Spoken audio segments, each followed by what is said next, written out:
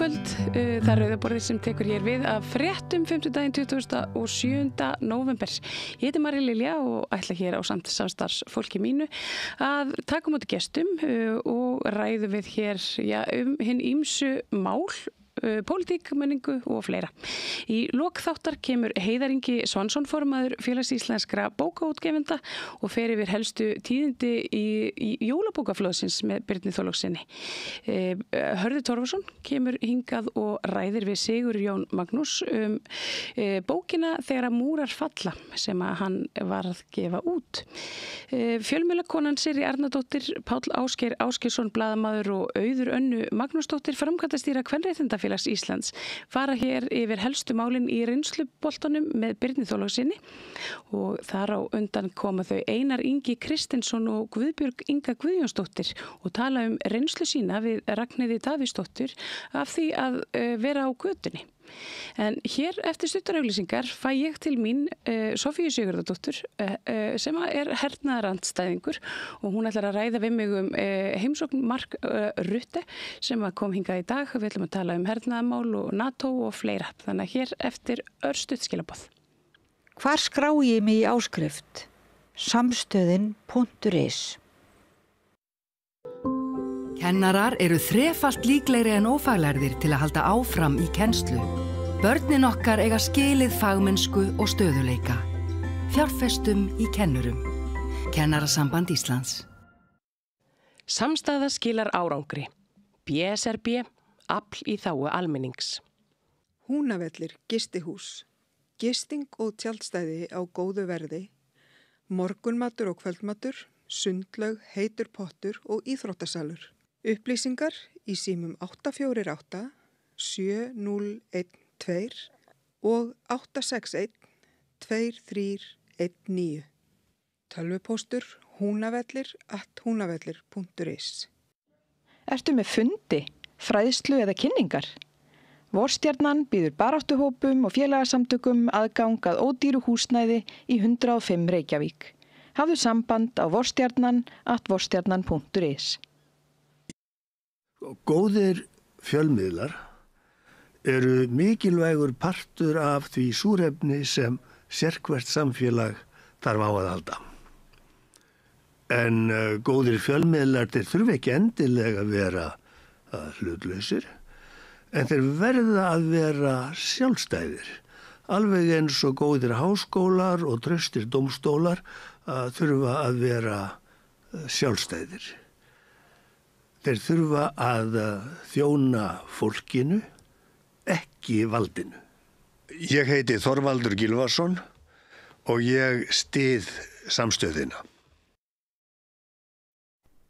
Við erum í útvarpinu á FM 89,1.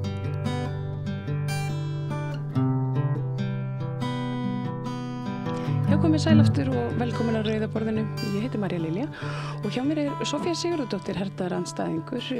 Hingað komin að tilefni Mark Rutte, framkvæmdastjóri NATO, hann hér í heimsókn. Og það nú svona, það okkur hernaðarandstæðingurum kannski ekki alveg að skapi.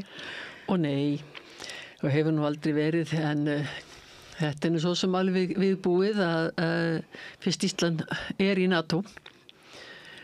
Og þetta nú ekkert stórfundur, þetta svona eitthvað formlega heita heimsókn þarna. Einhverjar undirskriftir? Já, hann þurfti ekki að koma þeirra vegna, sko. Nei, svo sem ekki. Nei. En það alltaf nota tækifærið og skrifað undir eitthvað og brosa framan í myndavélarliðinni. Og þessi sinni að þá þetta aukinn hernaðarviðbúnaður í Helguvík. Já. Sem að náttúrulega kom til sem höfn fyrir bandaríska flotan. Og síðan hefur svona svolítið vaglast til og frá með hvernig ætti að nota þessa höfn. Og það hafa nú verið ýmsir draumar alls konar stóriðju sem að tengdist höfninu og fleira og svo var nú bandaríski herinn eitthvað upptekinn í að drepa fólk annar staðar á jörðinni heldur en að huga búnaði sínum á Íslandi svona tíma en þetta alltaf að fara í gang hjá þeim aftur. Já, hann segir svona að það sé markmiðið einmitt að auka umsvifin við Keflavíkurflugvöllinn. Það svolítið eins og við sem að fara hreinlega bara tilbaka. Já, það verið á mjög margvíslegan hátt að auka vígbúnað bæði NATO og Bandaríkjanna sérstaklega á Íslandi. Helguvíkurhöfn, þetta ekki endilega bara eitthvað tengt flugvöllunum, heldur þetta verið að tala um þetta í tengslum við aukjun umsvig flotans, bandaríska flotans á Íslandi og hérna þar með aðstöðu fyrir kafbáta líka, bæði við tengslum við Helguvíkurhöfn og mögulega upp í Hvalfirði aftur. Af því Hvalfjörður er langur og djúpur. Þannig að það er mjög margt sem er í gangi varðandi aukin vígbúnað á Íslandi. Þetta 10 milljarða fjárfesting hérna við höfnina. Það auðvitað mikill peningur og talað þetta skapi 100 störf. Svo ég að sjá hérna tölvuna fyrir framan mig. Hann nú yfirstandandi þessi fundur, blaðamannafundur. Og hérna nýjustu svona uppfærslur á honum að Kristrún kallaði hlutverk Íslands eða sagði að það mikilvægara nú en áður og líkti landinu við ósökkvandi flugmóðurskip í norðri. Já, sko þetta náttúrulega langt síðan sko Bandaríkjaforsetar og Bandaríkjaherinn töluðu Ísland sem ósökkvandi flugmóðurskip. Og það hér raunverulega hlutverk Íslands í þessari keðju allir saman að vera flugmóðurskip og maður geta alveg kallað þetta einhvern varnar viðbúnað fyrir Ísland. En Ísland á engin flugmóðurskip og það á engin vígtól, það á engin vígtól, það á svo sem enga óvinni heldur. Og þegar verið að tala það núna sko að koma svona hverja tröllasögundur eftir annari það að það sé yfirvofandi svo miklar víðsjár, vígbúnaður í norðurhöfum og þetta náttúrulega alls sem Rússum að kenna. Sko Rússar hafa ætlað að ráðast á Ísland og hernuma það síðan áður en ég fæddist og ég orðin 68 ára. Sko, fyrst voru þetta Sovétríkin og Íslandi stafaði alveg gríðarlega ógn á Sovétríkinu sem ætlaði að leggja undir sig allan heiminn og byrja þá eitthvað svona varnarlausum smáríkjum eins og Íslandi. Að vísu hlöpum alveg yfir það að það var samið það fyrir lok síðari heimsstyrjaldarinnar að skipta Evrópu upp í 2 áhrifasvæði. Áhrifasvæði Rússa eða Sovétríkjanna annars vegar og Vesturveldana hins vegar þá línu sem að sovéski herinn hefði náð að í lok stríðsins. Og það ekki svona fyrir í seinni tíð sem að það farið að glugga í einhverja pappíra sem eru dregnir upp úr leyndarskúfunum í Bandaríkjunum sem að sýna það að ástæðan fyrir því að Bandaríkin ákváðu strax að styðja sjálfstæði Íslands frá Danmörku var það að þýski herinn var á svo hröðum flótta undan sovéska hernum að það var hætta á að Sovétríkin næði inn í Danmörku og þá hefði Ísland fylgt með í kaupunum. En ef Ísland var sjálfstætt ríki, þá hefði Ísland ekki fylgt með í kaupunum. Þannig að þetta ástæðan fyrir því að Bandaríkin studdu sjálfstæði Íslands og Bandaríkin voru komin náttúrulega til Íslands áður en að þau voru búin að aflétta sinni hlutleysustefnu og komi formlega þáttakandur í síðari heimsstyrjöldinni. Nú, Ísland áttu góð samskipti við Sovétríkin allan tíma Sovétríkjana þrátt fyrir að Ísland væri í NATO. Hérna voru margvísleg menningasamskipti og ýmislegt sem að svona bara svona heilbrigt Viðskiptasamband mjög blómlegt. Já, og við höfum síðan komið náttúrulega mikil viðskipti við Sovétríkin, sérstaklega í tengslum við það líka og svo sem ítti aðeins undir það náttúrulega ágreiningur við NATO-ríki, sérstaklega Bretland og svo Þýskaland landhelgismál. og viðskiptaþvinganir sem áttu að beita Ísland og þá beindu Íslendingar viðskiptum sínum í austurveg og hafa ekkert kvartað undan þeim viðskiptum. Sko, hugmyndur það að ef það eitthvað staðar, eitthvað lítið ríki eitthvað staðar í heiminum sem að sé óvarið af her, þá komi Rússar og leggja það undir sig. Þetta þessi svo kallar Rússagríla og hún náttúrulega byrjaði bara strax eftir fall keisaraveldisins og stofnun kommunista ríkisins sem að leggja alla heimsbyggðina undir kommunismann. En sko, svo verður mann ekki að láta trufla sig það að þetta gerist ekki svona. Það ekki eitthvað sem ákveður að leggja undir sig allan heiminn og texta síðan. Það bara ekki svoleiðis. Og sko, svo síðasti sem ætlaði að leggja undir sig Evrópu var Þýska ríkið. Og í þeim tilgangi lagði það stað í síðari heimsstyrjöldina. En það voru margir búnir að vera með svoleiðis hugmyndir áður í Evrópu og þær enduðu yfirleitt allar eitthvað staðar frusu í hel eitthvað staðar í Rússlandi, sko. Hvort sem það voru tímum keisarans eða svo setna á tímum Sovétríkjanna. Og það ekkert lát á þessum áróðri.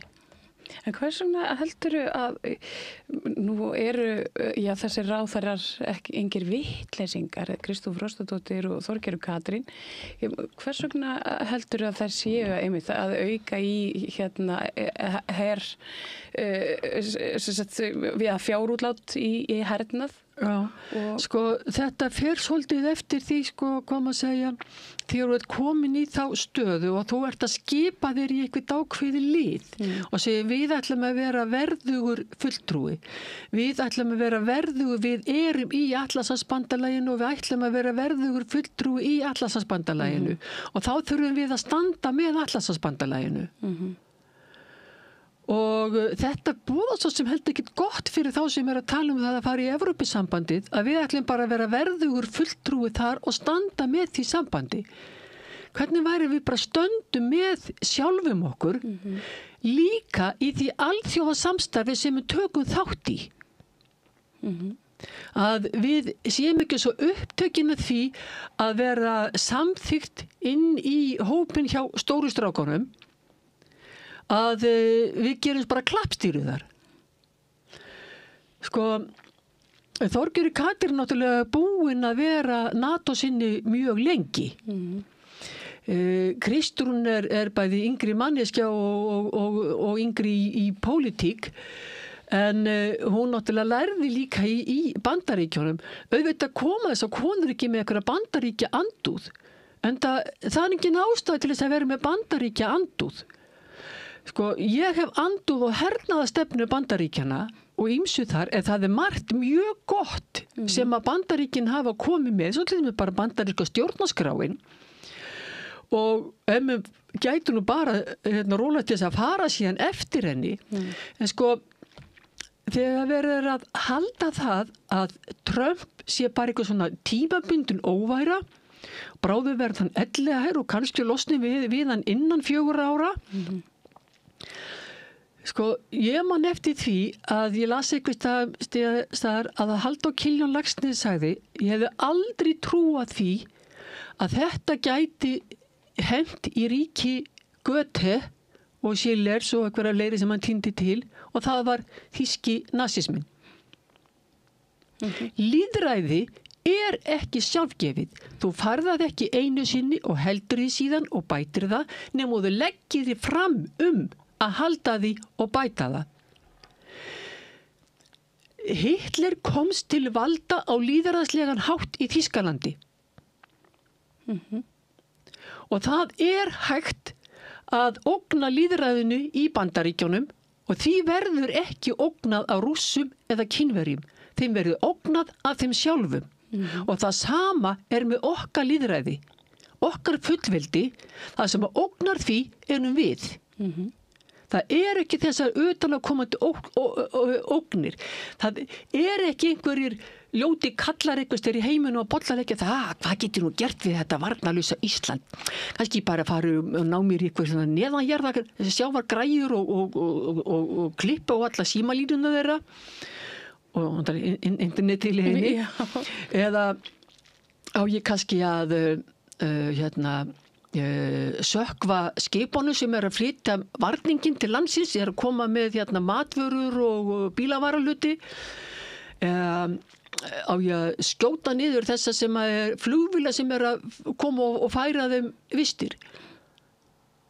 Í þingsalutilega tillögu öryggis- og varnarmál á Íslandi, eða varnar- og öryggismál, konur röðun var talið upp, að það verið að tala fjölþátt og ógnir og fjölþátt og ógnir eru svo óbáslega margar að fólk upplifir að það sé sótt að því úr öllum áttum. Einn ætlar að kasta á því kjarnorkusprengju og annar ætlar að koma og fremja hryðjuverk og keyra yfir fólk á göngu í Reykjavík og alls konar ógnur og þetta hræðsluáróðurinn sem að segir verður hrædd, verður dauðhrædd. Því að dauðhrædd manneskja hugsar ekki rökrétt. Þegar það allt í lagi að vera hræddur, en þegar þú verður hræddur þá áttu að fara og svo segja hvað er þarna? Ef það draugur bak við tjaldið, taktu bara tjaldið frá og kíktu. Og þegar þú sér ekki draugið þar, hættu þá að halda sér þar. Og við þurfum bara að komast út úr þessari vitleysu. Árás Rússa á Úkraínu var vond á allan hátt. Hún var röng og óveri, það ekkert sem að réttlætir hana. En þegar það gerðist, þá stóðum við frammi fyrir því að þetta var ekki að fara að enda vel. Valkosturinn, svo vond sem það var bara hversu illa endar það. Hefur þú áhyggjur á því að þetta muni enda illa núna þegar við erum komin í þessa svona þéttu fléttu við NATO og við ætlum að vera með einhverja herdeildir upp á 1000 manna.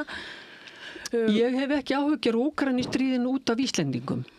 Nei. Ég hef áhyggjur Úkraínustríðinu út af náttúrulega Úkraínubúum og svo sem Rússum líka, því að það er fólk báðu megin víglundar sem að láta lífið í þessu yfirmáta heimskulega vitleysast og óréttláta stríð á allan hátt. En það þýðir ekki að líka þessu við það að þú þurfir að sigra árásarliðið eins og þýska herinn á sínum tíma. Þýski herinn stóð fyrir markvissu þjóðamorði og gríðarlegri grimmd. Öll stríð eru grimm, en fyrir má nú rótin dauðróta. Og stríði Ísraels í Palestínu er náttúrulega bara á næsta það sem við höfum í gangi núna sem að líkist því í bæði hugsanarhætti og framkvæmd.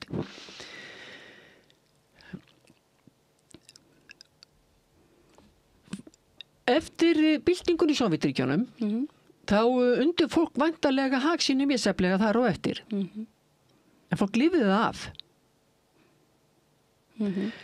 Eftir síðari heimsstyrjöldina þá lendu mörg lönd á áhrifarsvæði Sovétríkjanna og undir hag sínum misjafnlega og fólk lifði það af.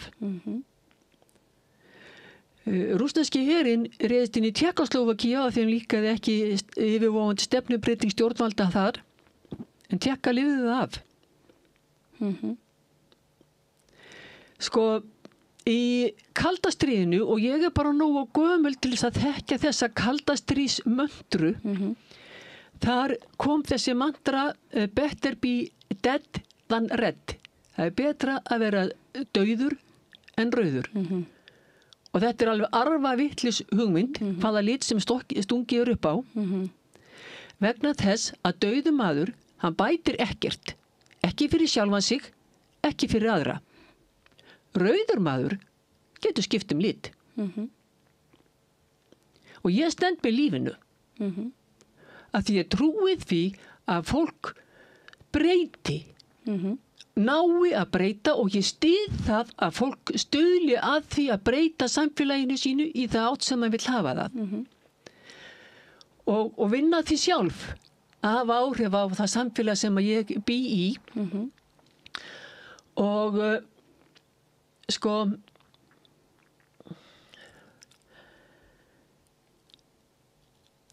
þetta það sem ég hef mestar áhyggjur af því einhvern tímann endar þetta stríð í Úkraínu ekki það hversu stórum landsvæðum Rússar haldi. Heldur hvernig verður spilað úr þessu í framhaldinu. Athugum það að Sovétríkin voru alltaf að búa sig undir það að það kæmi, rétt eins og hérna á Vesturlöndum, ógnur hinni áttinni og hér réðist inn í landið og gerði stjórnarbyltingu. Það gerðist ekki. Þeir fúnuðu innanfrá. Og það hefur þetta það sem hefur hent mjög mörg heimsveldi það að þau fúnuðu innanfrá. Þeir réðu ekki við þessa stærð sína.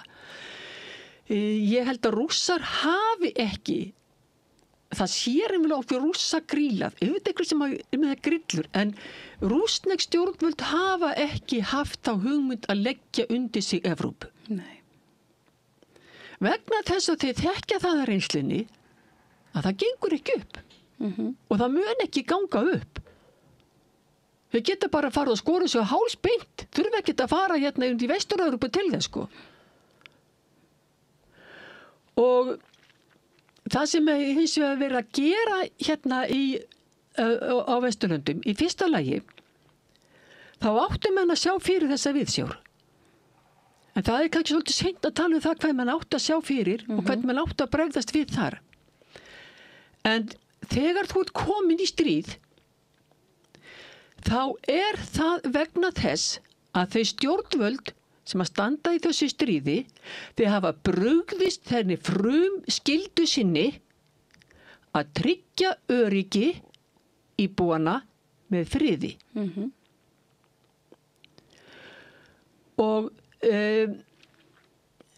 friður Er það ekki svona svolítið það sem að við erum kannski að horfa fram á hérna þegar okkar stjórnvöld taka þátt ég meina NATO umsvifamesta hernaðarbandalag, blóðugasta og hérna og svona herskáasta í veröldinni. Er verið að bregðast íslensku þjóðinni með því að auka hér í fjárframlög og skrifa undir samninga og gefa eftir hérna landsvæði undir heræfingar og... Sko, það eina sem að hugmyndinu það hvernig Íslands sé hertekið einhvers stað frá 10. maí 1945 1940. Það komi sjást einhver herskip út á flóan og fólk tekur kíkja og segir býttu hver þarna? Sjúk, þetta breski fáninn ekki svo þýski. Og svo eru nokkur dátasettir á land og eiga að fara að annars landvartin. Þetta ekkert svoleiðis. Nei. Það eru komið langdragar eldflugar og það bera kjarnorkuofn líka.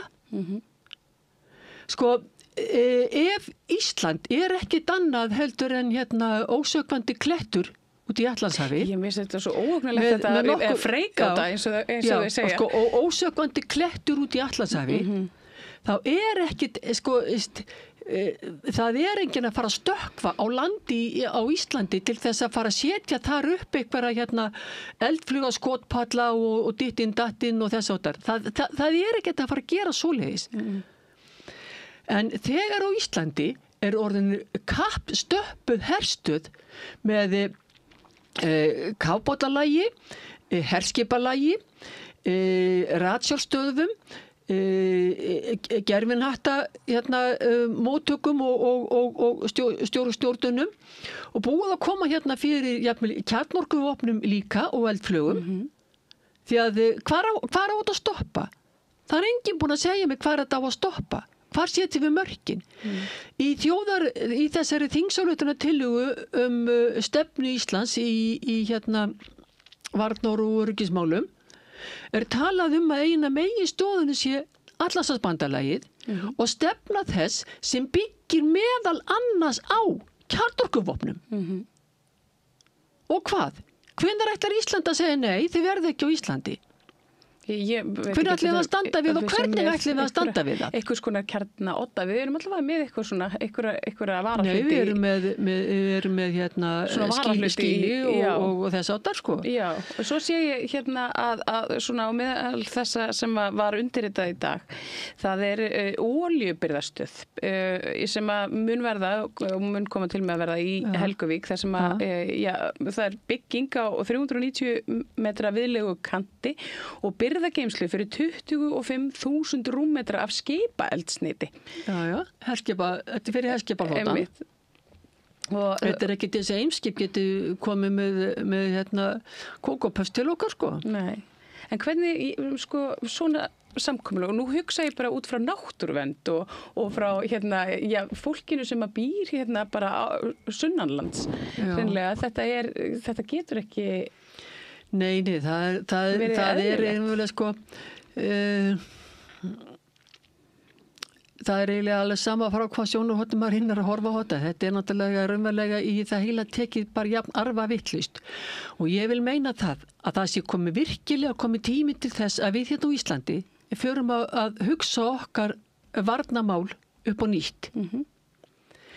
Því að getur það verið að allir þessi mikli vígbúnaður sem á að fara að byggja hérna, hann kemur sko, það er verið að koma með eitt atrið og eftir öðru og þetta er ekkert lokin sko, sem er verið að skrifa undir núna. Nei.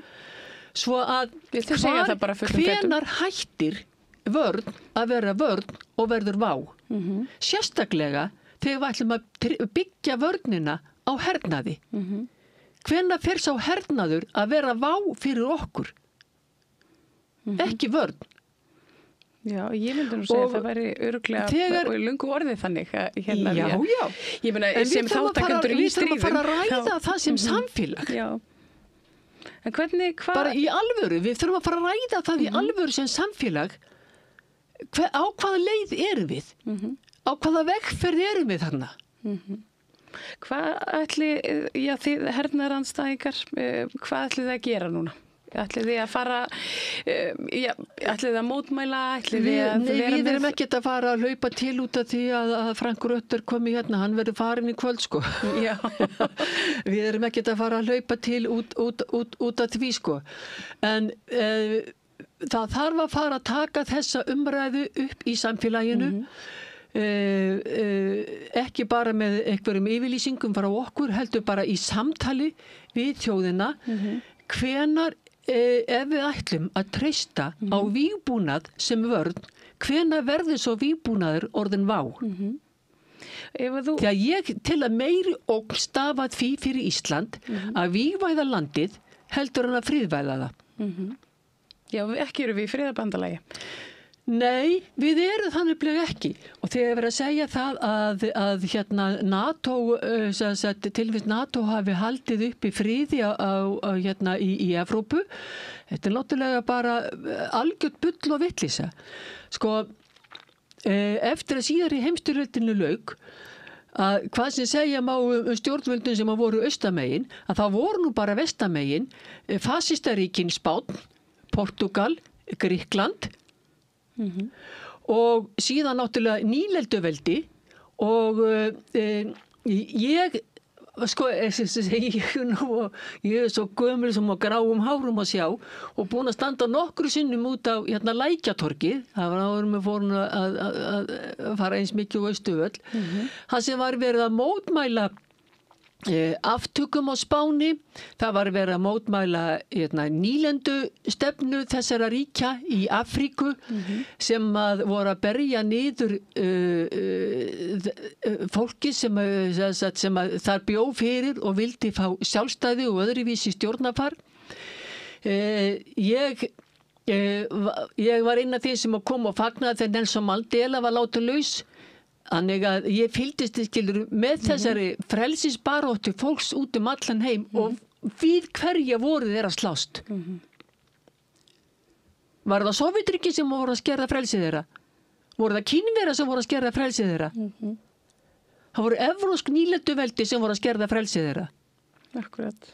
Og þegar það verið að segja að Ísland eigi að skipa sér í lið með líkt þenkjandi fólki, eða líkt þenkjandi þjóðum. Það fer svolítið hann hrollur, eða ekki? Já, svona fyrir utan svona þess að svona bara rasista hugmyndirinnar í þessu. Sko, í sumar var ég í skálaverksleikstöðurinn upp á fjöllum og það komum Ísraelar eins og annar staðar og fólk svona fer að spjalla og sem að sagði að sko, það væri nú allt í lagi með þessa palestínumenn sem byggi í Ísrael þegar þeir hugsuðu öðruvísi en þessir á Gaza. Já, og ég sagði bara, elska mín, þeir hugsa ekkert öðruvísi en fólki á Gaza. Þetta fólk bara í sík hverju aðstöðinni. Og það sem að ég þekki til bara fólks í heiminum, þá alveg sama sko hvort þú ert bursið frá öllum sko trúabrögðum og menningagrunn og allt sem að fólk með einhvers staðar í bakpokunum sínum, að þá það þannig að fólk hefur sömu grunngildin. Það hefur til grunngildi að það vill eignast börn og böru, það vill eiga svona smá pláss fyrir 3 geitur og kannski kú og ólífutré og fíkjur og smá grænmetisgarð. Það að segja, þú vilt bara fá að eiga fjölskyldu og sjá fyrir henni. Þetta grunngildin allstaðar. Farðu inn í Amazon frumskógin eða einhvers staðar á Súmötru og þú finnir þessu sömu grunngildi. Þeir eru hjá Kínverjum, þeir eru hjá Rússum, þeim eru hjá Bandaríkjamönnum. Það eru bara einhverjir sem eru með einhverjar aðrar hugmyndir einhvert að vera einhver bara búli. Já, þetta svolítið þannig, þetta svo pólitík. Þeir eru svo fáir, sko. Svo af hverju erum við að elta þá? Þegar stríðinu í Úkraínu líkur, þá þarf að virkilega að náttúrulega bæði græða sár fólks í þessu landi. Og ég þekki fólk sem að kemur frá sko Júgoslavíu og segir, það ekki búið að græða sárin. Eftir stríðið í Júgoslavíu sem var ógeðslegt. Og sama bara með heimsstyrjaldirnar sem aldrei voru gerðar upp. Ég held að það sé einmitt og svona velti fyrir mér að hvort að það sé einmitt vandamálið ástæðan fyrir því við hlaupum alltaf við hringi, gerum alltaf sömu mistökin aftur og aftur. Og hvaða sko líkt þenkjandi þjóðum ætlum við að líkjast? Ætlum við að líkjast Dönunum sem að stóðu fyrir ófrjósemis aðgerðum og grænlenskum konum eða ætlum við að vera líkt þenkjandi á þeir sem byrjast afsökunar á því. Sko, þetta sama þjóðin og þetta sko þeir sem að stóðu fyrir að þessum nauðungar ófrjósemis aðgerðum á konum í Grænlandi eru enn á lífi. Það bara þannig. Já. Svo við skulum bara fara að segja við okkur sjálf, hvernig viljum við vera þenkjandi? Já, ekki að til þess að gangi augun einhverjum öðrum, að því að segja, þetta mín gildi og ég stend við þau. Og svo má líka bara, allt í lagi að skipa sér í liði með fólki sem að hugsar alls konar. Ég held að það sé kannski það sem að ég tek út úr þessu svona yfir höfuð. Ég meina, ég veit að snýst eitthvað svona að vera einhverjar skoðunar eða þannig. Ég held að maður græði þetta mest að því að... Við vinnum þetta sama með fólki sem að vinna við einhverju sameiginlegu með okkur. En að taka heilu samfélagin og segja að þeir séu líkt þengjandi og hinn séu bara eitthvað staðar illa þengjandi. Já, þetta mikil einföldun bara. Þetta bara ekki sæmandi menntuðu fólki, sko. Já, ég veit ekki hvað, en þú ert svo sem ekkert hissa á því að Marka Rutte hafi verið hér í dag og það hafi verið undirritaðir einhverjir samningar frekari útgjöld og frekari byggingar og Og það kom náttúrulega eitthvað að segja þetta getur skapað veitum ekki af að þetta skapi störf. 100 störf, segðu þau? Já.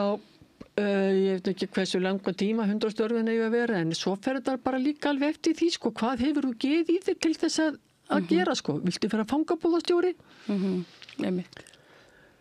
Og það er verið að tala það, sko, í þessari þingsályktun sem liggur fyrir og greinagerð með henni sem ég var að nefna áður, að við getum sendt, sko, Íslendinga í Varnarmálaháskóla.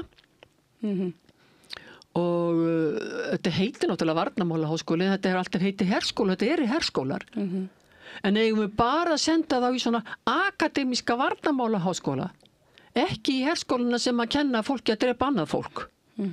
Ekki senda á eitthvað það sem hún þarf að skjóta, drepa aðra mannesku með eigin hendi, svona augliti til auglitis. Bara í svona akademíun og þú fær að sitja eitthvað staðar við skrifborð og horfa á þetta á skjáum og þess áttar, sko. Og mæta síðan í boð og undirrita samninga. Já, við erum á furðulegri vegferð, við erum það. Og við þurfum að fara átt okkur á því, við látum hann ekki læðast aftan að okkur. Nei. Það bara kemur ekki til greina að við séum að ógna friði og sjálfstæði á Íslandi og taka upp fjandsamlega afstöðu til fólks í kringum okkur að því við bara föttum það ekki. Og svo skulum hafa eitt í huga líka. Það búa nokkri milljarðar fólks á jörðinni. Eftir nokkra áratíu verða Vesturlönd eins og leggja sig, öll Norður-Ameríka og Norður-Mexíkó, öll Evrópa á Rússlandi meðtöldu, 10% jarðarbúa. Svo við sem búum á Íslandi, við sem búum í Vestur-Evrópu, þurfum aðeins að fara að brjóta odd af oflætu okkar og átt okkur á því að við þurfum að læra að lifa í friði með öðru fólki. Við erum ekki heimsveldi. Við samastöndum að stórum hluta af fyrrverandi nýlenduveldum og fallandi herveldi sem búið að vaða heiminn með eldibrandi. Svo við þurfum aðeins að fara að læra upp á nýtt að hafa okkur í samskipti við annað fólk. Og kannski er gott að byrja á því að reyna bara að finna það góða í öðru fólki og lækka þess rostan í okkur sjálfum. Já, maður byrjar á því að taka til heima hjá sér og í sér sjálfum. Þannig... Og friður er ferli, friður er pólitík sem að líður ekki morð. Þetta er svo einfalt. Þetta er einfalt. Við getum lífa með öðru fólki og að halda það að það sé eitthvað einfeldnisháttur að halda það að við getum lifað án þess að búa við hernað. Og hvað? Er það þá raunsætt að við höldum bara áfram að fara í stríð eftir stríð eftir stríð? Og þetta er ekki fyrsta stríðið í Evrópu síðan síðari heimsstyrjöldinni lauk. Mikilvægt, Sofía Sigurðardóttir. Þakka kærlega fyrir að koma, þér alltaf gaman að hlusta á þig. Já, og ég læt félaga mín í Samfylkingunni alveg fá að heyra það. Já. Að þau þurfa að fara að hugsa þessa stefnu upp á nýtt, sko. Já, jafnaðarstefna er eitt, en vígbúnaðarstefna á ekkert erindi í samblandi með jafnaðarstefnu. Nei. Því að það er ekki sama hjartalag á bakvið hvort tvekja. Akkurat. Rétt við þér. Takk kærlega fyrir þetta og dóki við það meira hér handan við auglýsingar. Ég heiti Þórhildur Þorleifsdóttir. Á Samstöðinni er fjörug, opin, skemmtileg og gagnrýnin umræða allt milli himins og jarðar. Samstöðin á erindi inn á öll heimili. Alþýðufélagið er eigandi samstöðvarinnar. Markmið félagsins er að auðga og bæta umræðu í samfélaginu. Allir geta gengið í Alþýðufélagið með því að skrá sig fyrir áskrift að samstöðinni. Samstöðin.is. Allir þættir samstæðvarinnar eru á YouTube.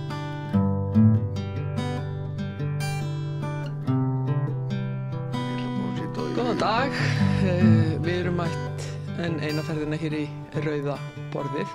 Í dag ætlum við að fjalla heimilsleysi.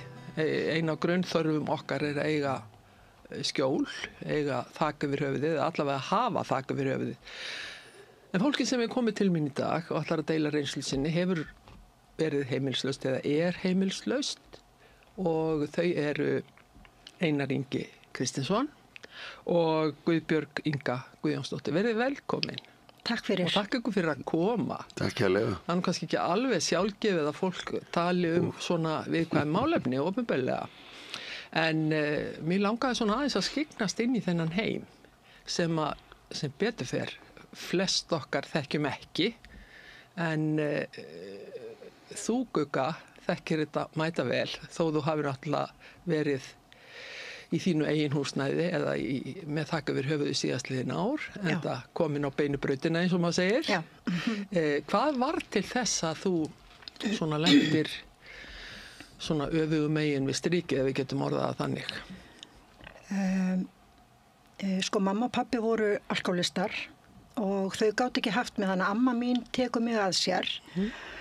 Ekki blóðskyld amma, hún tók pappa minn að sér þegar hann var lítill og hann var mjög erfiður og hann byrjar að drekka mjög snemma og ég held að þetta sé arfgengt og ég fann ekkert fyrir alkoholisma eða neinu eins og það heitir í aðsamtökunum andlegt mein, huglag þrjáhyggja eða svona líkamlegt ofnæmi svona sem við höfum fyrir víni og eiturlyfjum en við tökum það sko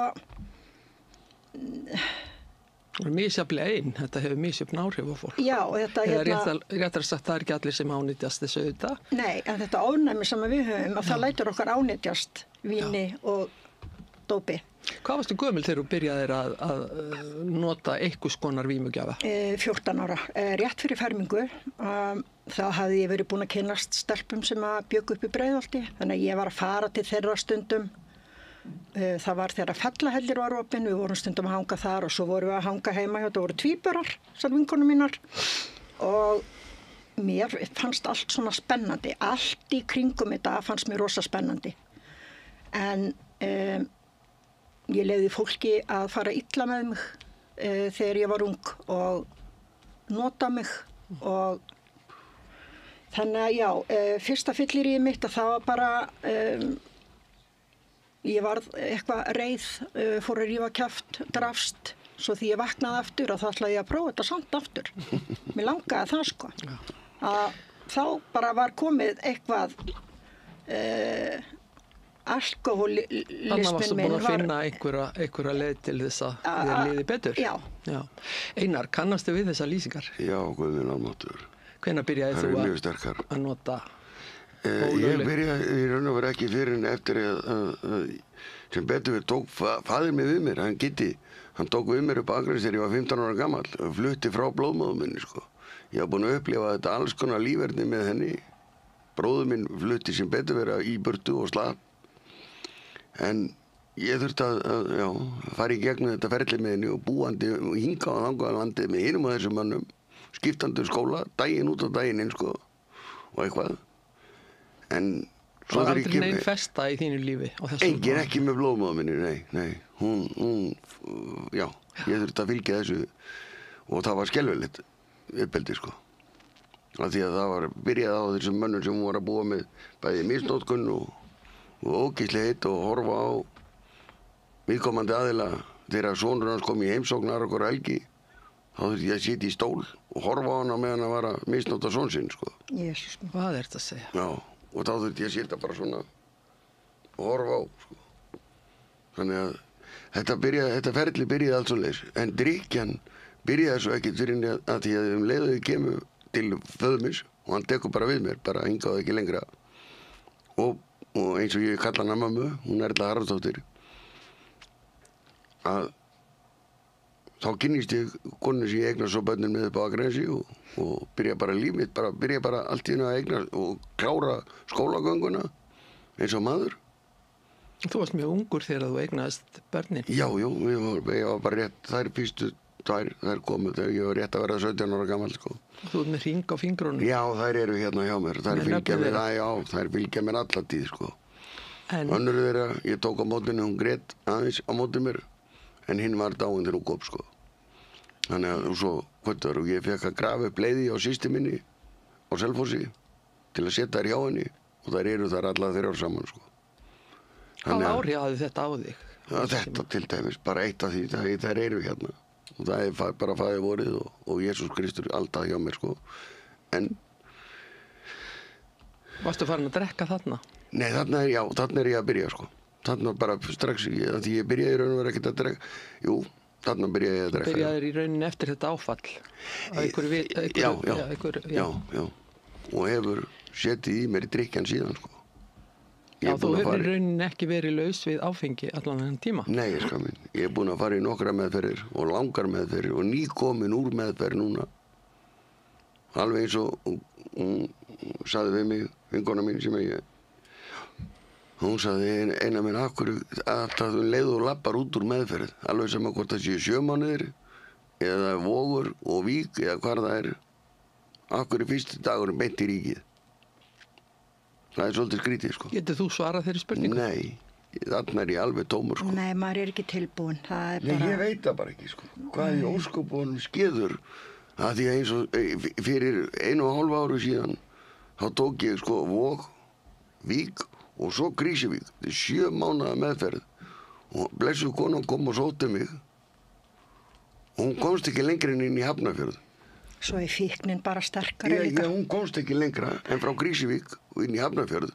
Hún sagði, akkur við erum á leiðinni heim, eska mín. Og eina sig að sagt, já, ég þarf að komast í ráðbakkan.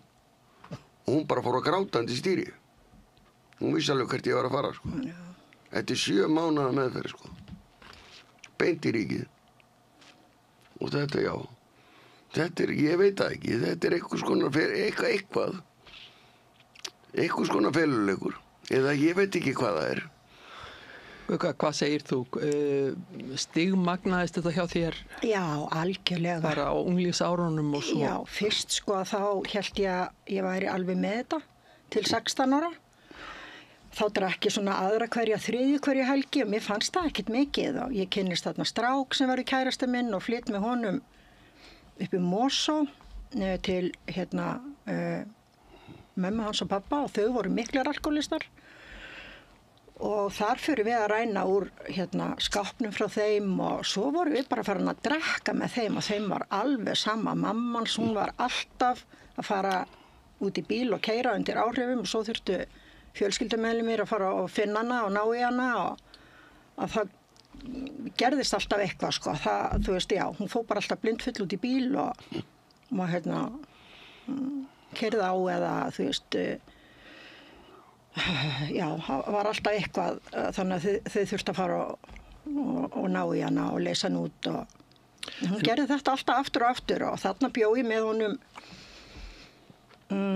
svo fluttu þau frá Mosó og niður í Grafavog, þá voru þau að byggja, þá var ég svona handlangari hjá pappans stráknum sem ég var með og var að búa til steypu og ég bara, og 14 ára gömul fann ég svona, mér fannst þetta skemmtilegt, fannst gaman að vinna með höndunum og hann alveg, þú gerir bestu steypu sem að bara sem ég veit og þetta alveg, ég uppveðraðist öll og hérna, já, þannig að steypan mín þarna í þessum veggjum, í þessu húsi en svo fer ég að kissa eitthvað strákarna því ég 16 ára og þannig að ég fer aftur til ömmu þá því ég 16 en ég fer svo strax frá henni þá ég bara búin að vera að kynnast svona eldra fólki og ég var mjög áhrifagjarn og Hvernig fór vínið í því? Fannstu strax að þetta var eitthvað fyrir þig til þessa? Þetta bara alveg, það himnarnir opnuðist bara þegar ég hafði sko lent í áfalli í sveit þegar ég var lítil, frá 8 ára til 12 ára, þá var bóndinn í sveitinni bara að reyna að fara upp á mig, bara, og króaði mig af þegar ég fór út í fjós að gefa dýrunum þá eldan mig og það sá þetta aldrei neitt. Það var engin var við þetta en þetta gerðist alveg í 4 ár þar sem hann var að reyna sko þegar ég var 12 ára og ég kom með pínu brjóst og var hann að klípa í brjóstin á mér og leggjast upp í rúm hjá mér og sofna og ég man að ég var bara eins og gorkóla upp á rúminu, fyrst var ég bara alveg svona, alveg stíf og svo steinrótaðist hann þannig að ég stökk upp rúminu en það sá þetta aldrei neitt þannig að ég segi svo ömmu frá þessu og hún trúði mér ekki þannig að ég bara ákvað að segja ekki neinu frá þessu og þetta triggeraði svona pínlítið þegar ég byrja að drekka að þá fann ég að ég var reið og svo var þarna fjölskyldu meðlimur vinur af á ömmu, hann var alltaf að reyna að tróða tungun upp í mig bara hvert einasta skipti sem hann kom til þeirra þá var ég orðin úlingur, ég var svona 15, 16 að þá reyndi hann að tróða tungun upp í mig alltaf og ég var bara, mér langaði ekkert að vera á staðnum þegar hann var að koma sko og hérna, en 16 ára þá fer ég eiginlega frá ömmu og fer bara og í Kópavogi bara hjá vinafólki eða þú veist ekki einu sinni vinafólki ég byrja að reykja hass 16 byrja svo að sprauta mig 17 við amfetamíni og 19 ára ég bara orðin ofboðslega lasin alkohólisti og kom með lifrarbólgu C á háustigi búin að fara í nokkra meðferðir inn og út og Ég sé að Einar hún líður ekki vel að heyra þig tala þetta og hérna, en saga mín svolítið brútal sko en ég búin að mér finnst þetta ekkert mál í dag en ég finn alveg að fólki bregður ef ég fer með söguna mína á fundi eða eitthvað þá bara hvað erfitt að hlusta og ég það þannig að og nú búin að vinna mikið í sjálfri þér mikið, Skulum víkja aðeins að þessu lífi sem að við ætlum að tala lífinu, ég leyfi mér að segja á götunni þú varst meira og minna heimilslaus þegar þú varst í neyslu Gugga og Einar, þú ert heimilslaus núna. Eins og staðinu, ég fæ náttúrulega aðstofuna niður á Granda. Það ekki heimili? Nei, það ekki heimili, nei. Hvað ertu búin að vera lengi án þess að eiga fastan samastað? Það að vera komið 1,5 ár síðan, nei, meira, 2 ár, síðan ég tapaði íbúðinni, sko. Og af hverju tapaðir íbúðinni? Ég vegna aðstofa minnar við, bara ég neitt frekar en neitt annar sko. Ég bara lefði öllum að alveg eins að vera hjá mér eins og þeir eru út á götu greiðin sko. Ég bara reyndi að styðja allt sem ég gat, sem ég mögulega gat, einhvern veginn, sem var svo til þess skilur og það engum að kenna nema mér sjálfum sko. Ég gerði þetta bara einhvern veginn. Hvernig líða dagarnir hjá þér? Núna? Já. Þeir líða, sérðu, að allir þessi drengir sko, þetta eru ágætis drengir og góðu vinni mínir sko, þannig, í dag. En það gengur ekkert. Hvað ertu að gera á daginn? Ekkert. Akkurat ekki neitt. Ég þarf að vera farin út fyrir klukkan 10 á morgnana. Út úr gistiskýlinu og Grandanum? Út úr gistiskýlinu. Og vera komin inn fyrir klukkan 5, eða klukkan 5, til að skrá mig inn. Þannig ég geti fengið þá að vera úti til klukkan 10 kvöldið. Og þá má ég komin til að gista. Og hvenær þarftu að fara á morgnana? 10 á morgnana. Við tökum alltaf, förum upp í kirkju, sko. Og hvað ertu þá að gera allan daginn, til dæmis núna þegar það er svona kalt Ágættin í bæ, eitthvað stað bara lappandi í ringi eða eitthvað. Þetta er svo sorglegt. Já. Kannastu við þetta, Gugga? Já, ég kannast við þetta. Lappandi bara í ringi og hittandi strákana og vini mína og þið spjöllum saman einhvern veginn og reyna að eyða deginum Þetta er svo lífandi. Eða ef að kuldin er alveg skelfilegur, sko, að þá reynum við að dýja okkur eitthvað staðar inn, sko. En svo náttúrulega er maður bara eiginlega búið að útluta mann allstaðar, sko. Af því að ef maður mændir ekkert með pening til þess að kaupa bjóra eða drekka eða gera eitthvað, þá farið heldur ekkert að setjast inn á kaffihús, sko. Eins og bara í morgun, sko. Ég þurfti að fara inn á pennan, sko. Ég fekk ekki að fara inn á kaffihús, sko. Hann held ég væri að fara að drekka bjór, sko. Ég sagði, nei, mér vantar kaffi. Já, nei, þetta er fjölskyldustaður. Býtu, hvernig vissi hann að... Já, því þetta er fjölskyldustaður, ég bara kom svona inn eins og ég er, eska mín. Já, ég kom bara svona og ætlaði bara að kaupa mig kaffi til að bíða eftir að ég myndi hitta ykkur. Og fá mig kaffisopa. Fékkstu það ekki? Jú, svo, en strákurinn sem afgreiddi, hann þorði því ekki. Hann kallaði á eigandann og hann kom og sagði, hvað er þetta að gera hér? Þetta er fjölskyldustaður. Ég sagði, já, mér langar bara í eitt kaffisopa, er það ekki hægt eða? Jú, ertu ekkert að biðja neitt annað heldur en kaffi? Ég sagði, nei. Þá fikk ég setjast með kaffibollan og svo hringdi sonur minn frá Spáni í mig, hann Kiddi minn, sem komið nættur til Spánar, hann bjó hérna hjá mér á Íslandi, sko. Og hringdi, og þá mátti ég ekki tala í símalandinni. Ég þurfti að slökka á símanum og gjöra svo og henda og bara út með þig. Þetta svona vekur upp svona, já, einhverja hugmyndir að það sé fordómar gagnvart fólki sem er í þinni stöðu. Gugga, þú sagði mér á leiðinni hingað, þú hefðir heldur betur mætt þeim. Algjörlega. Fólk hefði talað niður til ykkar, þín og mannsins þíns. Já, þegar við Jói kynnumst, sko, 2004, þá hafði ég búin að vera 1 ár á götunni, bara niður í bæ alein. Og svo verðum við morfínfíklar 2004 og hérna í 7 ár. Ég var úti í 7 ár, Jói 14 ár. Við vorum ekki velkomin neinstaðar á Laugaveginum, nema í einni búð. Og það var bara, nei, þið eru sprautufíklar, þið megið ekki koma inn að því að þið eru ekki nógu fínt klædd, þið eru ekki með tennur, þið megið ekki koma inn og það er bara þið eru ekki velkomin hingað. Og ég gerði í því á Langabar að fara bak við hurðina, það var opn og sérstaklega það var mikill snjór og kuldi og maður var bara að krókna og þá alveg gerði ég í því að fara bak við hurðina því ég vissi ég mátti það ekki og þá var svo þegar að sást að þetta var ég þá bara, Gugga, út með þig! Þú veist að það var bara, við vorum bara... Hvar sváfuð þið á nóttunni? Ég fór stundum í Konukot ef við vorum búin að redda deginum. Ef við vorum ekki veik, morfínveik. Og þá fór Jói niður í gistiskýli og svo hittumst við alltaf á morgnana, svona 7:30, 8. Þá kom hann annað hvort að ná í mig í gistiskýlið eða við hittumst þarna hjá kirkjunni. Þarna. Þegar þú talar að þið væruð að redda deginum, hvað áttu við með því? Við vorum að betla pening niður í bæ, niður á Laugavegi og við bara báðum alla áttu klink og sumir alveg rétt okkur, þú veist, hittum vini og sumir alveg rétt okkur 5.000 skall, 10.000 skall, 50 kall, 100 kall, en svo bara oft kom þetta á bara 2 tímum, eins og nú voru við 12 klukkutíma að redda 8 skalli og sko... Þetta var alltaf sami hringurinn að reyna að redda bara fyrir skammtinum til þess að geta lifað af. Já. Þú hefur aldrei verið í hörðum efnum, Einar, er það? Nei, sko.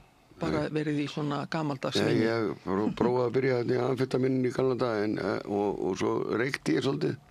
En ekkert svolítið, já, jú. Nei, ég er rosalegu drykkjumaður, sko.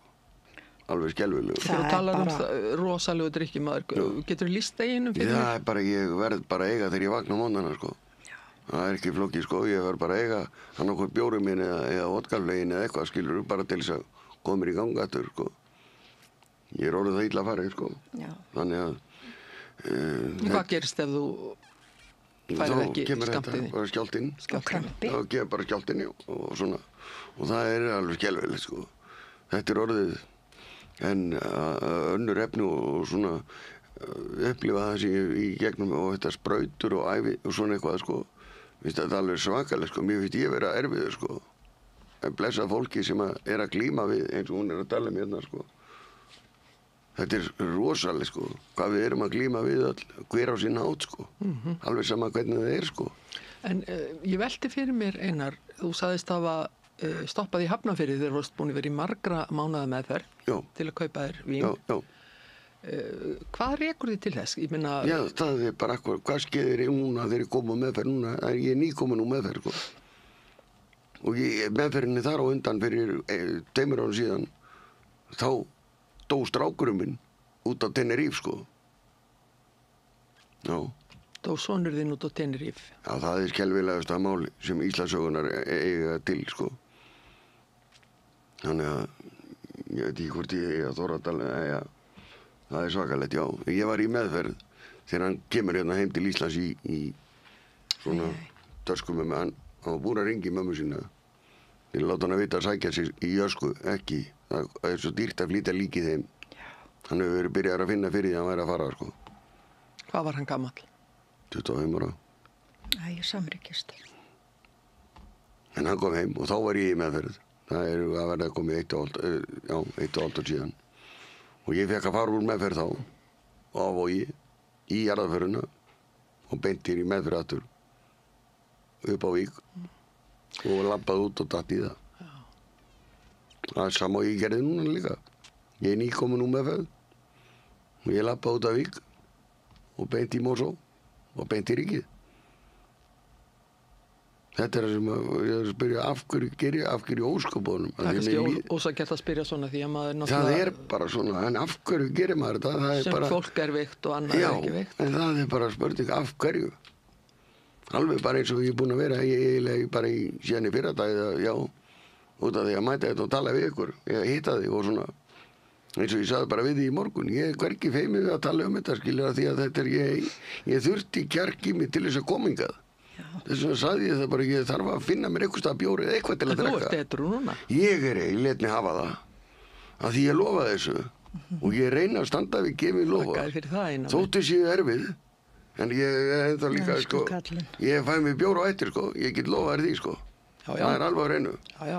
Ég þarf ekki að vera hræddur við það. En ég lofa þessu og þú stendur við það? Já, mér langar til þess að skilur, mann langar alltaf til þess að gera eitthvað sem að, já, en svo hvort það takist. En lífið á götunni, svo ég noti nú það leiðenda orð, það ekkert mjög auðvelt vegna þess að þú varst fyrir því að þú varst rændur daginn. Já. Og það bara daglegu viðburður að menn séu að stela hverjir af öðrum eða? Já. Að því að ég get sagt þér að núna bara beint eins og ég sagði líka við Landsbankann í morgun og Arjónbankann í gær, af hverju ósköpunum, ef að ég myndi til dæmis núna taka veskið þitt, þá get ég farið með kortið þín, hvert sem ég langar til, alveg sama hvort það sé í Ríkið eða í búðina eða eitthvað, allt upp að 10.000 krónum án þess að stimplinn leyninúmer. Þetta að vinsælasta með að ræna fólk í dag. Það eru kortunum á okkur, að því þú getur notað þau eins og oft og vilt upp að 10.000 skall á þess að nota leinnúmer. Alveg sama hvort það sé þitt nafn eða frá pappa eða einhverjum. Já. Gugga, varst þú verið þetta líka á sínum tíma að þú þurftir að varast óheðilegt fólk? Já, ég var rænd alveg, en við vorum bara rosalega mikið tvö við Jói, Þið passuðu upp á hvort annað? Algjörlega, já. Jói fekk 7 milljónir í arf og sem við notuðum á 7 vikum, 1 milljón á viku og þið sem sagt og ein vinkona mín, ég var nýbúin að gefa henni 70.000 skall, bara því að mér langaði að gleiða hana. Svo fáum við okkur öll morfín og ég steindrefst bara, en náði einhvern veginn að henda mér upp í rúm, var svona hálf upp í rúmi því ég vakna. Þau höfðu skolli svona saman, þannig að hún var viðbeinsbrotin þegar hún vaknaði, en á meðan að þá rænir hún mig öllum peningnum mínu sem var í veskinu mínu.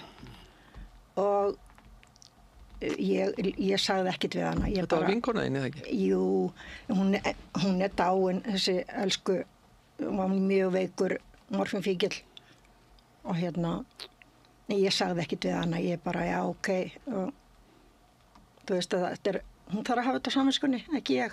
Og við áttum alveg nógan pening, þú veist, við Jói, en það er sama. Því að við náttúrulega, það er sérstaklega þú, Gugga, hefur verið lánsöm að hafa Jóa við hlið þér.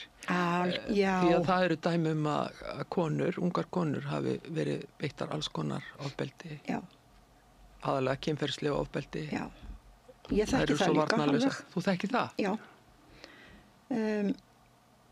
Já, það var maður sem að, besta vinkona mín heitinn, sem að, hún var að sofa hjá þessum manni og ég eitthvað tímann, já, gerði það líka og svo bara langaði mikið til þess. Bara, ég fannst þetta ekki rétt. En ég er í sófanum heima hjá honum þennan dag og hann er að reyna að fá mig til við sig og ég bara, nei, mér langar það ekki og bara láttu mig vera og hann bara tekur mig með valdi og nauðgar mér. Og vinkona mín horfir á þetta allt. Og ég næja öskra á hana, ég bara, Jóhanna Rut, ætlar ekki að hringja í sjúkrabíl og lögguna. Bara, sérðu ekki hvað hann, ég náði eitthvað neins, sérðu ekki hvað hann er að gera? Og hún bara, nei, ég sko ekki að gera það. Þannig að hann, já, bara, þú veist, hann var miklu sterkar en ég var bara lítið peð þarna, lítil og grönn og bara, já, bara veikur alkoholisti og bara svona mikið yngri. En, já, hann skammaðist sín ekki einu sinni fyrir þetta. Svo bara þegar hann var búinn þá bara fór hann að mér og já, ég man ekkert hvort að ég fór út eða, en ég bara, mér var illa við hann að mann eftir það. Ég er ekki hissa því. Einar, varst þú varfið svona ofbeldi gagnvart konum eða hefur orðið varfið? Hvað, ofbeldi? Gagnvart konum, svona kynferðis ofbeldi gagnvart konum, ekki, hefur orðið vitnað þessu? Nei, aldrei. Nei, aldrei. Nei. Þetta tíðkast kannski meira í þessum harða eiturlyfja bransa. Það er öðruvísi, já. Já, það er öðruvísi. Já, getur verið það. Mér var byrlað eitthvað tímann að það voru 3 konur. Þar sett á mig hvíta hárkollu með svona stuttum topp. Ég man að þær tóku myndir af mér, svo gáðu þær mér eitthvað, þannig að þær svæfðu mig og misnotuðu mig á meðan, svo ég fann það bara þegar ég vaknaði. Konurnar? Já, þessar 3 konur. Og ég fann það bara þegar ég vaknaði að mér var illt þarna niðri, það bara hafði eitthvað hræðilegt gerst. Og þær bara létu eins og ekkert hefði neitt. Gugga, getur þú alveg talað þetta svona án þess að fá hjartslátt eða? Já, ég er ekki með neitt hjartslátt.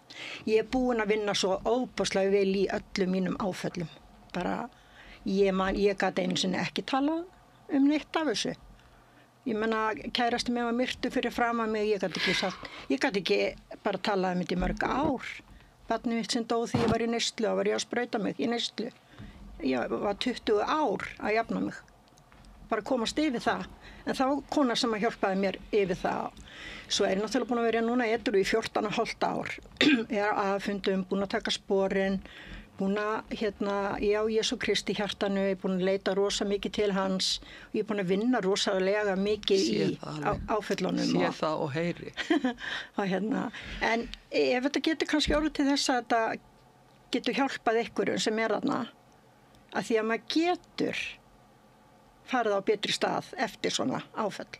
Þetta virðist vera sammerkt með ykkur báðum að áfengið hefur verið svona ákveðin flóttaleið til þess að gleyma þessum áföllum. Já. Og Einar, þú talar ekki þetta á eins hispurslausan hátt og Gugga. Þú talar þetta vísu, en ég sé það hefur mikil áhrif á þig. Já, þetta er feluleikurinn minn. Eða... Þú hefur sagt mér ýmislegt þegar við höfum hist núna í undanfara þessa þáttar og ég sé það alveg á þér að þú stundum tárastu þegar þú ert að tala þessa hluti. Það að því að... En færði ekki svolítið að von í brjóstið þegar þú heyrir hvað Gugga hefur að segja? Jú, það er sterkt að heyra þetta, sko. Það er gríðarlega sterkt að heyra þetta, sko. Já, bara að horfa upp á hvaða stað hún er í dag. Jú. Þetta er alveg yndislegt að heyra þetta, sko. Þetta er alveg hægt. Ef viljinni fyrir hendi, þetta er bara gríðarlegt skref, sko. Eins og fyrir mig núna að vera. Vera hérna? Ég á heilt fótboltaliða börnum og afabörnum. Já. Og ég stend hérna og enginn, skerðu, ég er búinn að þurrka allt svona frá mér. Nú er ég bara hérna aðleitt á götunni. Ertu búinn að þurrka frá þér? Ertu ekki í neinu sambandi við þína nánustu? Blessuð börnin eru þarna, þau vita að kallinn sé á lífandi, eins og svo sem ringdi mig frá Spáni í morgun. En það er ekki það, sko. Það er ekki það að þau vilja ekki koma og tala við mig, sko. Það er ég sem verð, eins og hún er að segja, nei. Fyrsta skrefið er hjá þér? Það já. Af hverju er pabbi alltaf að fara í meðferð? Afi, alltaf í meðferð, aftur og aftur. Og kemur svo alltaf svona út tilbaka, alveg nákvæmlega, eða verri. Þau skilja þetta ekkert alveg. Nei, þau skilja þetta kannski á einhvern nátt, sko. Það er leitt en því að þau vilja ekki börja hvað og pappa kom í heimsókn alltaf blind hullur. Af hverju kemur ekki pabbi bara edrú og flottur? Þú gerir það aldrei? Nei, enda líka kemur ég ekki í heimsókna því að... Þú treystir þér? Nei, það er ekki ég sem treystir mér ekki til. Ég er búinn að brjóta alla þess að bír að baki mér. Já. Það er ekki það að þetta sé þeim að kenna þessum elskulegu börnum sem ég á til. Ég hafa börnum. Þetta er það sem ég er sjálfur. Og þau er ekkert, þau vita alveg að ég er hérna á kantinum, sko. Gugga, hvernig var þitt bakland þegar mest gekk á? Fjölskyldan, hafðir eitthvað stuðning þar? Nei, ég hafði alltaf ömmu,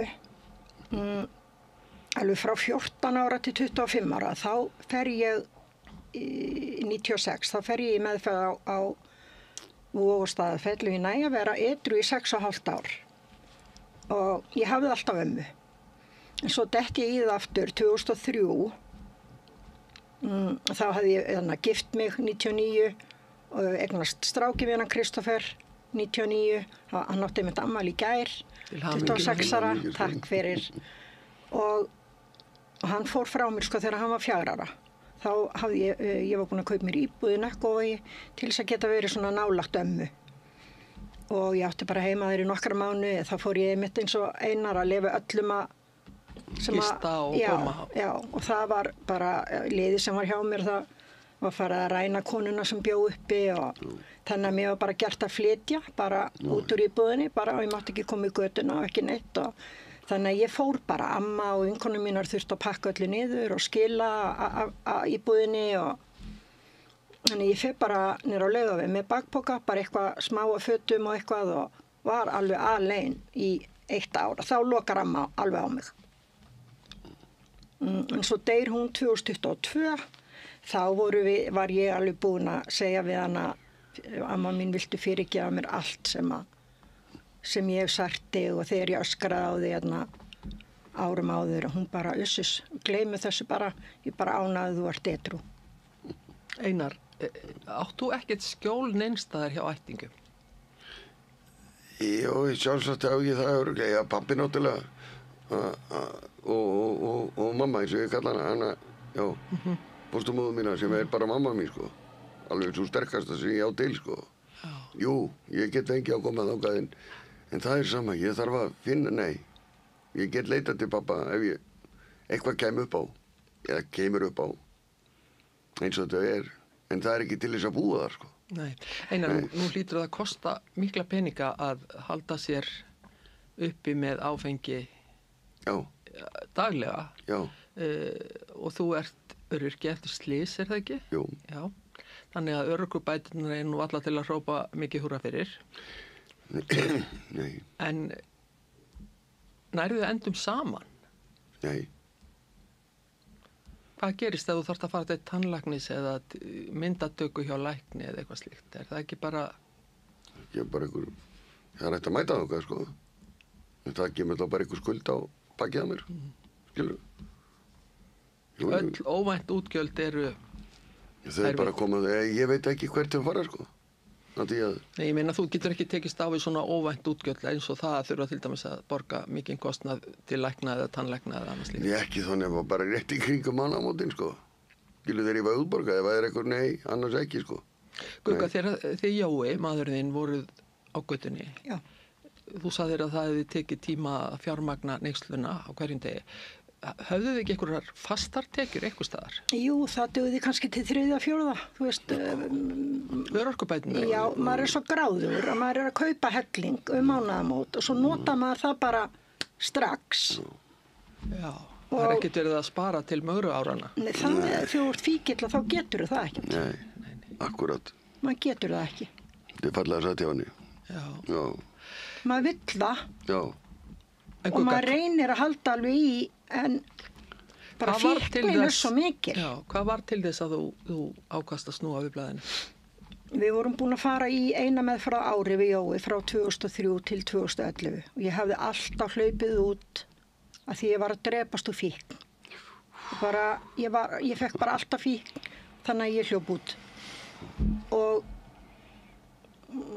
það ekki fyrir náttúrulega, ég samt hafði enga trú á því að ég gæti eitthvað tímann aftur orðið edru að ég myndi ná einhverjum tíma eða... En Jói, hann tekinn undan mér inn á Vog. Hann sem sagt fyrir 1. maí 2011 og hann bara var að tolla þarna inni og ég man að ég hafði þá samband, eða nei, hann talaði við Vog og ég mátti koma bara þegar hann fær á Staðarfell. Og það var á miðvikudegi 18. maí sem að ég fæ að fara inn þá sama dag og hann fer á Staðarfell. Og við bara, okkur langaði bara eitthvað svo að verða. Það bara uppgjöfum kom, ég bara fór að hlusta á ráðgjafana, hætt að stjórna sjálf. Við vorum líka bara eins og góð vinkonum við segja, við vorum orðin svo uppgefin að vera á götunni. Og svo bara gekk þetta hjá okkur báðum og þú veist, já, við vorum eiginlega í Bómilarn alveg fyrstu 5 árin, vorum bara hjá Samhjálp og já, mikið á aðfundum, tókum 12 sporin og vorum að vinna hjá Samhjálp, vorum húsverðir hjá Samhjálp í 3 ár og þannig að þú veist, það var alveg passað upp á okkur rosalega vel. En það gerðist eitthvað þarna á þessu tímabili, eins og þú segir, einhver ákveðin uppgjöf sem að... Það bara Jesú Kristur. Það bara Jesú Kristur. Já, alveg algjörlega. Ég fann bara, hann leiddi mig inn á og sagði bara, elsku stelpa mín, þetta verður allt í lagi. Þú getur þetta. Yndislegt. Já, það var allir að heyra. Allir að heyra. Þetta getur þú líka eina minn. Já, þetta geti, já. Ég ætla nú ekki að fara breytingu yfir þér. Jú, það alls ekki sko. En hérna... Ég hef reynt þetta og við nokkur, já. Já, ég meina það kemur, þegar það kemur. Já, en að heyra svona fallega útskýringar á þessu, að því að sko, já. En hvað segið þið mér orðaða félaga ykkar í neyslunni, fyrirverandi hjá þér Gugga og núverandi hjá þér Einar. Er þetta meira og minna, eða hafið þið verið við það, þetta væri meira og minna fólk sem hefur lent í svona einhverjum áföllum á unglingsaldri eða barsaldri? Nei, ekki kringum mig. Ekki kringu þig? Nei. Nei, það alls ekkert alltaf þannig. Nei, það ekki þannig. Ég hef alltaf verið við konu kendur. Ég verð nú bara viðurkenna það, sko. Og með börnum mín og einhvern veginn, en alltaf feka mig á burt og einhvern veginn með drikkinu minni. Þannig að það koksar alltaf á því hvernig ég haga mér, sko. Ekki það að það ekki endilega vilja henda mér út eða eitthvað svoleið, sko. Það heldur bara hvernig ég kem sjálfur fram, sko. Og það drykkja mín sem svo óbáslega yfirstígandi. Og þessi hræðsla sem ég að glíma við. Ég veit ekki hvernig... Hræðsla við hvað? Já, bara við frá blóðmóðinni og uppeldinu í gegnum hana þar og þessum, já... Já, þessar minningar eru að trufla því. Já, þær eru að fara illa og ég ekki vanur eins og í staðan í dag. Ég hef aldrei verið einbúi og ég kann þetta ekki. Og þetta alveg að skjóta mig alveg í kaf, sko. Ég veit ekki hvað ég stend í dag nema bara ég stend í skónum og fötunum. Mér sé fötunum sem þú gafst mér, sko. Já. Ég hef tapað öllu, ég á akkurat ekki neitt. nema sjálfa mig, sko. Þannig að þetta svona ofboðslega skrítið. En þú hefur viljan? Já, ég menna, ég viljan. Þið langar ekki að vera svona? Nei, en þá bara akkur var ég að koma meðferð og svo brotna ég svona saman aftur. Það gerist oft áður en að maður nær bata. Það ekkert vera rífaði niður fyrir það. Nei, ok, ég meina... Nei. Eitthvað það, sko. Því að, já. En svo að vera fjölskyldumaður eitthvað, þá ég náttúrulega líka að vera tilbúin til þess að vera það. Já. Það nefnilega máli. Þú að leggja eitthvað að mörgum. Já, það nefnilega máli. Það eitthvað sem ég þarf að gera. Það bara bónus. Ef að, þú veist, fyrst þarfst að hugsa sjálfa þig. Já. Í alvöru. Já. Þá velti ég fyrir mér eina núna þegar það að líðað í jólum. Hvað ætlar að vera á jólunum? Já. Nýr á Granda ábygglega. Ef ég verð ekki búin að útskófa mig þann líka, sko. Eða eitthvað. Eða mæti ekki að skrá mig inn eða gera eitthvað. Já. Þannig að, örugglega nýr á Granda bara. Eða bara út á götu, sko. Eða nýr undir Landsbankanum eða eitthvað. Finnst þér ekkert óþægilegt að tala þetta hérna? Hjá mér? Jú. Ég hef bara gott að því. Það var út af einhverju sem ég komi líka og skildi ekkert í því af hverju í óskupunum í gerkvöldi. Ég let mig hafa það, sko. Það út af einhverju. Ég þarf að hafa eins og laust á þess drottningu hérna. Það út af einhverju, skilur. Hún lifandi dæmi það að það allt hægt. Já, gangandi svona, algjörlega. Þannig að það yndislegt að heyra. Af því að þetta bara skrefið sem ég að glíma við, sko. En hvert ég að fara, veit ég ekki, skamin. Nei, en það ósækjart að spyrja þig að því núna. Nei, það allt í lagi. En eru margir á götunni eða heimilslausir, haldið þið? Já. Já, rosalega margir. Það eru margir, meira heldur en miklu fleiri heldur en, já. Ég man nú ekki alveg tölu. Nei. Ég heyrði hana eitthvað daginn, en ég veit ekki. Það rosalega margir. Já. Það ekkert lítið til okkar bara svona eins og þú sért gangandi blóm eða eitthvað, sko. Nei. Það nú eitthvað verið að gera fyrir heimilslausa. Og hvað þá? Já, það einhver hús þarna inn í Laugadal, það ekki sem Já, en það bara einhvað með alla hina sem eru líka og fá ekki. Þeir eru að vera eins og ég sjálfur í bílakjallarunum eða eitthvað staðar sofandi. Ég á bara góða vinkonu núna sem að bjóða mig gistingu hjá sér og ég að hjálpa henni í staðinu og einhvern veginn eða nýr á Granda. Ég fekk það þarna í gegn, ég var vísað út af, ég man ekki hvað þetta heiti, gistiskýlið eða eitthvað stað hvar ég var. Já. Þannig að, og fekk inngöngu á Granda. Þannig að það ekki, skilur, það ekkert í boði fyrir okkur. Það enginn sem kemur til okkar á daglega og segir, herru, ef þú gerir svona, þá kemstu þarna og getur gert svona. Við fáum engar upplýsingar eitt eða neitt.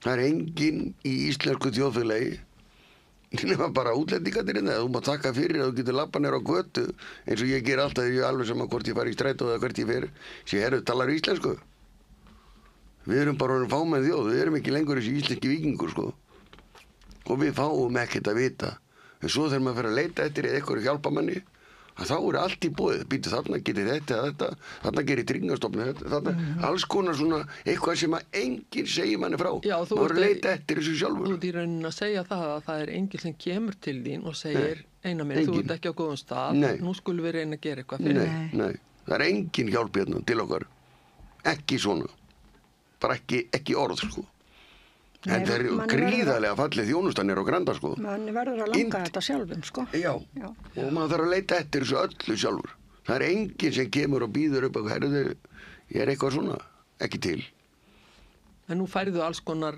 bjargráð þegar þú ert í meðferðunum Já, það líka þess vegna kannski býja á Grandanum núna já með því Gugga, á sínu tíma þegar þið Jói voru sem mest í fjölmiðlum þannig voru dálítið mörg ár síðan hvað áhrif hafði þetta á ykkur? Ég held að þessu sáðkorni hafi verið sáð þá þarna 2006 þegar að Jóhannes var þarna með myndavélarnar eftir okkur það held allir að við hefum fengið eitthvað rosalega mikið pening fyrir þetta nei, við fengum ekki neitt pening fyrir þetta við fengum 3 kartón af sígarettum reyndar og við gerðum þetta ef við hefum getað hjálpað einhverjum en hvernig fannst ykkur athyglin sem þið fenguð eftir þetta? Nú hljótið að hafa Ég har aldrei fundist hún eitthvað þægileg. Aldrei, nei. Það ekkert gaman að vera þekktur sprautifíkill á götunni, sko. Það ekkert rosalega skemmtilegt. Nei. En við vorum í krossinum 2006. Við fórum í byrgið, hlupum þaðan út. Og þá voru svona fullt af unlingun sem höfðu samband við okkur sem bara Gugga og Jói bara þeir eru búin að hjálpa okkur rosa mikið bara sáum ykkur í sjónvarpinu og þú veist, þetta gefur. Þetta hlýtur að vera jákvætt. Þetta gefur, já. En þú segir að þarna hafi kannski verið sáð einhverju líklu frægi. Já, ég menna við verðum metru þarna 2011 og ég held þetta sé allt eitthvað svona púsluspil. Já. Almætti eitthvað störfum þarna. Já. Hann til staðar, já. Við langar að spyrja þig Einar því að við erum nú svona komast á loka metrana hérna. Já. Þessi þáttur verður sendur út í kvöld og þið getur séð þetta ég veit ekki hvar þú sér þetta Einar minn en þú átt vinkonu sem getur stilt á þetta ábyggilega í sjónvarpinu sínu. Verður þetta sýnt í sjónvarpinu?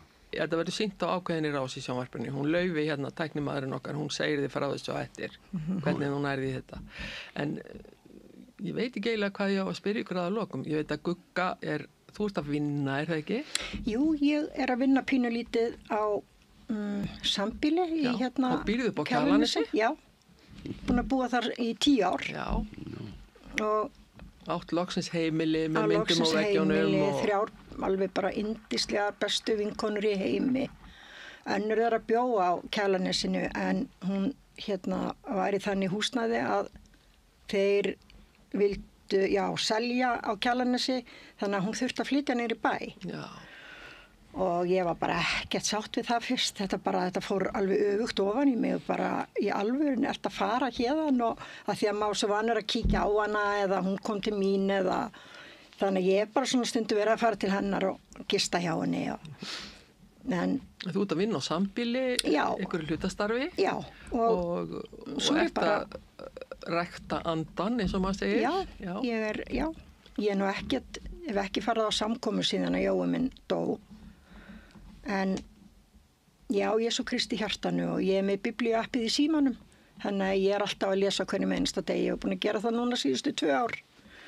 En ég hef búin að eiga Jesú í hjartanu síðan 99 og hérna það bara það besta sem að ég á og ég væri fátæk ef ég ætti ekki Jesú Kristi í hjartanu, sko.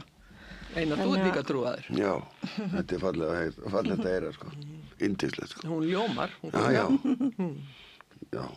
Þetta gerði amma við mig alltaf í gamla daga, sko, strax. Þannig ég upplifði þetta strax þar. Og frá eggjabóndanum Einari, afa. Þannig að, já, hann fylgir mér alltaf og hefur alltaf gert, sko. Þessin eru krossatir hérna, sko. Og fæði voru. Og það alveg sama. Eins og ég segi, hversu veikur ég ég sopna aldrei öðru svona að fara með faðvorið, sko. Það alveg saman hversu veikur ég sko. Það fallegt. Já, það bara bregst ekki, ég veit ekki af hverju, en það bara eins og ég segi, hún segir, sko, að meistarinn þetta uppi á kantinum, sko. Já. Og hvað ætlar að fara að gera á eftir? Já, það verður gott að segja.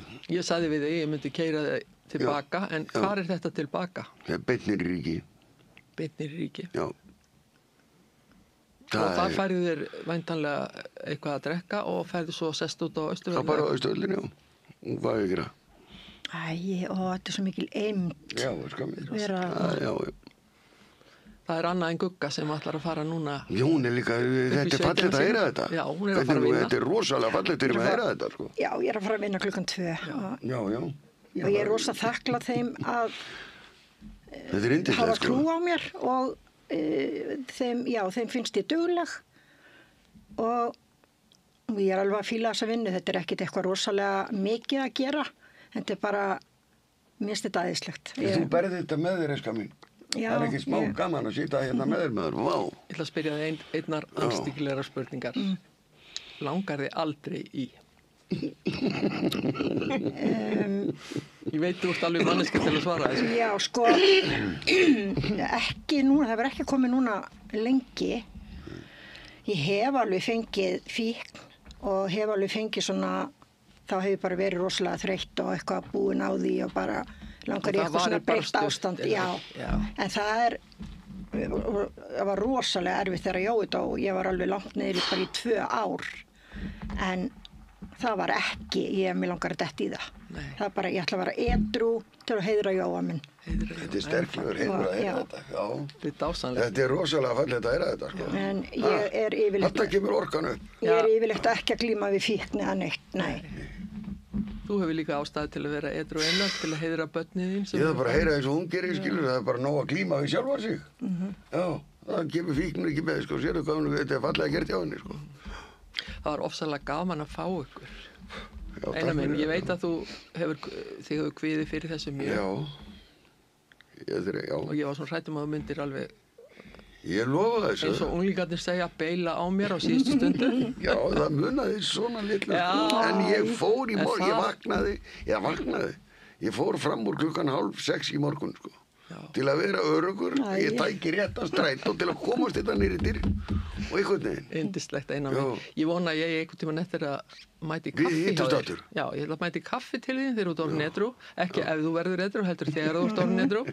Já, elskar mín. Og Gugga mín, ég er nú bara búin að eignast eiginlega nýja vinkonu núna. Já, ég líka þegar hún er staðið yndislegt. Ég ætla að fara í kaffi til þín sem þú varst að bjóða mér í. Nú veit ég hver það á teima. Já. Ég segi bara gangi ykkur allt í haginn og enn og aftur guðlaun og þakkir fyrir að koma hérna til mig því að ég lít ekki á það sem sjálfsagðan hlut að tala svona erfið málefni. Takk fyrir mig. Innilega þakkir. Já, takk fyrir mig. Takk hérlega fyrir mig. Þetta mér lokið í dag og nú hringir síminn hjá Einari þannig að við segjum verið sæl. Ég heiti Kristinn Sigmundsson og styð Samstöðina. Samstöðin er óháð sjónvarpsstöð sem fjallar þjóðfélagsmál á vandaðan og yfirvegaðan hátt. Ég skora á ykkur að styðja hana með því að gerast áskrifendur. Samstöðin er ómissandi.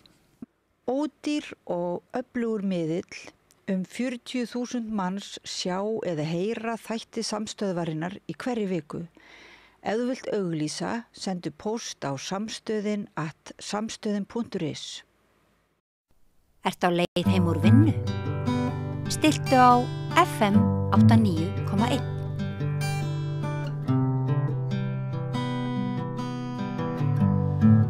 Þá er það næst reynsluboltarnir. Gestir þáttarins í dag eru Sirrý Arnarsdóttir, fjölmiðlakona og kennari við Háskólann á Bifröst. Velkomin. Takk fyrir. Páll Ásgeir Ásgeirsson, blaðamaður og leiðsögumaður til langs tíma. Sæll og velkomin. Sæll. Og síðast en ekki síst, Auður Önnu Magnúsdóttir hjá Kvenréttindafélagi Íslands. Velkomin. Takk fyrir. Þú hefur nú verið í fréttum í dag. Ég ætla ekki kannski alveg að koma því strax. Nei. En ég ætla að byrja á því að í dag var undirritaður samningur uppbyggingu mannvirkja í Helguvík í samstarfi við Atlantshafsbandalagið og áætluð fjárfesting NATO í þessu verkefni nemur 10 milljörðum króna. Og eitt af því sem komið hefur fram í fréttum í dag er að þetta mun svona þýða aukinn sýnileika. Og maður veltir í fyrir sér hvort við erum að ganga aftur inn í tíma sem maður mætti bara líka við síðari heimsstyrjöldina, hvort hér verða bara hermenn á gangi, erlendir hermenn á gangi innan tíðar vegna þessarar áherslu á nýju áherslu og breytingar sem orðið hafa í öryggis- og varnarmálum. Hvort fagniði því, svo við byrjum að þér Sirrý, að það sé verið að gera þennan samning, þetta þýðir einhverja peninga inn í hagkerfið og framkvæmdir og eitthvað slöðis. Já, hvort fagnar þessu eða bara hrýs þér hugur við svona rétt? Sko, ég er alin upp í það að herstöð er skotmark. Þannig að ég svona óttast þetta. En líka er ég búin að starfaði ég svo lengi í fjölmiðlum og er vön að velta upp alls konar boltum og reyna að sjá hlutina frá mörgum sjónarhornum. Þannig að ég get líka séð ýmislegt gleðilegt við þetta, 100 ný störf og það má nota þarna hafnirnar þegar herskip eru ekki þar, þá er þetta að nota hafnirnar í þágu byggðarlagsins og þannig að það er bara ýmislegt bæði gott og vont við þetta. Þetta er bara svo viðsjárverði tímar. Það er það sem er skelfilegt við þetta. Mér finnst hins vegar eftirminnilegt, ég var að ræða við fólk á Suðurnesjum sem að var að tala sagði sko, þið haldið það í Reykjavík að það séu engir hermenn á Suðurnesjum. Þetta er algjör misskilningur, það er bara undanfarinn árið búið að vera fullt af hermönum frá ýmsum löndum miklu meira heldur en að þið áttið ykkur á. Já. Þannig að, já, eins og þú sér, þá þetta loðin svör hjá mér og ég sé bæði svart og eitthvað bjart við þetta líka. Páll Óskar. Ég sem að taka sömu afstöðu Sirrí. Það að segja, þetta eru bæði góða fréttir og slæmfréttir fyrir því hvar maður situr. Í stóru myndin kannski 10 milljarðar ekki miklu peningar, þó að það hljómið aldrei. En þetta eru góða fréttir fyrir ríkisstjórnina sem að hefur þurft að þola úrtölur innan úr hagkerfinu og alls konar áfalla frásagnir undanfarnar vikur, þannig að þetta eru góða fréttir að geta talað svo sem mörg ný störf og uppbygging á svæðinu og hver veit hvað. Öll hernaðar uppbygging er slæm að mínu viti. Ég held að slagorðið Ísland og NATO herinn burt, ég haldi ennþá gildi sínu vegna þess að það bara annað markmiði sem hefur náðst. Það er að segja að herinn farin en við erum enn í NATO. Nú svo ef við viljum vera örlítið svartsýn, þá getur verið að hinn raunverulegi tilgangur þessar uppbyggingar sé að koma á fót birgðastöð fyrir Bandaríkjamenn áður en þeir yfirtaka Grænland og þá væntanlega Ísland líka. Einmitt, það er umhugsunarefni. Þurfa þeir eitthvað yfirtaka Ísland, þeir hafa okkur í vasanum. Þeir hafa okkur í vasanum en ég held að ef þú tekur yfir Grænland þá ég held að þetta sé nú svona fyrir vestan hafa, þá sé lítið á þetta sem svona eitt og því sama, sko. First you take Manhattan and then you take Berlin. Já. Hvernig líst þér á þetta? Bara illa. Já. Og ég bara tek undir með neikvæðu punktunum sem að þau voru með herstöð er skotmark og við sem að viljum frið í heiminum við eigum ekki verið að styðja hernaðaruppbyggingu af því að það veitir x mörg störf, skilur sígarettuframleiðsla veitir störf, það er alls konar hluti sem veita störf. Það er per se ekki rök og það er alls konar hluti sem við getum gert til að búa til störf. Við þekkjum það nú úr umhverfismálunum að þetta hefur ótrúlega oft verið notað sem rök til þess að gera eitthvað. Svo eru loforðin öll þessi störf rætast þau ekkert. Þetta er bara eitthvað svona tölur á blaði sem er bara verið að búa til. Já, eða þá mjög tímabundið ástand. Við sáum það höfum séð það við alls konar stórframkvæmdir hingað og þangað í landið, Kárahnjúka og víðar. Það eru gríðarleg þensla í mjög skamman tíma en þegar uppi staðið þá njóta hinn og dreifðu byggðir sem að er lofað fjölda starfa til þess að samþykkja þetta, það er njóta í rauninni ekki góðs af með neinum hætti. Nei. Þetta er svona gulrót sem er veifað framan í og það er einhvern veginn treystir sér aldrei neitt til þess að mótmæla þessu af einhverju alvöru, sko. Og það eru til nokkra svona röksemdir í íslenskri umræðu sem eru til þess fallnar að þagga niður öll mótrök og ein þeirra heyrðist núna í síðustu viku þegar menn voru að mótmæla því að Samhjálp fengi að opna kaffistofu upp á Grensásvegi og þá stegi einhver fram og segir þetta hefur neikvæð áhrif á fasteignaverð og þá þagnar alltaf salurinn.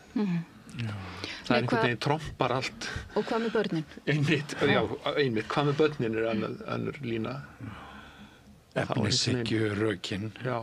Samt, sko, ég skil þetta, en líka ef allt í einu svona eitthvað kemur heimilislaust fólk, eiturlyfjafíklar, utangarðsfólk, ef það býr allt í einu við hliðina á manni eða hefur aðsetur stóran partdags alveg við hliðina á manni, þá fer ég strax að hugsa nálar og hættu fyrir börn. Og mér finnst líka að það er svo auðvelt að hneykslast á þeim sem hneykslast á þessu en ef þetta er hins vegar beint fyrir framan mann og maður er með lítil börn að leika sér úti og alls konar nálar og efni og svona eru í notkun að þá bara, ég bara hneykslast ekkit rosalega mikið á því þó að fólk sé smá tortryggið eða svona kom reyndar í ljós eftir fyrstu umferðina að þetta voru í rauninni ekki íbúarnir heldur kjötbúðareigandinn sem hafði þessu djúpstæði ágjur. Og ég held að þetta með nálar og efni, ég held að það tengist kaffistofus Samhjálpar mjög takmarkað. Við hlustuðum á þessa svipaða umræðu inn í Laugardal fyrir fáum árum þegar það stóð til að byggja þar svona smáhýsi fyrir heimilslausa. Þá var mönnum tíðrætt þetta að allt það slæma sem myndi fylgja því. Svo voru smáhýsin tekin í notkun og þau eru búin að vera í notkun í 2-3 ár núna. það heyrist ekki neitt, engin vandræði, kemst aldrei í fréttir. Nei. Og þá þetta eru engin vandræði sem fylgja þeim. Nei, og þá þurfum við líka að leggja áherslu á svona skaðaminnkandi úrræði eins og frú Matthildi og frú Ragnheiði eða hvað það heitir allt saman, þar sem að fíklum eru tryggð örugg rými til þess að stunda sína neyslu, af því að þetta náttúrulega fólk sem er í mjög erfiðum aðstæðum og viðkvæmir hópar. Við vorum í Norðlingaholti þar sem ég bý, þá var borgin búin að ákveða held ég meira sér fast að kaupa húsi þar sem átt að vera heimili fyrir úlinga í erfiðum aðstæðum, eitthvað svona svipað stöðlega, ég veit ekki alveg, og það voru svo mikil mótmæli í hverfinu að borgin hætti við og við vorum mörg í hverfinu sem skömmumst okkar alveg rosalega fyrir það að hverfið okkar gæti ekki boðið úlinga sem að eiga hvergi höfðu sína halla velkomið í okkar hverfi. Og ég skildi ekki ástæðunar. Þetta er mjög mikið hverfi, það er mjög mikið að börnum hana. En sko, það er einmitt það sem við þurfum að gera, það er að ræða þetta, fá upplýsingar og ræða þetta út frá öllum hliðum, en ekki bara eitthvað uss og fuss, hérna, ertu á móti þessu, uss og fuss og bara út í hotn með þig og þér er slaufað. Af því að svona ótti er alveg skiljanlegur, við þurfum bara að fá upplýsingar og við þurfum að ræða saman. En ég hef líka búið með hérna í næsta húsi við mig fyrir sko fjöldamörgum árum, voru fíkniefnasalar og bara óbáslegir eiturlyfja neytendur og það fylgdi því mikið hættu ástand. Vissulega, en kaffistofa Samhjálpar held ég sé kannski bara allt annað. Já, og það til dæmis þurfum að vita. Það er bara að ræða þetta meira.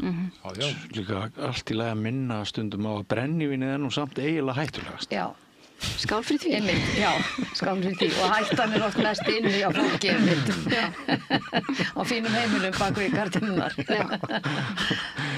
En af því að þið voruð að ræða þetta með störfin, hvernig þau trompa allt annað, þá dettur mér í hug viðtal sem ég tók við Jóhannes Sturlaugsson núna í vikunni á Samstöðinni, líffræðing, sem er væga sagt mjög hissa á því að atvinnuvegaráðherra Hanna Katrín Friðriksson sé að gefa upp þann bolta að það verði sjókvíaeldi í Mjóafirði.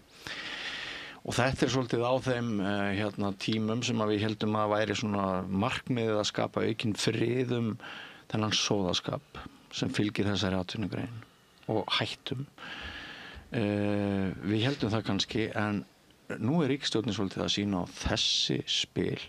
Og það eru sömu rök og hafa alltaf verið í þessari atvinnugrein. Það er að skapa störf og nánast öllu hinu hent út gluggan.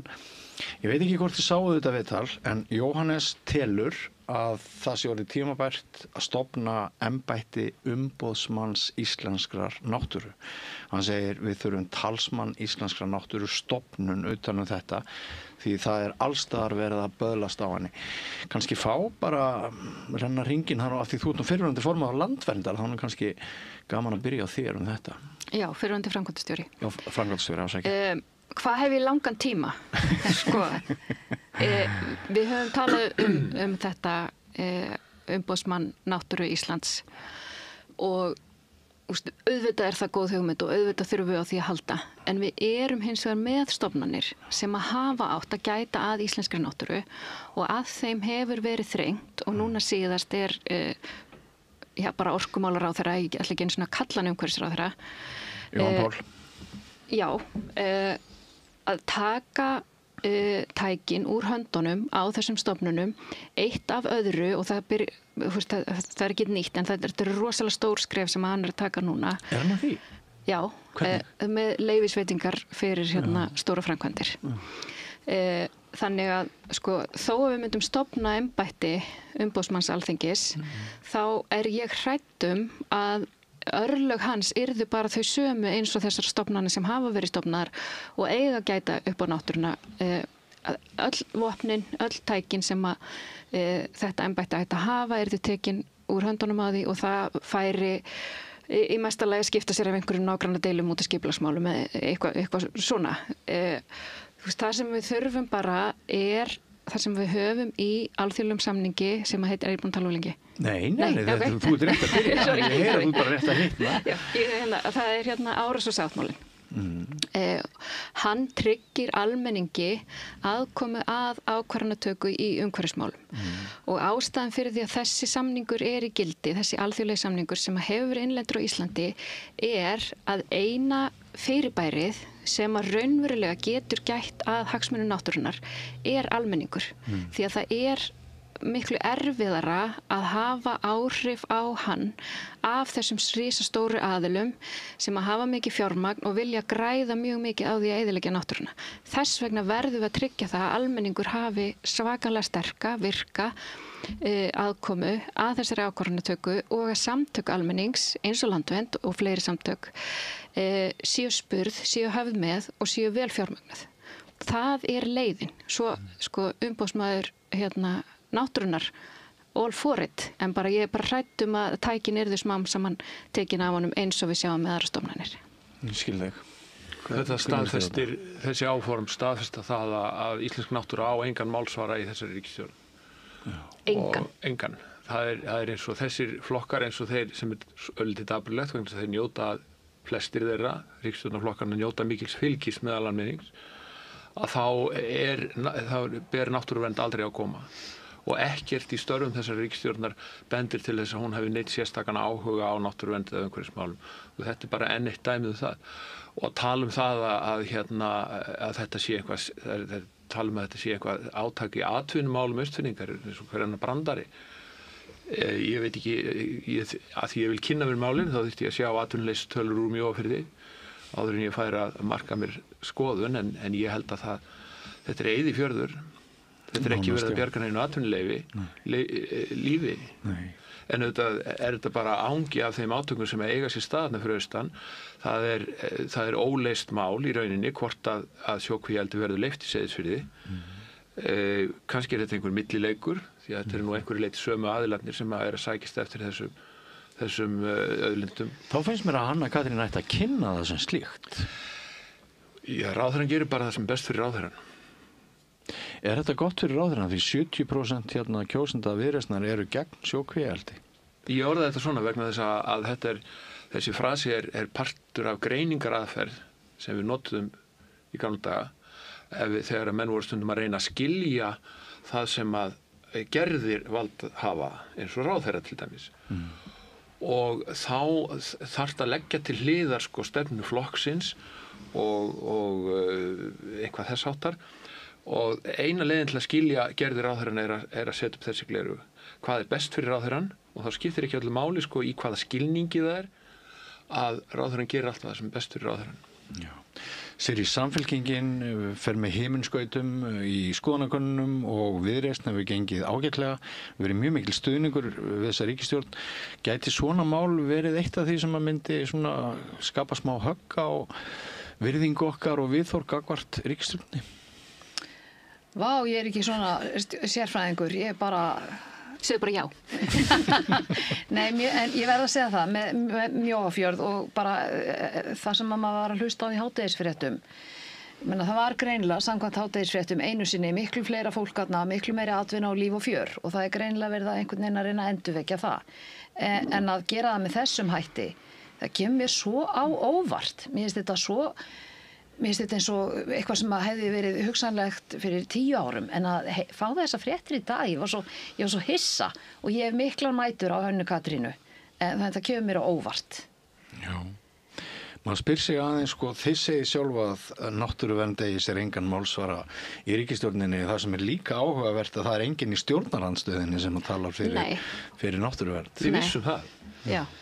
Það lá fyrir, Þetta þýðir í framkvæmdinni það að náttúruvernd á enga og umhverfismál eigi rauninni enga rödd inn á Alþingi Íslendinga. Og svo verðum við með handónandi niðurstöðu að koppa á alþjóðavísu líka. Hvað er að gerast? Þetta lítur ekki vel út. Þetta svo, hvað ráðherrann gerir það sem að kemur ráðherranum vel, hvað sagði? Það sem best fyrir ráðherrann. Já, og það er svolítið erfitt að sjá núna þegar ríkisstjórnin er búin að vera starfandi hvað næstu í 1 ár. Já, ekki alveg. Já, fyrir utan þessa hækkun og veiðigjöldum sem að var núna í vor, ekki? Já, sumar. Já, sumar. Að þá eru stefnumálin, þau eru svo svipuð það sem að síðasta ríkisstjórn var með. Það er að koma framkvæmdum rosalega hratt í gegnum systemið. Það að vera með brottfarastöðu til að geyma útlendinga.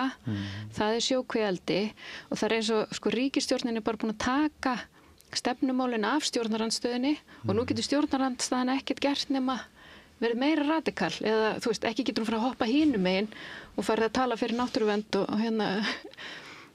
mannúðlegri útlendingarlögum og svoleiðis sko. Veiðigjöld og gæludýr, þessi tvö mál voru ekki á málaskrá síðustu ríkisstjórnar.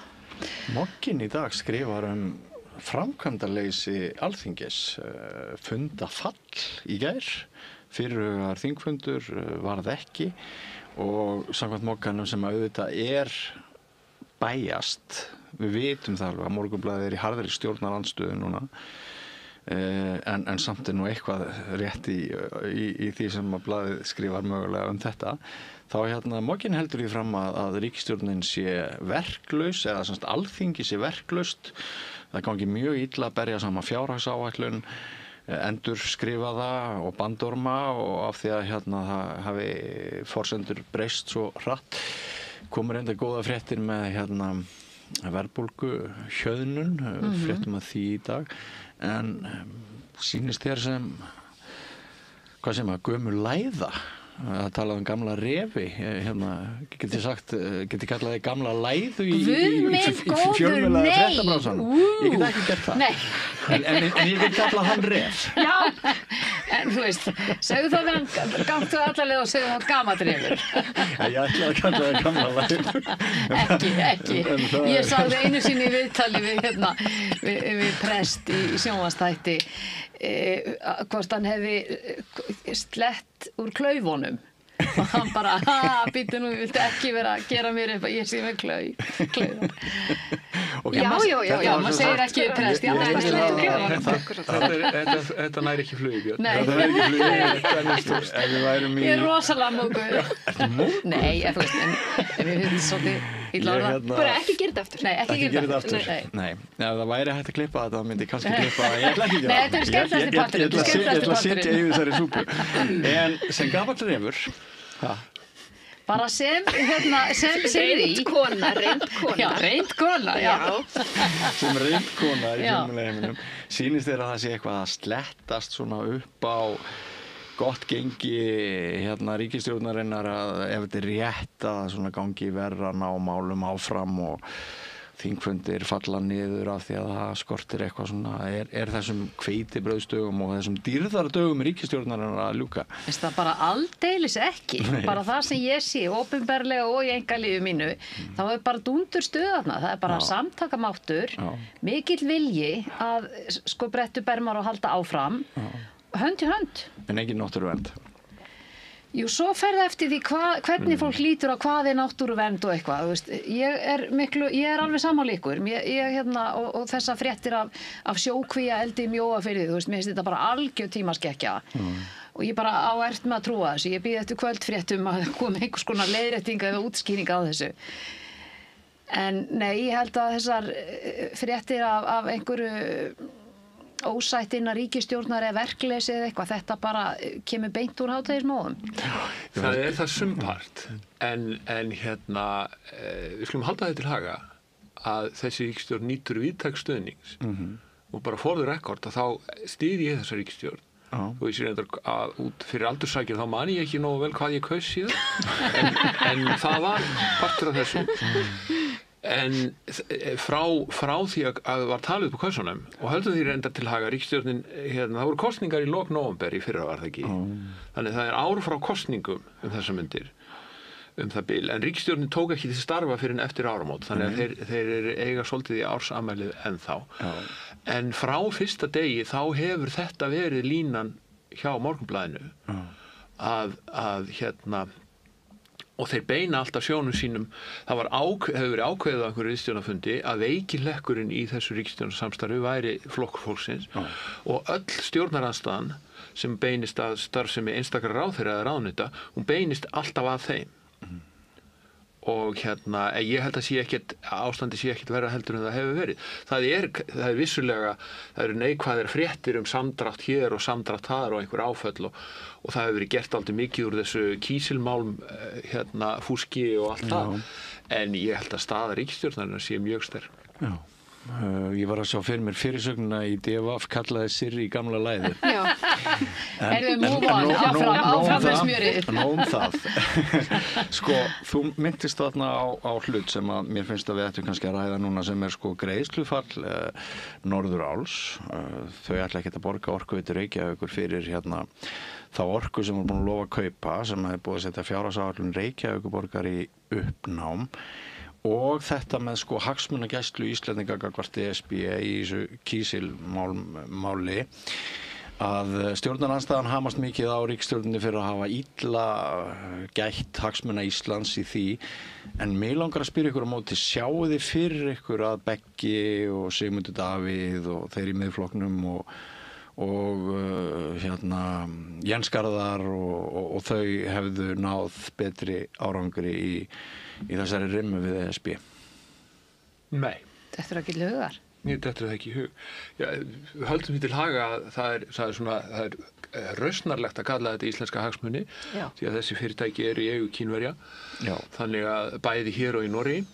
Íslenskir atvinnuhagsmunir. Já, vissulega. Já. En þegar að grannt skoðað að þá er líka ákvæði í þessum tollasamningi sem að gera þetta ögn léttbærara fyrir íslensk fyrirtæki heldur en ella hefði verið. Já. En það er líka í þessu að því við verðum að taka þann krók á til að minnast á það að íslenski fjölmiðlar í umfjöllunum þetta mál, þeir stóðu sér svo illa að við þurftum að fara í norsku blöðin til að koma staði hvað stóð raunverulega í þessu samkomulagi og hvaða þýðingu það raunverulega hafði. Því að það hafði engin íslenskur fjölmiðill einhvern veginn rænu á því að segja okkur það. Nei, þeir gripu bara upprópanirnar. Já, þeir tóku bara upprópanirnar og tóku þátt í einhverjum undarlegum leiðangri sem beindist fyrst og fremst gegn Evrópusambandinu og hugsanlegri, ég veit ekki, það er einhver framtíðar veruleiki sem menn hafa búið sér til og er alltaf að reyna að tala inn í einhverja leikmynd þar sem að stærstu stjórnmálaflokkar á Íslandi er að draga Íslendinga æpandi og skrækjandi nauðuga inn í Evrópusambandið. Og gegn því þarf að berjast. Ég veit ekki í hvaða veruleika þetta gerist. En hvað var það kísilmálum að þá held ég að niðurstaðan hefði verið nákvæmlega svo sama. Það hefði ekkert með þessa ríkisstjórn að gera. Já, hvað segir þú? Ég bara alveg samanlega ekkert með það að gera. Nei, og bara fáránlegt í raun fáránlegt að ganga svona langt í að verja þetta sem að eru ekki einhverju svona af hverju eru íslensk stjórnvöld að leggja svona mikið á sig fyrir þennan iðnað. Það er bara, ég skilði það ekki. Og illa að gera sér fíblum, ég finnst þetta svona smá svona barnalega hegðun í útlöndum, svona sína að við séum undir hælnum á einhverjum svona risa útlöndum fyrirtækjum. Mér finnst líka að þetta fyrirtæki afhjúpa sig með því að reyna ekki að leita samninga við Orkuveitu Reykjavíkur eða það er engin auðmýkt þau haldaði fram að þessi algjörlega ófyrirséður viðburður að það bíli eitthvað hjá þeim í versmiðinni og segir bara við neitum að borga. Er fúski viðhaldi allt í einu orðið act of God? Akkurat, Er það málið? Og mér er sagt líka að samningar Orkuveitunar við þetta fyrirtæki séu með þeim hætti að þessar upprópanir þeirra maður ætli ekki að borga á eitthvað svoleiðis, þetta sé bara pósa því að fyrir dómstólum að þá muni þetta ekki halda. Þannig þeir munu borga fyrir rest. En svo verðum við að segja, þó að ég hafi sagt það alveg örugglega 1000 sinnum, við verðum að muna að við erum svo ábærslega háð og íslensk orka, 80% íslenskra orku íslenskri raforku fer til þessara 3 risastóru fyrirtækja.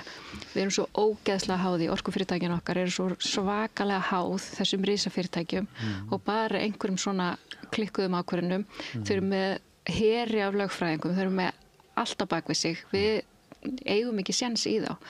Það að setja fórna íslenskri náttúru til þess að búa til orku fyrir einhverja svona glæpuna, af því að þetta eru stórt sér glæpunar eins og til dæmis hefur Century Aluminium. Þetta eru rányrkju kapitalistar af verstu sort. Þarf ekki að segja meira. Og við erum búin að hlekkja okkur við þá. með því að grenja viljið koma hingað og kaupa orkuna sem við erum að framleiða með því að eyðileggja íslenska náttúru. Og það var mjög þétt bandið á milli gömlu valdaflokkana og þessa heimsáður og það svona margir sem að sko svona hugsa alls konar stöður sem hafa verið að koma upp undanfarið og svona líður þó aðeins skár með að við séum með núverandi stjórnvöld en ekki gömlu valdaflokkana. Það verður bara að segja þann hlut eins og hann sko. En eigum að fara aðeins úr þessu yfir í kannski tengist aðeins sko, ég veit það, Sirrí, að þér hugstætt að kerfin okkar séu svolítið að molna í sundur, sko, heilbrigðiskerfið og menntakerfið langt í frá nógu gott og svona. Og við höfum núna sæst á það að Íslendingar verji, ég segi stórauknum fjárhæðum í öryggis- og varnarmálum frá það sem var og þeir peningar eru þá ekki að fara inn í kerfin okkar en kannski snýst þetta með eitthvað annað en peningar líka þótt þeir skipti máli. Þú hefur áhyggjur af ekki síst heilbrigðiskerfinu. Já, bara eins og flestir. Ég meina húsnæðiskerfið okkar, ég hugsa þetta kannski líka svolítið, ég hugsa þetta út frá unga fólkinu. Að ég þekki bara svo marga, ég bara á þeim aldrei að svo mikið af unga fólkinu í kringum mig í að mennta sig í útlöndum. Mikið í Skandinavíu núna. Það einhvern veginn áhugin að fara í bandaríska háskóla hrundi eðlilega. Út á dollu. Og þannig að ég að hugsa sko, unga fólki okkar á Norðurlöndum sem að kynnist kerfunum þar, heilbrigðiskerfinu, til dæmis í Danmörku, Svíþjóð líka, húsnæðiskerfinu, bara fæðingarorlofi og bara alls konar kerfum, hvernig bankakerfi oft manneskjulegra margt umsemjanlegt og svona. Bankarnir í löndum í kringum okkur reyna ekki kerfisbundið að drepa þeim með hávaxtaokri. Nei, og bara eru svona, það er hægt að ræða hlutina og hægt að finna lausnir og sveigjanleika og svona. Og þannig að ég bara hugsa hvernig fáum við þetta fólk heim og þess vegna þurfum við að hafa náttúrulega gott heilbrigðiskerfi, menntakerfi og húsnæðiskerfi. Þannig að auðvitað hefur maður rosalegar áhyggjur af þessu. Ég hefur rosalegar áhyggjur af húsnæðiskerfinu til dæmis. Ég var að enda við að loka bókinni Jötunsteinn eftir hann Andra Snæ Magnússon. Og bara ef einhver er ekki búin að lesa þá bók, maður er mjög fljótur að lesa hana, en ég held að maður gleyma hana ekki. Og sumabækur, maður er mjög lengi að lesa sumabækur og gleyma þeim strax, en þetta er fljótlesin bók sem ég held maður gleyma ekki. Og bara þetta er bara innlegg inn í umræðuna húsnæðismarkaðinn, Jötunsteinn eftir Andra Snæ. Þannig að ég hef rosalega áhyggjur af þessu með húsnæðismarkaðinn og til dæmis bara svona hlutin eins og ég þurfti að panta mig tíma hjá heimilislækni, ég er forréttindamanneskja, ég hef heimilislækni og ég fekk í byrjun nóvember að ég fengi tíma í lok janúar 2026 og mér finnst þetta ekki gott og mér verður orða vant bara oft, mér er svo margt sem er sem er að hjá okkur, til dæmis eins og fréttirnar núna, Sigríður Ingibjörg Ingadóttir og félagar hennar hjá BSRB voru að birta þessa tölur að þriðjungur kvenna samkvæmt rannsóknum á aldrinum 60 til 66 ára eru á örorku. Þriðjungur kvenna á þessum fína aldri. Þetta er hrikaleg tala. Þetta er hrikaleg tala og þetta segir okkur heilmikið kerfin okkar því að hvað er þetta? Eru það svona út í askaðar eða er lífið svona hart hjá konum? Er þetta bera þær byrðar aldraðra og langveikra barna og á herðum sínum eða hvað er þetta? Og það þarf að fjalla miklu meira þetta og mér finnst þau þurfa að endurskoða svo ofboðslega margt hjá okkur. Mér finnst líka svona, bara fyrst ég byrjuð á bölmóði að tölur sem er að koma núna er alltaf í auglýsingatímanum núna og ég þurfti að hlusta á þetta þrisvar til að bara trúa mínum eigin eyrum að 7 til 10 tonn á dag af textíl berast inn í Sorpu. 7 til 10 tonn af textíl á dag berast inn til Sorpu. Og þú veist, sko sóunin, ofneysla, ofgunótt einhvern veginn hjá sumum, misskiptingin, brjálæðislegur hraði og krafa einhvern veginn og við erum með spjótin á okkur einhvern veginn að þið allir að hlaupa hraðar og veist, ég er bara dálítið, ég er orðlaus af því mér finnst við ekki á góðum stað en engu að síður ólíkt þeim, þá við erum sammála við ríkisstjórnina. Við erum oft sammála, já. Sko, mér finnst ríkisstjórnin, ég bind vonið við að hún sé að vinna fullt af góðum hlutum og það sjáustu sólar. Já. En ég hef áhyggjur af þessum innviðum okkar sem við vorum alltaf svo stolt af. Já. Dóttir mín sem rétt losar 30 var að segja mér mömmunar í vikunni og hún var ákveðin í að kaupa íbúð með kærastanum í Oslo í Noregi. Hún er búin að ákveða að búa í Noregi og ég tek undir það sem þú veist að segja að það hefur mikil færsla til að ungt fólk fer til menntunar í Skandinavíu og Evrópu sem áður fór til Bandaríkjanna. Mér finnst bara mjög hips and haps hvort þetta fólk sko sjáu það fyrir sér að geti snúið aftur til Íslands. Og þetta náttúrulega verðmætt fólk. Það búið að mennta sig, Íslenska ríkið búið að dæla miklum peningi í að mennta það og svona.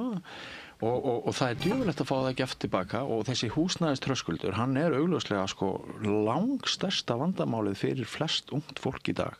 Líka dagvistamálin. Dagvistamálin annað, já, alveg satt. En sko, hafið ekki, eins og þú Páll Ásgeir, er ekki komin einhver nýr þröskuldur sem það langt síðan að var jafn erfitt fyrir ungt fólk að eignast húsnæði og Ísland í dag? Já, nú sé ég í fréttum að verktakarnir eru komnir fyrstu kaupendur Bjargar. Já. Bjóðaði upp á sérstöka nýja tegund af lánum þar sem að þér búið að gerast ekki bara kaupa íbúðina verktakanum heldur líka gerast leigjandi hans í ég held að þetta sé hvernig hlutdeildarlán eða borið saman við hlutdeildarlánin og þetta felst í því að þú tekur 20% af, þetta er svona svo kúlulán. Já. Það fær 20% lán í upphafi og svo átt að borga það aftur eftir 10 ár í einu lagi en þú hefur í millitíðinni þá hefur það verið á verðtryggingu og þú borgar verktakan leigu. Þetta hefur verið kynnt sem einhver stórkostleg uppfinning sem ég held að þetta sé ekki góðar fréttir sko fyrir fyrstu kaupendur. Ragnar þá mjög skeptiskur á þetta. Já, það eru margir mjög skeptiskur á þetta og það er í Sángstar í blöðum í dag að þá er einhver húsnæðismannvirkjastofnun að benda fólki á ýmsar skuggarhliðar á þessu að ef þú ert ekki heppinn að þá getur lent í það er í rauninni verið að auka þetta hlutverk húsnæðismarkaðarins sem kauphallar og það er erfitt að spá fyrir þróun allir þessir útnefningar þeir ganga út frá því að húsnæðisverð muni hækka áfram eins og það hefur gert en ég held að það hefði verið eitt af vandamálunum það hefði verið það sem bjóð til þennan húsnæðisvanda það væri hvað menn vilja fá mikla ávöxtun og hvernig svona skortstaða á markaðanum er notuð til að þvinga upp húsnæðisverðið sem á endanum verður til þess að ákveðin hluti, sérstaklega fyrstu kaupendur, þeir verða eftir í vegkantinum. En húsnæðismannvirkjastofnun er að benda fólki á að skoða þetta vandlega og bera saman ólíkar leiðir og þeir eru ekki eins hrifnir af þessu eins og þeir talsmenn verktakana sem hefur verið hleypt í fjölmiðla án andmæla fram að þessum. Nei. En þar fyrir utan veit ég ekkert húsnæðismál og því ég er orðinn gamall maður og er af þeirri kynslóð sem að Engin börn og barnabörn sem þú voru áhyggjur af? Nei. Þetta verður bara að spjara sig. Þú ert búin að gera þitt. Ég er búin að gera þitt. En ég held að þetta sé alveg hárrétt. Þetta er svo rosalega stór þröskuldur fyrir fólk og þetta sko tekur svo ábúrslega mikið, ekki bara peningunum heldur af áhyggjunum. Þú hefur svo lítið svigrúm til að gera annað. Segjum til dæmis að þú sért með börn sem að þurfa einhverja sérstaka aðstoð, kerfin er að bregðast. Þú átt engan pening til þess að leita þér aðstoðar annar staðar af því að það fer allt í húsnæðið. Þannig að þetta hefur er að hneppa fólk í þrældóm. Já. Og sko þetta hefur alveg frá því að ég var ung, þá hefur alltaf verið sagt já, aumingja unga fólkið á svo erfitt með að eignast húsnæði og þetta er alltaf sagt og það er búið að segja þetta í 25 ár og örugglega ég bara man ekki lengra aftur. Ég held að aðstæðurnar hafa aldrei verið eins erfiðar eins og þær eru núna. Ég held að það hafa aldrei verið eins mikill þröskuldur fyrir ungt fólk að komast inn á fasteignamarkaðinn en það var líka sagt fyrir 10 árum. En ástandið er bara miklu verra. Og heimurinn hefur opnast þannig að nú eru bara allir þessi valkostir sem að kannski við litum ekki sem á að væri. Við vorum svolítið fangar í eyju fyrir nokkrum áratugum. Já, en það sem að sko lausnin á þessu hefur einhvern veginn á þessum síðustu 25 árum alltaf verið að auðvelda nýjum kaupendum að koma inn á markaðinn með því að sko veita þeim einhverja auka lána fyrir greiðslu eða eitthvað svona sem að hækkar húsnæðisverð, sem gerir það erfiðara fyrir næstu kynslóð. Þá gripið til einhverja svona sértækra aðgerða sem að duga í skamman tíma akkurat fyrir það fólk. Svo hækkar það húsnæðisverð, þetta verður alltaf erfiðara. Þú veist, þannig að það eina sem að blífur er að við séum með eitthvað sko almennilegt, ég veit ekki, félagslegt húsnæði, leiguíbúðir eða einhvers konar kerfi sem að gera það að verkum að það er ekki hægt að græða svona ógeðslega mikið á því að eiga húsnæði.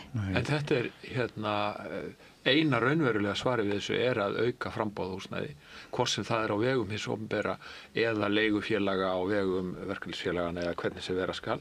Við getum hort aftur í tíman til þess þegar Breiðholtið var byggt sem að varð til í kannski ekkit ósvipuðum aðstæðum en í sennilega jafn miklum húsnæðisskorti eins og núna er. En er húsnæðisskortur? Er ekki bara... Ég held að það sé það, já.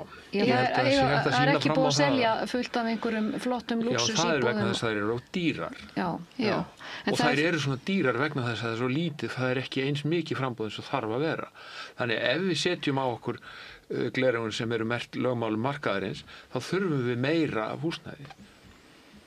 En það er ekki endilega hagur þeirra sem að framleiða húsnæði vegna þess að skorturinn er hagstæðari kringstæður fyrir þá þess að það hækkar verðið.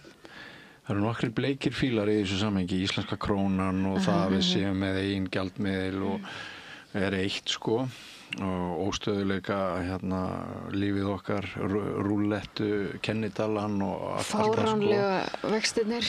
Já, ég ætlaði með að koma að því sko, menn hafa náttúrulega verið að djöflast í Seðlabankanum út af því að hann hugsi ekki almenning, heldur bara atvinnulíf og þjóðarhag með þessari vaxtastefnu. En sko, einn bleiki fílinn er líka bara okur íslensku bankana og vaxtamunurinn sem er geðveikslegur. Á því að ef þeir náttúrulega eru alltaf að lána okkur pening meðal annars út af þessu húsnæðiskerfi sem við erum með sko og verðtryggt og það er bara ekki sem réttlætir vaxtamun bankana. Og nú er spurt af hverju sýnir Kristrún Frostadóttir ekki bara hugrekki og beitir Landsbankanum sem er að fullu leyti í eigu ríkisins lækkar bara vexti, minnkar þetta bil þar, brýtur ísinn, hinir bankarnir, það er engin samkeppni milli bankana, það er bara samráð sko. Hinir bankarnir myndu neyðast til þess að bregðast við því og þetta myndi nú bara skipta unga íbúðar kaupendur töluverðu máli eins og okkur öll. Hvað segir þetta, Siri? Góð hugmynd.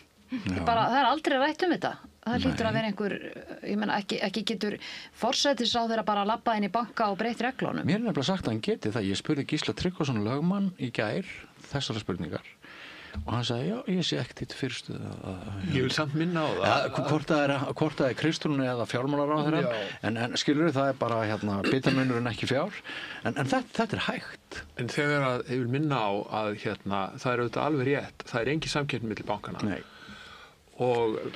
En það væri rétt að hrósa þessi gæti. Er einhvers staðar samkeppni í íslensku samfélagi? Nú vandfundin kannski. Svona sem ykkur dettur í fljótu bræði. Þetta er eitthvað maður þarf að virkilega að hugsa. Þetta er ekki einmitt. Það er bara svona. Bónus og krónan. Bónus og krónan. Nei, það er sko samkomulag að krónan sé einni krónun dýrari. Og þegar það var sett að það var okkur veittur aðgangur á vegum einhvers ráðuneytis að einhverju svona verðvakt.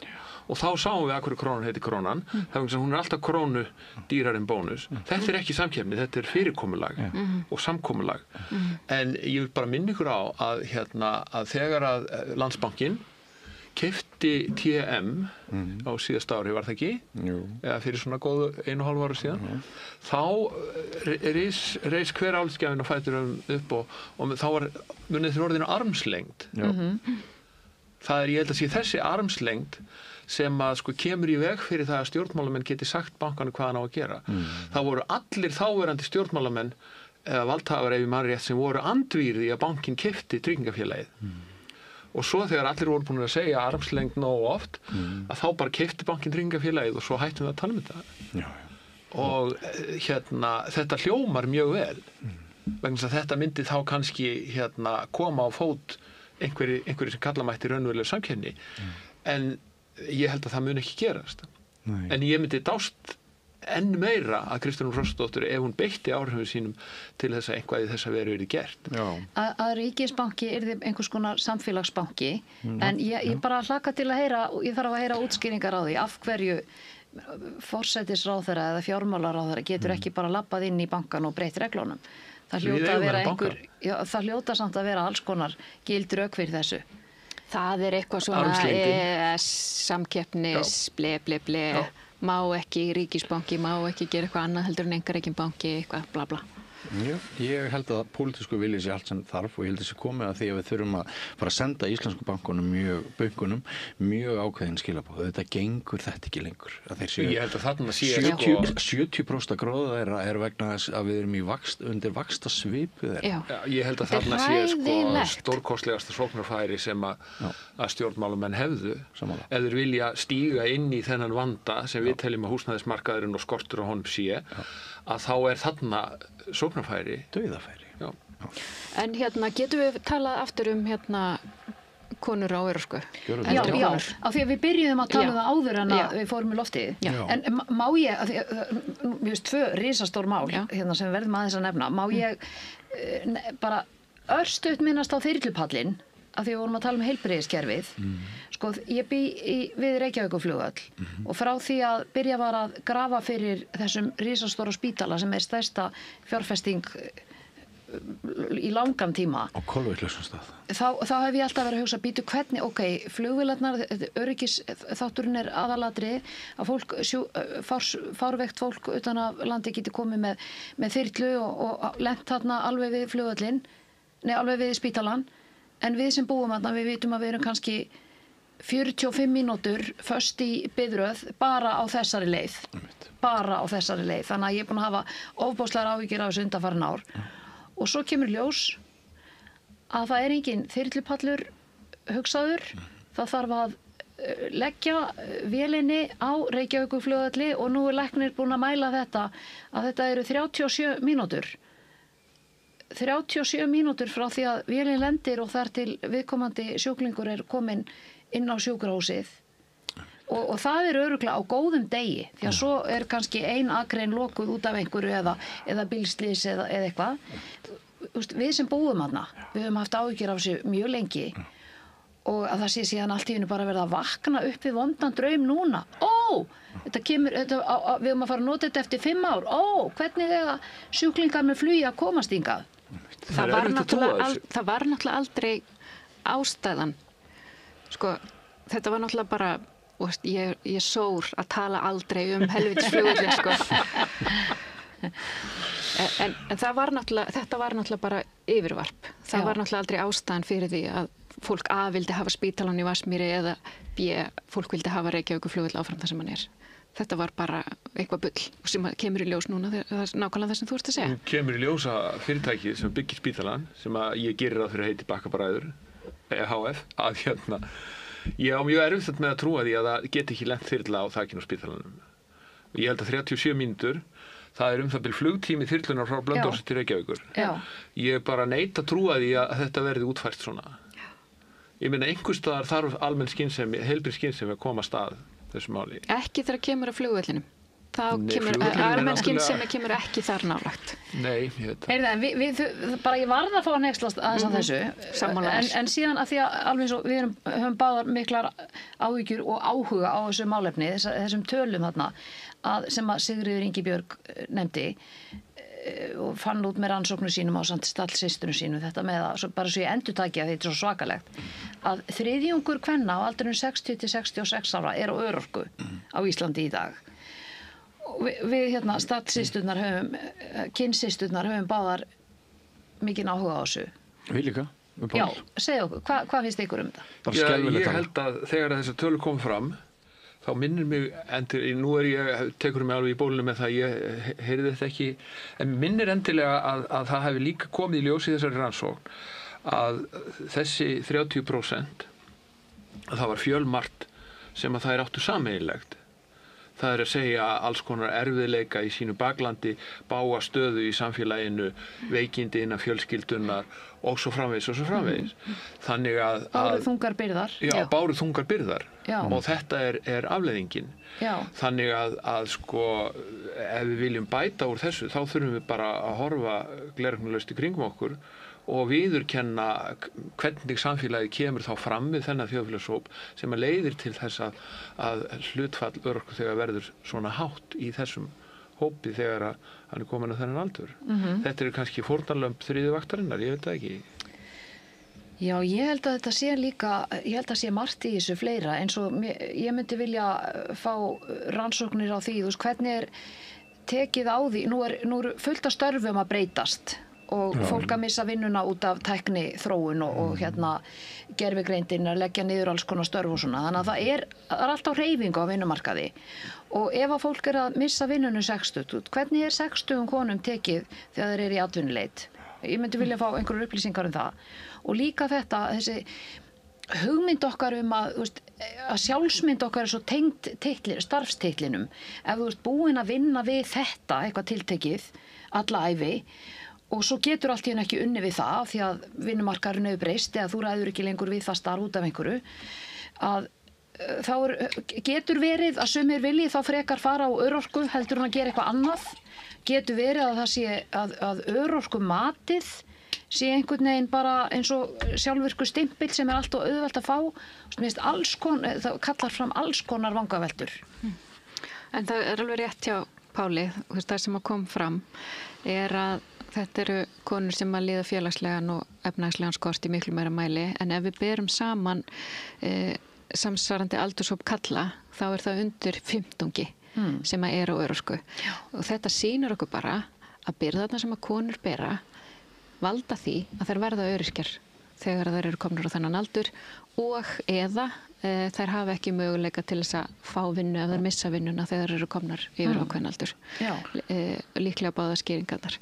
Ég held að örorkumati sé orðið frekar strangt, ég held að sé orðið svona frekar erfitt, ég hef allavega heyrt mjög marga kvart yfir því að það sé orðið sko miklu erfiðar að fá örorkumat. En sko ég held að þetta sé það er svo auðvelt einhvern veginn þegar maður heyri tölur og maður bara svona, einhver tala. En þetta er rosalega alvarlegt vandamál og þetta sýnir okkur líka svolítið hvað við ætlumst til mikils af eldri konum. Það er fullkomlega að vera í þjónustu samfélagsins og það er ekki beðið neitt fyrir sig sjálfar. Og mér finnst það skína svolítið þarna í gegn. En í þessari rannsókn sem að Tryggingastofnun gerði held ég upphaflega í haust að þá til dæmis voru í þessum hópi eru konur sem eru í líkamlega erfiðari vinnu heldur en aðrar konur og þær eru í tilfinningarlega erfiðari vinnu og eins og þú sagðir þær bera meiri umönnunarábyrgð, það er algengar að þær hafa orðið fyrir áföllum, að það séu fíklar fjölskyldunni, alls konar svona hlutir. Þannig að það eru margar skýringar en þetta er bara, stóra skýringin er bara mikið álag. Og svo hljótum við að þurfa að stokka upp vinnumarkaðin og endurhugsa ofsalega margt. Við verðum að fara að bjóða upp á miklu fleiri hlutastörf. Að fólk geti valið, sumir vilja og geta unnið minna en það er ekki boði. Og þessar konur gætu kannski frekar unnið einhvert hlutastarf, jafnvel á einhverju öðru sviði, ef það eru þreyttar í öxlunum eftir eitthvað í líkamlegt erfiði, þær geta kannski unnið í símaafgreiðslu, búa til bara eitthvað dæmi. Sko, ef að hlutastörf væri meira í boði, þá held ég að mjög margir myndu þykja það frekar en að vinna ekki neitt. Alveg örugglega. Gaman að skjóta því inn í þetta að ég tók við til hérna við formann framkvæmdastjóra Staðlaráðs og Bretar ríða á vaðið með nýjan staðal sem var að breytingaskeið kvenna og hvernig atvinnurekendur eigi að taka tillit til breytingarskeiðs kvenna og hérna að gera hvetja bara íslensk fyrirtæki núna til, af því að þetta er til innleiðingar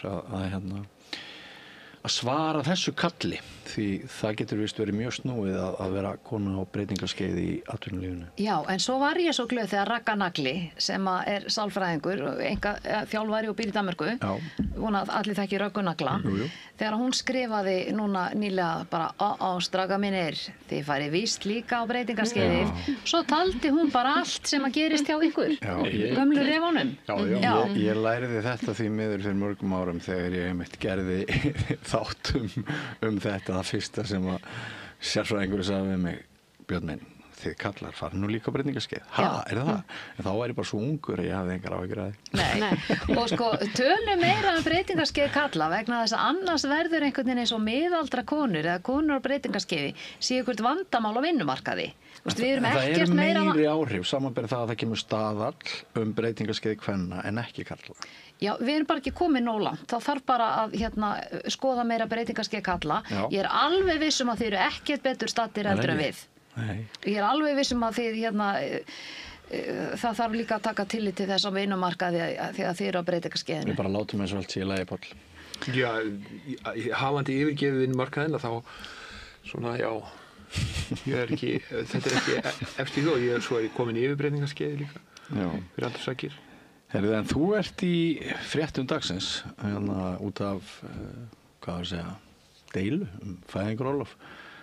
Ekki deilu, ég meina það bara... Læknanemi sem að, kona á, 7. ári í læknisfræði sem að vill að tilur það íþyngjandi þessar reglur hér, talandi bara jafnrétti og svona, að hún vill hafa annað form á þessu, ber saman við Norðurlöndin, þú ert ósammála.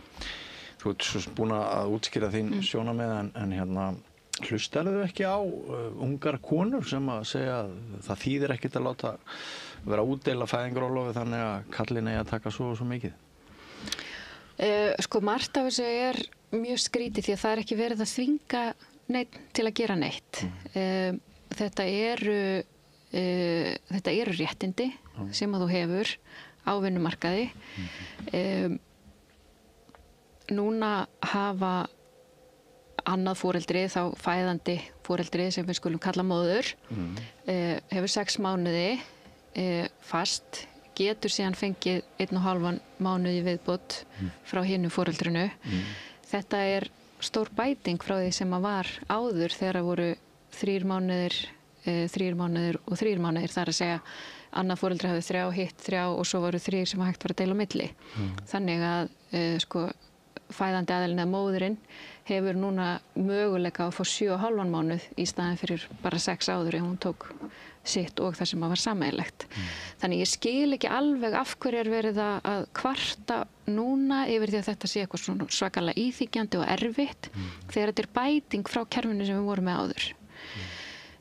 Hitt er að við vitum bara að það að feður taki fæðingarorlof eða aðilinn sem að fæðir ekki barnið taki fæðingarorlof með barninu og þá helst eins mikið ekki með hinu foreldrinu, þannig að það er þú veist einn með barninu, það skiptir gríðarlega miklu máli fyrir tengslamyndun þess foreldris og barnsins sem að bætir líf beggja út ævina og gerir fjölskylduna stöðugri. Þannig að þú veist þetta má líka líta á sem svona þetta eru réttindi á vinnumarkaði alveg eins og veikindadagar og orlofsdagar. Ég get ekki framselt mitt orlof til mannsins míns eða mína veikindadaga. Þannig að þetta er bara svona sambærilegt við það. Fólk sem vill vera heima, þau eru frjálst að vera heima. Þetta eru bara þau réttindi sem við erum með á vinnumarkaði.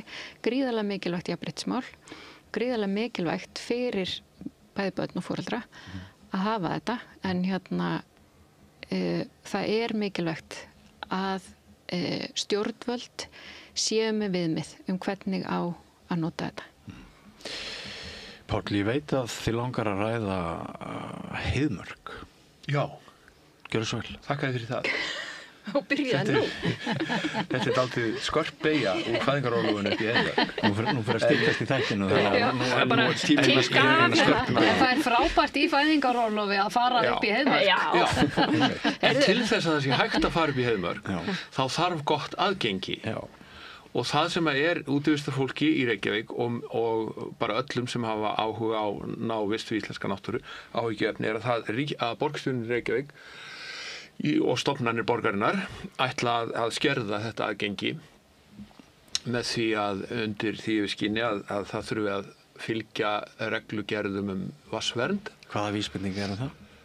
Það er ekki eitthvað vísbendingar, það eru áform Reykjavíkborgar og Orkuveitunar að hætta að hleypa bílaumferð inn í Heiðmörk algjörlega og færa bílastæði þeirra sem að vilja fara inn í Heiðmörk og gangi í skóginum í það bil 2 kílómetra fjarlægð frá Elliðavatni. Þannig að þetta myndi í raun og veru útiloka stóran hluta fótgangandi umferðar Heiðmörkina.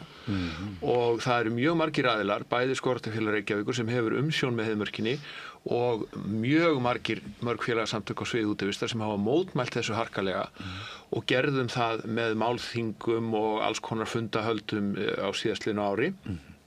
Margt af því var gríðarlega skemmtilegt og við höfum alltaf verið að bíða eftir því að borgarstjórnin sýndi á spilin, sérstaklega í ljósi þess að það eru kosningar á næsta vori, hvernig þeir ætla að leysa þetta mál, vegna þess að borgin hefur ekki viljað hlusta á efnislega röksemdir það að það sé hægt að fara millileiðir og tempra þessa heftingu á aðgenginu og eða hugsanlega færa vatnsbólin og þar með minnka vatnsverndarsvæðin. Svo sé ég það í Morgunblaðinu í morgun að einhvað appirat djúpt í myrkviðum borgarkerfisins sem heitir Menningar- og íþróttaráð. Það sendir frá sér einhvers konar ályktun það að stofna beri starfshóp sem á að íhuga þróun á útivistarmöguleikum á svokölluðum Austurheiðum sem í það sem við köllum í daglegu tali Hólmsheiði og það eru nefndu vötnin Langavatn, Rauðavatn og Reynisvatn í þessu samhengi. Þarna er Samfylkingin augljóslega vegna þess að þetta ráð er undir forystu Skúla Helgasonar sem ég gerir ráð fyrir að sækist eftir leiðtogasæti í prófkjöri Samfylkingar. Hann er búinn að lýsa yfir að hann vill vera í öðru sæti. Hann vill vera í öðru sæti, gott í honum, ekki allir ég að kjósa hann. En þeir þetta er þeirra leið til það er stundu sagt að ef þú getur ekki tekið ákvörðun þá setur málið í nefnd og þannig er tvöfalt skref að þeir álykta að þeir styðji stofnun starfshóp sem á að íhuga möguleika til þróunar á Austurheiðum og það er sérstaklega orðað í ályktuninni að Austurheiðar séu hinn nýja Heiðmörk. Þannig að þarna er Samfylkingin að senda okkur borgarbúum þau skilaboð að þeir ætla ekki að hvika frá áformum sínum að loka Heiðmörkinni fyrir gangandi vegfarendum og þar af leiðandi bróðurpartinum af þeim útivistarfólki sem hefur nýtt sér þessar partís sem Heiðmörkin er. Kaupir ekki þessi vatnsrök? Nei. Þetta er ekki gott ef það gengur eftir. Já, það er augljóst hvað ætla að gera. Það hefur ítrekað verið bent á það að vatnsbólinn við Myllulækjartjörn sem að það stóð til síðastliðið sumar að stækka vatnsverndargirðinguna utan þau og þar með í rauninni hefja lokunin á Heiðmörk. En þeim framkvæmdum var frestað og það er alltaf verið að bíða eftir meira afgerandi deiliskipulagi og skýrara deiliskipulagi fyrir Heiðmörkina. Alls konar sérfræðingar á sviði vatnsverndar og vatnstöku hafa bent á það að það væri mjög auðvelt að færa vatnstökustaðina úr frá Myllulækjartjörn, hætta að nota þá og færa þá miklu ofar í landið í Heiðmörkinni þar sem að væri hægt að forðast eiginlega algjörlega alla umferð. Ég held að deilan væri aðalega þessa umferð, semst bílaumferð. Ég held að við getum alveg haldið áfram að ganga Heiðmörkina, en við þurfum bara að leggja bílunum ekstra í útjaðrinum. En þú þarft að skilja bílinn eftir Ólís og Nólingaholti. Já, og mér finnst það bara ekkert. Og þá varst að lengja gönguleiðina inn í Heiðmörk 2 kílómetra. Safna skrefum, Já, en betra. Mér finnst þetta bara eins og fyrir að taka lyftu upp í líkamsræktina. Það er til miklu einfaldari leiðir.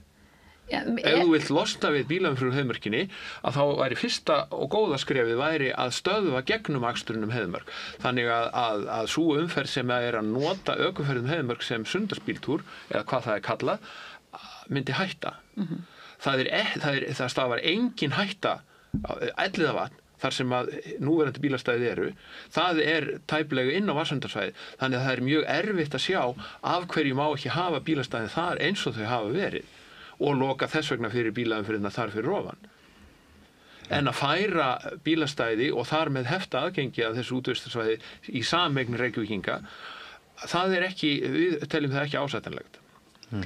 Já, en þetta semst, deilan aðalega hvar má leggja bílunum? Deilan það hvernig aðgengi að Heiðmörk háttað.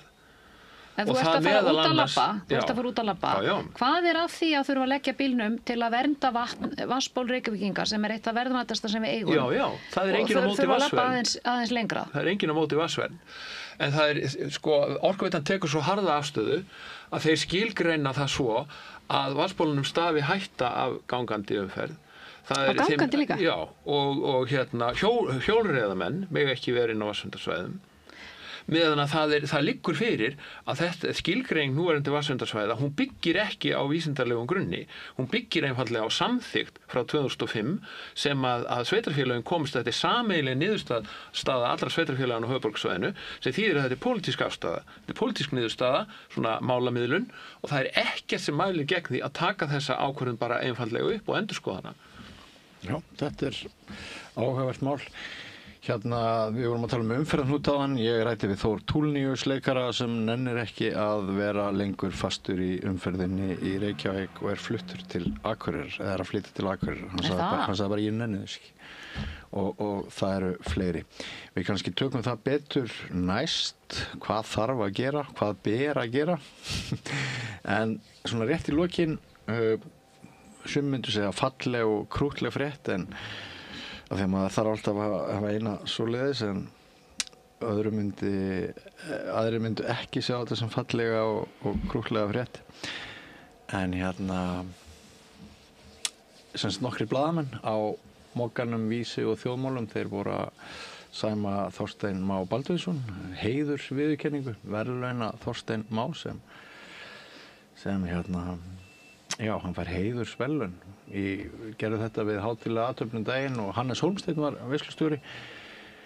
Krúttlegt og skemmtilegt hjá þeim. Við samgleðumst, ekki? Þetta það sem fjölmiðlum ber að gera, það að veita valdi, peningavaldi, aðhald og þetta frábært, ekki? Ég held að þetta sé liður í þeirri ímyndarherferð sem að Samherji þarf sýnilega að fara í út af þessum mútumálum sem að hanga yfir fyrirtækinu og verður vonandi farið að leiða til lykta með einhverjum hætti með þá opinberum ákærum eða svipuðum aðgerðum. Já, hvað að frétta af því? Það ekkert að frétta af því, það gerist ekki neitt og það ekkert víst að muni neitt gerast. En til þess að bæta ímynd sína þá hefur Samherji ráðist í ýmsar aðgerðir og þetta hluti af því. Og það ekkert athugavert við það í sjálfu sér að gefa mönnum málverk í lok starfsferils síns og einhvers konar heiðursverðlaun. En ég þarf ekki að klappa fyrir því og það stendur ekki til að gera það. En af hverju eru starfsmenn Vísis? Samherji sé einhver gerandi í þessari heiðursútnefningu? Ég ætla ekki að vera með neina samsæriskenningar það.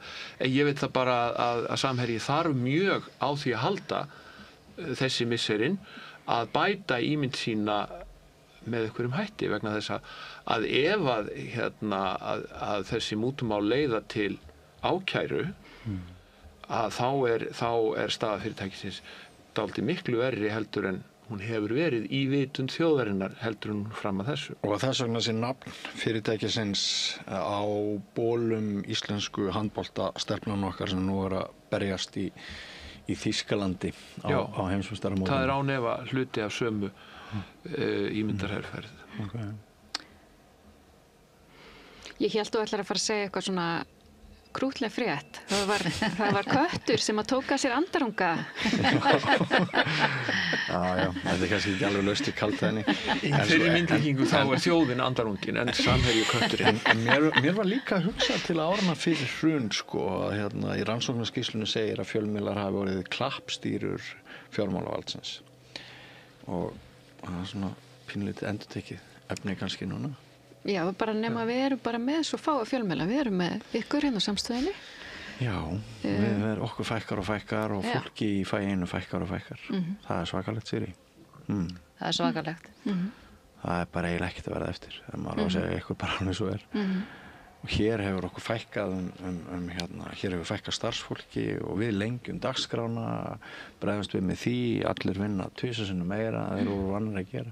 Erum við að tala fólk á 70-aldri sem í kulnun og endar í örorku? Búið að fara í gegnum breytingaskeið kalla með Ég held ég sé á því, sko. Já, ég held ég sé á því. Ef ég á að vera alveg hreinskilin, ég sé ekki búin að klára það, sko. Ok, hvernig lýsa það sér? Já, svona, sko, ef ekki bara segja það að fyrir 2 árum datt mér í huga að skrifa bók dauðan. Já, ok. Og gerði það. Þannig að það kannski svara bara best spurningum. Ég fáum orðum. En við höfum svo sannlega farið víðan völl og samt höfum við ekki komist yfir allt af því sem það hefur verið gaman að ræða. En við erum búin að vera hér svolítið á aðra klukkustund og ég held að það sé ekki, þótt því séu frábær, þá held ég að sé ekki að þetta leggja það á ykkur hlustendur og áhorfendur að við tökum meira á tíma ykkar, en frábært að fá ykkur. Það er búið að vera mjög gaman fyrir mig að vera hér með ykkur, Sirri og Páll og What's your face? Hvað sem þú heitir? Ég vona að ég fá ykkur öll aftur hér í reynsluboltana, hvort sem það verður nú sama áhöfn eða með öðrum. Kæra þakkir fyrir þáttökuna. Takk fyrir bóðið. Takk. Og áfram göngum við göttuna, ekki fara langt, kæru hlustendur, að nýr kafli eftir andartak. Við lifum á tímum þegar þörfin fyrir opna og gagnrýna umræðu brýnni en nokkru sinni fyrr. Ég heiti Ólína Kjerúlf Þorvarðardóttir og ég styð og vel samstöðina, sjálfstæðan og óháðan fjölmiðil. Alþýðufélagið frábær hugmynd. Félagsgjöld í Alþýðufélagið eru krónur 2.750 á mánuði og renna óskipt til dagskrár og útsendinga samstöðvarinnar. Samstöðin.is Gerist áskrifendur á samstöðinni og taki þátt í að byggja upp öfluga og róttæka samfélagsumræðu.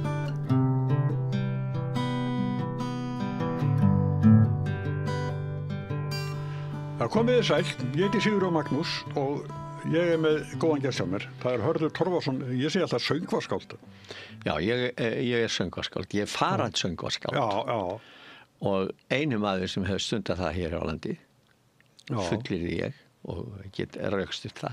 En farand söngvaskáld það sem ég gerði yfir 30 og eitthvað ár, að ferðast með sögur og söngva og söngvaskáld.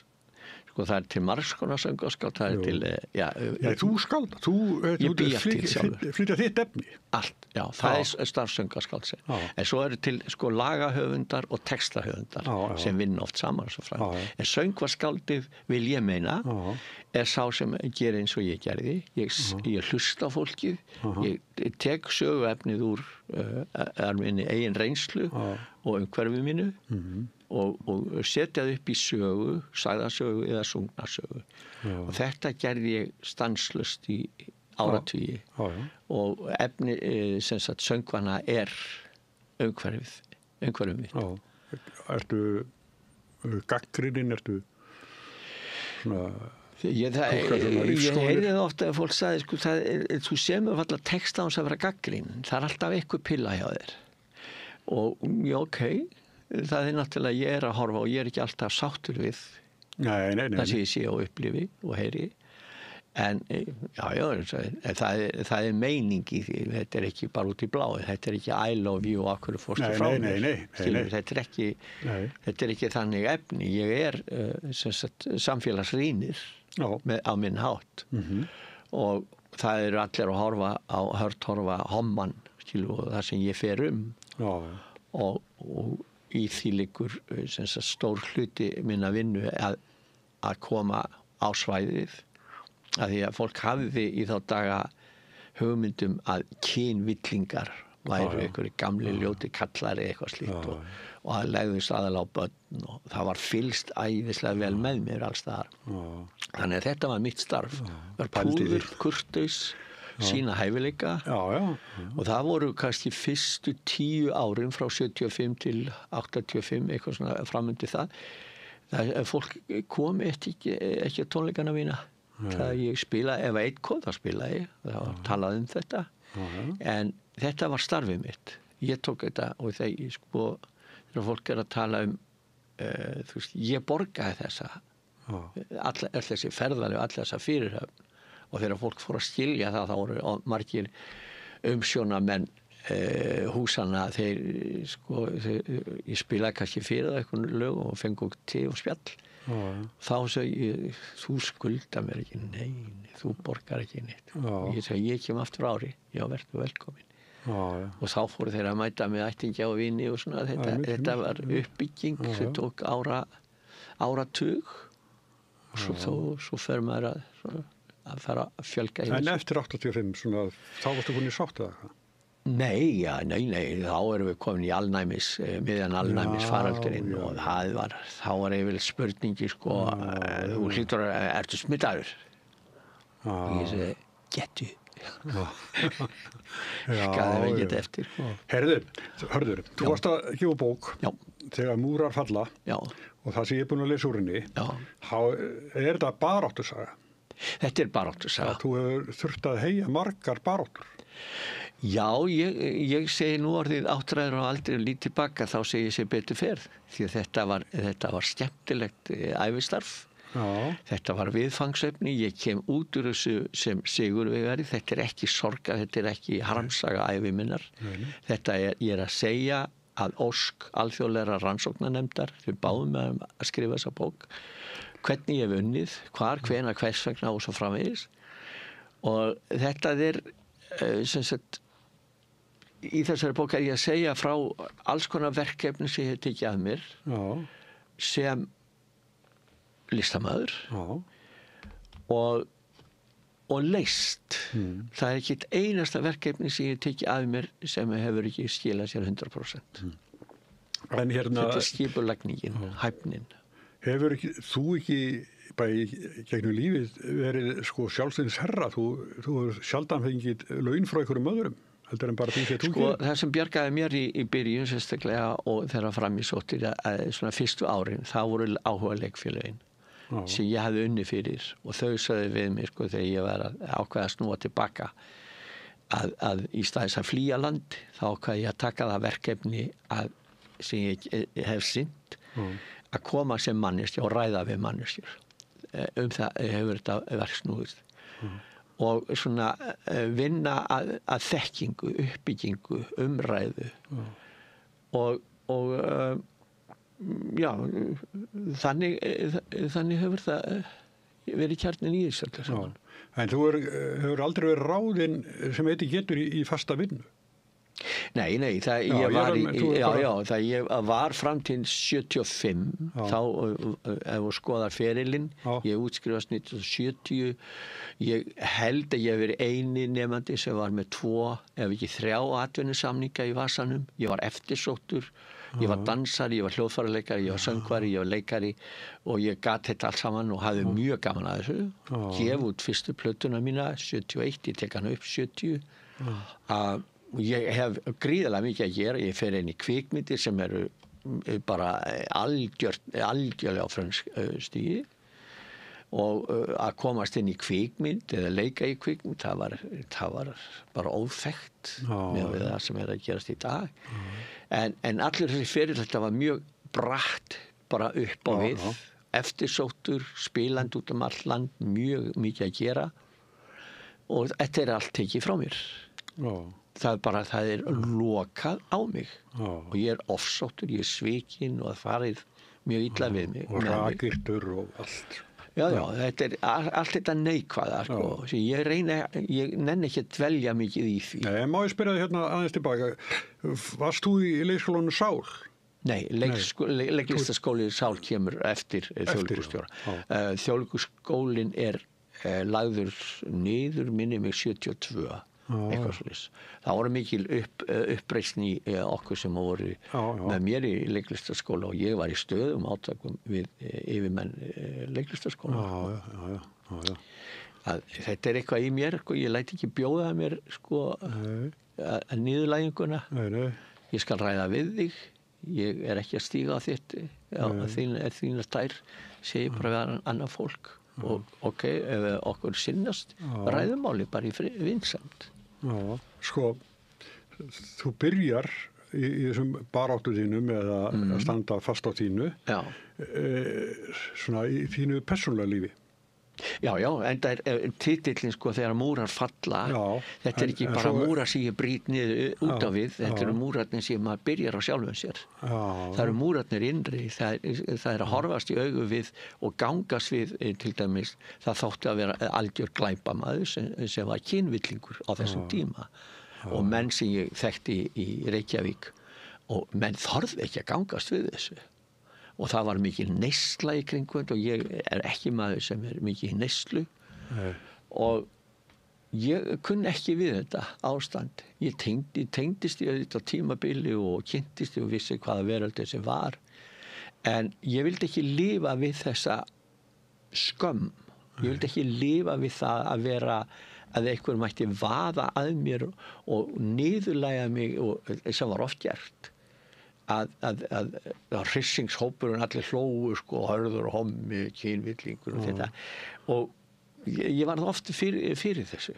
En nú voru sko áberandi hommar í Reykjavík tíma. Já, það var fullt af mönnum sem vita að væri hommar. Gulli rakar eða ekki? Já. En þeir voru ekki það, sko, skilur, þeir, eins ég segi, ég er það og ég skammast mín ekki. Það fór í taugarnar á fólki. Það var ekki hægt að brjóta mig niður. En með hina strákana var það oft þannig að þeir voru bara sálusir samkvæmur og lifðu sínu rólega þetta líf og allt en þeir voru ekki að rífa kjaft, skilur. Og þess vegna máttu þeir vera með. En ég, sko, þekkjandi í mannlífið, ég er alveg sem að það var ráðist á það og allt þetta. En þeir tóku því. Það er sama á, ég segi frá í bókinu einu strák, sko, þegar fyrsta mótaðgerðin sem ég geri hérna 1978 að ég tala við eitt strák. Það var svo algengt að okkur var hent út. Það þótti alveg sjálfsagt. Hommi, út með þig. Ekki hleypt inn. Og ef þú varst grunar hommi, sko, þú varst með eyrnalokk eitthvað slít, sko, það var bara út með þig og þú þurftir ekki að vera hommi til þess að verða fyrir þessari ofbeldi. Og mér er ennþá í fersku minni strákur sem húmorinn, sko, í honum. Ég sagði við hann, býttu, lætur þú bjóða þér þetta? Finnst þér þetta allt í lagi? Að, sko, þú ert komin inn á skemmtistaðinn og svo kemur bara dýravörður og sækir þig og þeir eru ruddar og þeir henda þér út með alls konar orðum og svo framvegis og já, elska mig, sagði hann, elska mig besta. Ég fyrir bara heim, fyrir bað, skipti föt og lagaði svona hári til og nýtt inn vatn og mæti rauðin aftur. Sko, þetta er svo dásanlegt. Já, það er mikið umberðalindi þarna. Já, skilu, en þetta var oft hjá mörgum af þessu strákum. Hlutskipti ykkar bara. Já, þeir bara samþyktu þetta.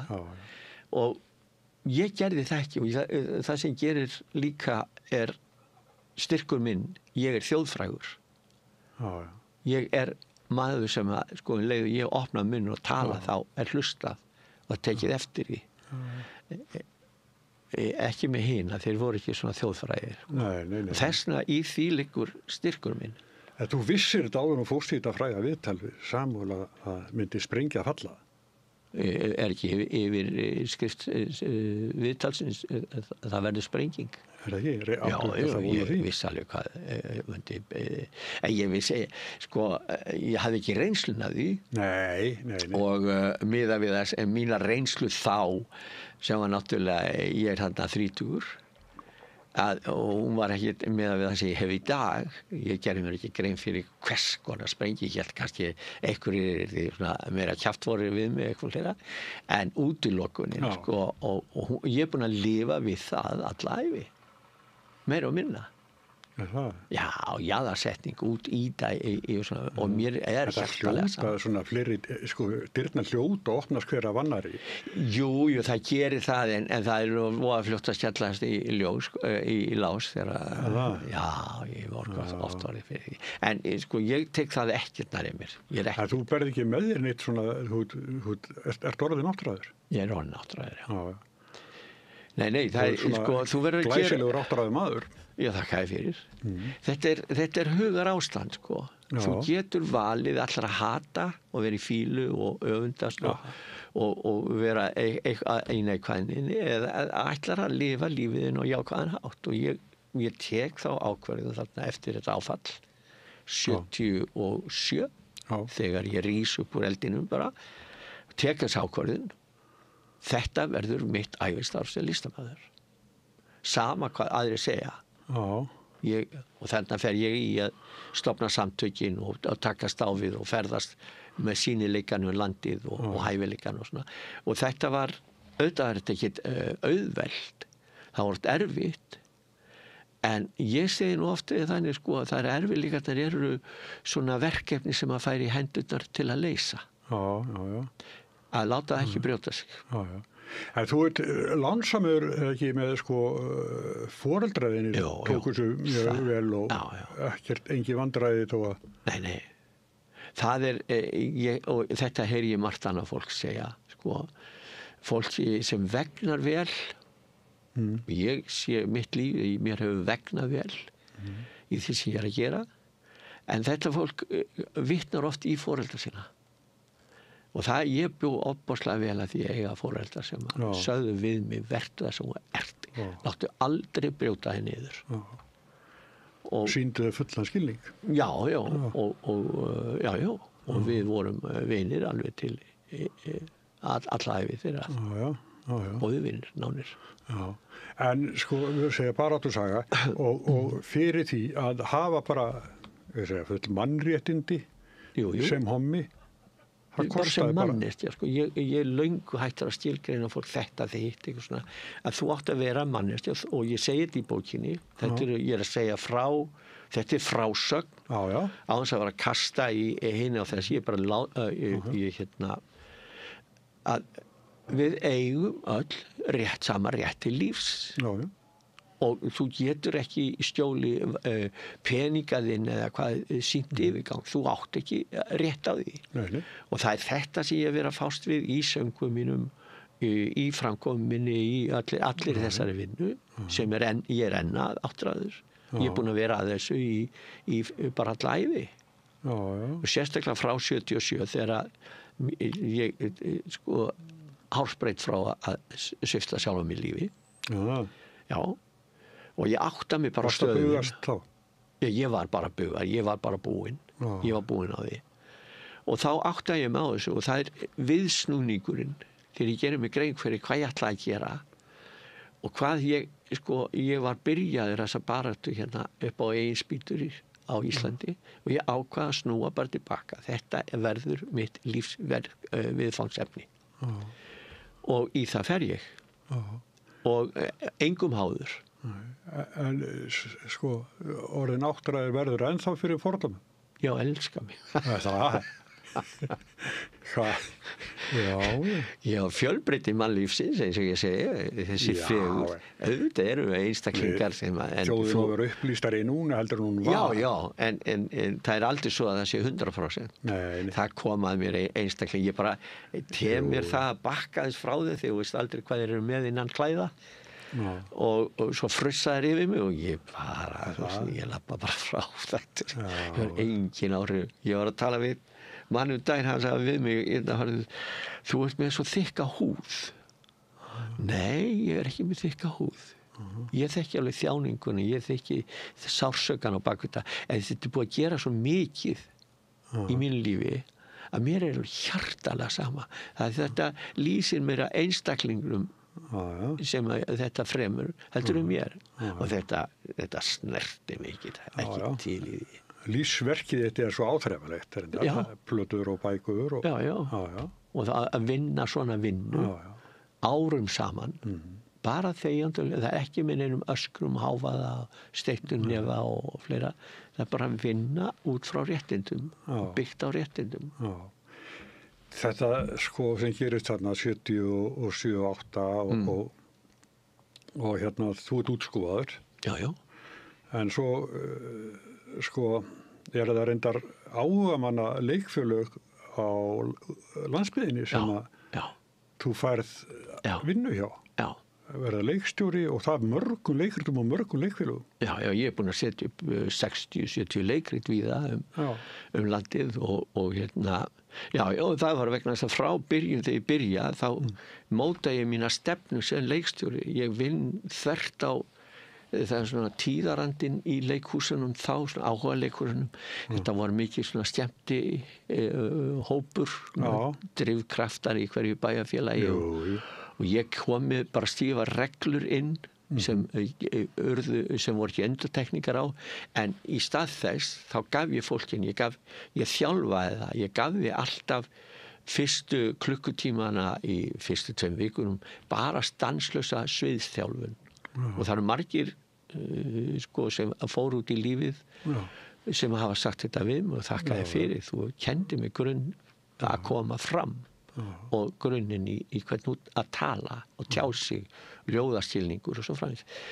Og þetta gaf ég fólkin á móti, til dæmis, það var mikið, það var alltaf hlaðborð með kaffi og köku sem kvenfélagi sáu og ég baði að hætta þessu. Ef þið vildi sjálf á bakvið þá allt í lagi, en ég fór ekki í þessi kökuboð. Ég hefði bara tútlað út og líka það að nota vinnutíma minn í að sitja og ræða kaffi og yfir kaffi og kökum, það var ekki ég. Nei. Svo ég tók af svona einbeitinguna bara og vann með fólkinu og sýndi þá sannaði að ég var að vinna. Já, en það vil svo til að við þekkjum svolítið að sama fólkinu frá þessum tíma þegar þú varst í Ólafsvík. Ólafsvík, já. Sem var svona minn helsti styrk veitandi í raun og veru á þessum árum. Þau sögðu þú hefur alltaf unnið vel. Það var fyrsta starfið sem þú fyrst, það var hjá þeim. Já, ég hringdi í þau þegar ég gerði mig grein fyrir að ég ætlaði að snúa tilbaka. Mista hefnaðist sjálfsmorðið eða sjálfsvíið. Og þá hringdi ég þau og spurði hvort þau myndi ráða mig í vinnu og mér vantaði, ég átti ekki krónu, mér vantaði fyrir farinu til Íslands og þau lögðu það út og það byrjaði þannig. Og þetta fólk sem að ég þekki og var í stjórnundu leikfélagsins eða voru að leika undir þinni stjórn, það fólk berðir allt mjög vel söguna. Já, þakka þér fyrir. Þú bara, ég held þú vitir það sko. Já, ég veit það. Þetta voru svona ég veit það, sterk bönd á milli þar sko. Já, ég hef tengst fólki víða land eða gerði, tengdist og hringja annarslagið margt af þessu fólki og ég vann mér einn gott orð og ég vandaði mig við mína vinnu, ég var ábyrgur á allan hátt og stóð mig vel og vann vel. Ég veit þetta eðlilega og var sett upp svona ákveðna kendi fólki ákveðnar svona starfsreglur. Það þú verður sem listamaður það byggir á aga, sjálfsaga og æfingum. Það munurinn áhuga leikaranum eða áhuga fólkinu og atvinnumanninum að við erum stöðþjálfuð þannig að við förum á svið og þú sérð ekki þegar við gerum mistökin. Nei. Við fellum það bara inn í. Já. En áhuga maður frýs og allt þetta. Bara svona þessi grófa vinnu. Sko. Já. Það sko, einn af mínum bestu vinum í lífinu, hann er nú fallið frá núna, Ívar Steindórsson, hann lék Frænku Tjalli hjá þér, hérna í Ólafsvík. Og þetta fólk, þegar það var að tala þetta, þá var aldrei að tala að hörðu væri hommi. Nei, bara hörðu torfa. Já, það er þetta sem ég var aldrei var við þetta það var sára sjaldan sem það kom fyrir í leikfélagum eftir þetta að það voru svona einstaklega menn fyrir utanleikfélagið en þeir gáðu sem höfðu ekki kynst þér sko og gáðu heldur í leikfélaginu ekki góða umsókn heldur þetta voru einhverju svona neikvætt fólk og þetta snerti mig aldrei neitt en ég held ég man ekki til þess að mér hafi lent upp ég hafi lent upp á kant við fólk svo að það reiði ég var fastur fyrir, ég það en með rólegheitum það ekki æsingamaður nei, ég rökstil vel það sem ég átaka fælinn maður ég nenni ekki að rífast við fólk en þegar ég ráðinn sem leikstjóri að þá vinn ég mína vilju af alvöru og vil fólk einstaklingunum mjög vel tókst þetta ekki oftast vel? Jú það nú auðvitað voru það er ráðin aftur og aftur í sömu stöðum og eignast þarna fína vini fínt þekki ennþá en þú sagði ráðan þá myndir mig á mömmu mína hún sagði alltaf að ég kann ekki að rífast já kann ekki og ég bara rífst ekki við neitt þú veist ég sé ekki tilgangin í því það eitthvað tilgangslausast í lífinu að rífast og jafnvel út af svo litlu hlutum láta þetta fara hvort þið fallir að gulda eða brúnt eða eitthvað það bara alveg gali ég hef tekt hann í fólk sem bara rífist út af öllu það eru til einstaklingar sem þrífast á því að rífast en ég ekki nei, sem betur fer heyrðu, en hérna þú best ekki bara fyrir þínum eigin réttindum, þú best ekki bara fyrir að fá að vera hommi og viðurkenndur sem slíkur þú best fyrir miklu meiru að vera hommi bara að vera manneskja ég veit það trans, vera manneskja ég vil ekki hljóma eins og ég sé með eitthvað viðurkennu homma bara eins og ekkert sé þetta er bara manneskjur eru manneskjur grunnurinn í þessu og ég sagði þetta fljótlega bara í strax byrjun þegar ég áttaði mig á því sem ég fer að vinna að réttindum homma þetta eru réttindi allra og þetta kemur upp ræðan þegar ég finn þarna sérðu það kemur strax fram hjá mér í byrjun að ég leita að mannesku sem getur tekið að sér að vera formaður samtakanna 78 ég leitaði að honum það var að vera kallmaður að því að lesbíur gengust ekki það voru bara í felum meira en kallmenninnar og þetta var hann var það eiga eigin íbúð og hann var að vinna þannig vinnu að það var ekki hægt að reka hann og þetta var finna þennan mann en mér tókst það og sem var hver? Hvað sérðu? Hver var það? Hann hér Guðni Baldursson stórfín maður og hann rak samtökju 78 fyrstu 8 árin og það var töff vinna það lítur að vera já, hann sætti miklum árásum en við rættum oft saman og það frá byrjun að við erum ekki bara til þess að við erum ekki að búa til klúbb til að skemmta sér við erum að takast á við réttind okkar sem manneskjur og við verðum að leiða hér inn finna stjórnmálamenn sem eru sammála okkur og koma inn breytingum í lög þetta tók áratugi en þetta var stefnan frá byrjun og það var ekki bara svo líka eiga við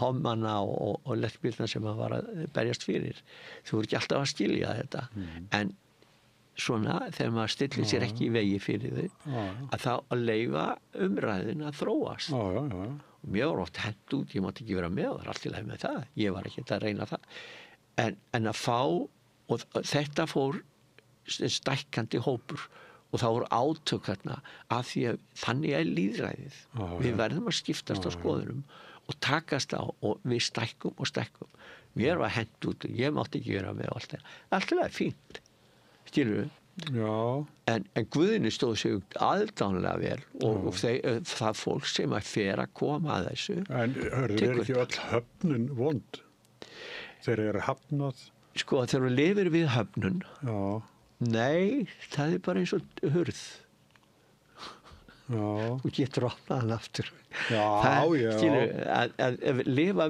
höfnun einhvern veginn mér hefur tekist að vinna bug á slíku að steltaði hurðinni og ég hef oft nefnt sem dæmi sko, ég er 1,80 og 1 á hæð. Ég var komin undir 70 kíló.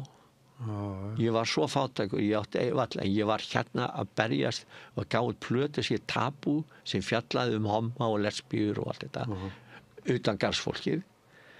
Og ég var að labba í brjáluðu veðri á milli hús og banka upp og reyna að selja plötur og á stelta á mig. Það er höfnun, það er gríðarlega höfnun. Og þegar þú færið þennan skell á þig, hvað gerði ég þá? Þá fór ég að fantasa, og kallaði mig flatnef. Og mér fannst það að fyndi að sjá nefa á mér, það var svona útflatt að ég fekk svona margar hurðarskelli. Og það er svona hugsunarháttur sem heldur mig gangandi.